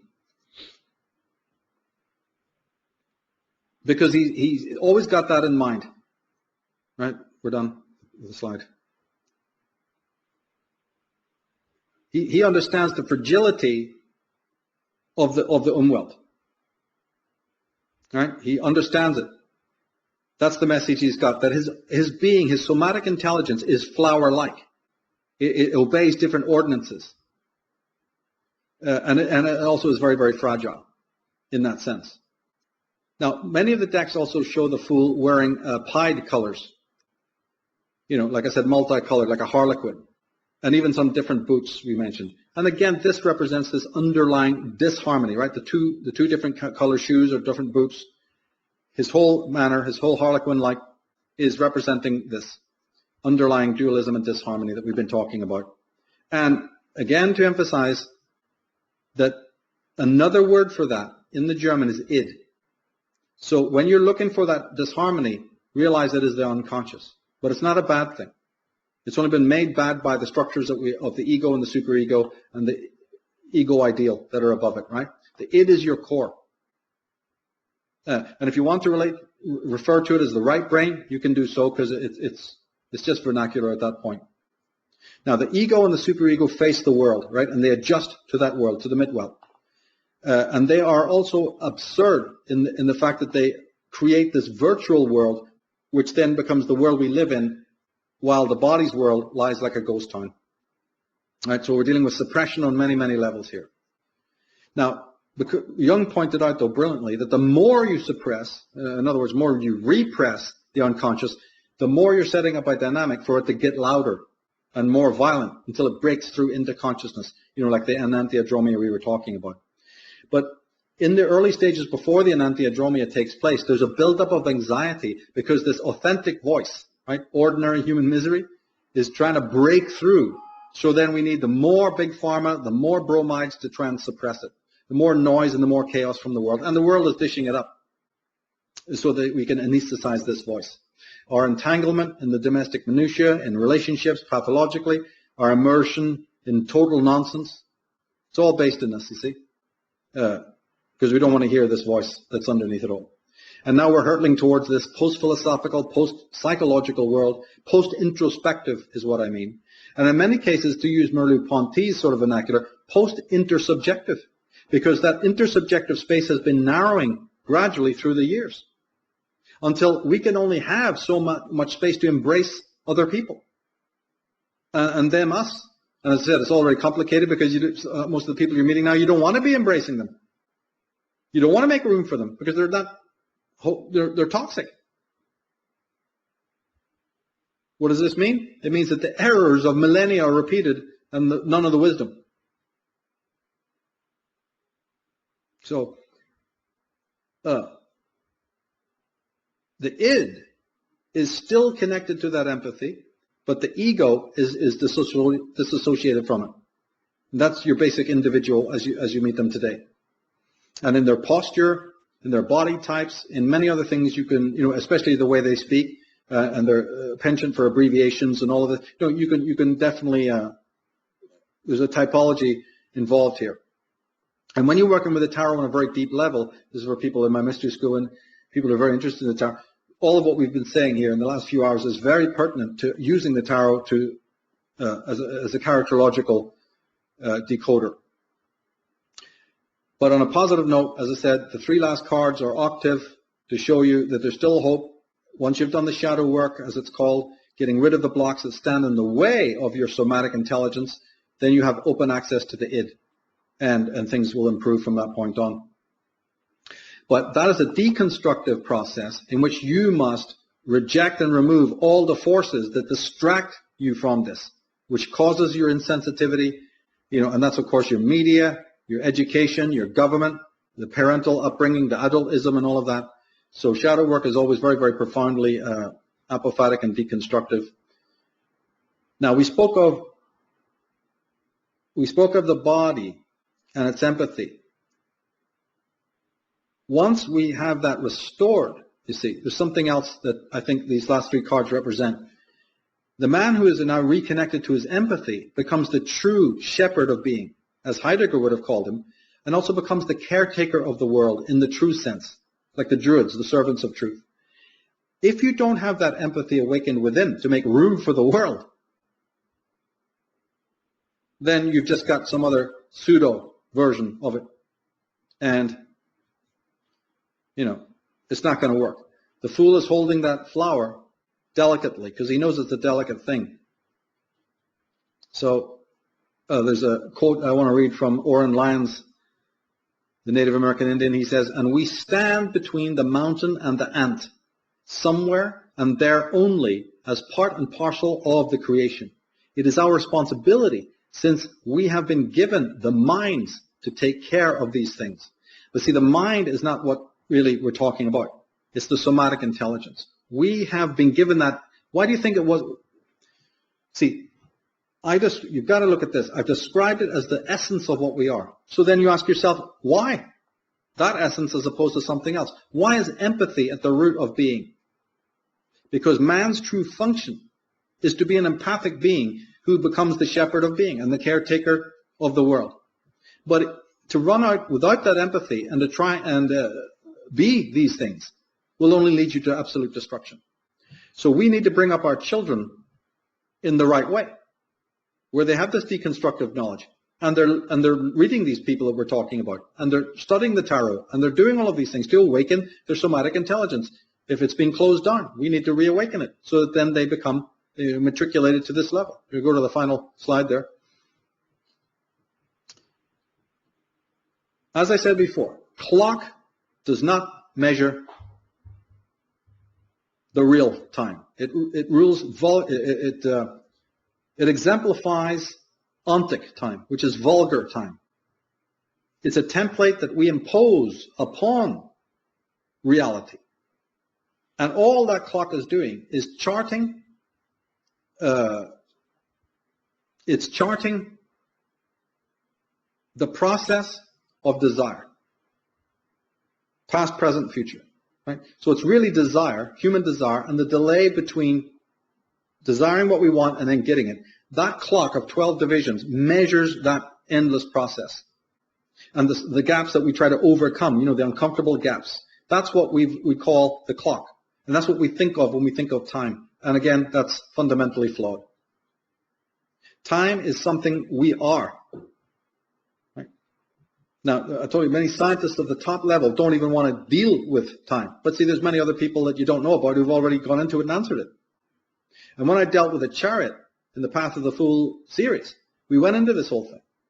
Right? And how we plant the seeds of what we want to be, that becomes the past. And then when we attain them, that becomes the future. And the moment, where we're at right now is this sort of in-between place, where either we're planting new seeds, or we're on the way to attain the future goals that we want, where we actualize those. But I also emphasized in that program, you see, that if the seeds we're planting, which is the past, we were doing so as an inauthentic being, then all our journey to realizing those goals is this vacuous, vacant, purely Euroboric circumambulation. Inauthentic. And we must ask ourselves at another point, what do we become when that indeed is our, we are the charioteer. Well, when I get my goals and my desires, my ambitions, I feel empty. They're anticlimactical. All we've really succeeded is chariot racing back and forth, in some frenetic way. All we've managed to do is shorten the gaps of delayed gratification, between the desire and its fulfillment, never realizing that the entire process is set in motion by some social counterfeit ego. The opposite of that, then, is the desireless state, when there is no mental desire, and we would save ourselves from that whole nightmare, right? And to get to that state, you must be in it goes without saying that you must be in a state of total abundance. But it's not an abundance that's provided by the world. It's a reawakened abundance that is from within your own self. And you're completely sufficient, like the fool with his little bag. You're now completely sufficient with what the universe provides right in front of you at that given moment, without a single demand, because everything that you need is already in your own possession, in your own being, emanating from that being. That is the state of Dasein as opposed to So-Sein. And in that state, as authentic man, time actually doesn't exist. One enters eternity, as described by William Blake. But don't hold your breath waiting for religion or some educational edifice to be explaining any of this.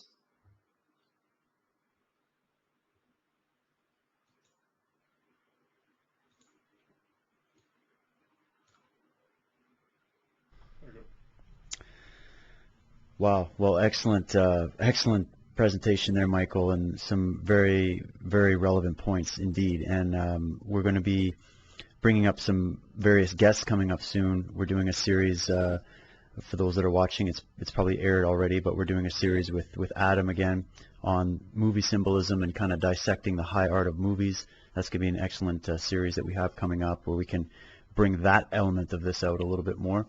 And we've got some other guests coming up that'll really shine some light on some of these areas that we've touched on.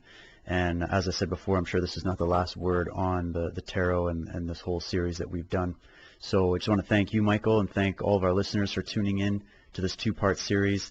And you can catch us again here next week at unslaved.com. Thank you so much for your support and for tuning in, and we'll catch you guys next time.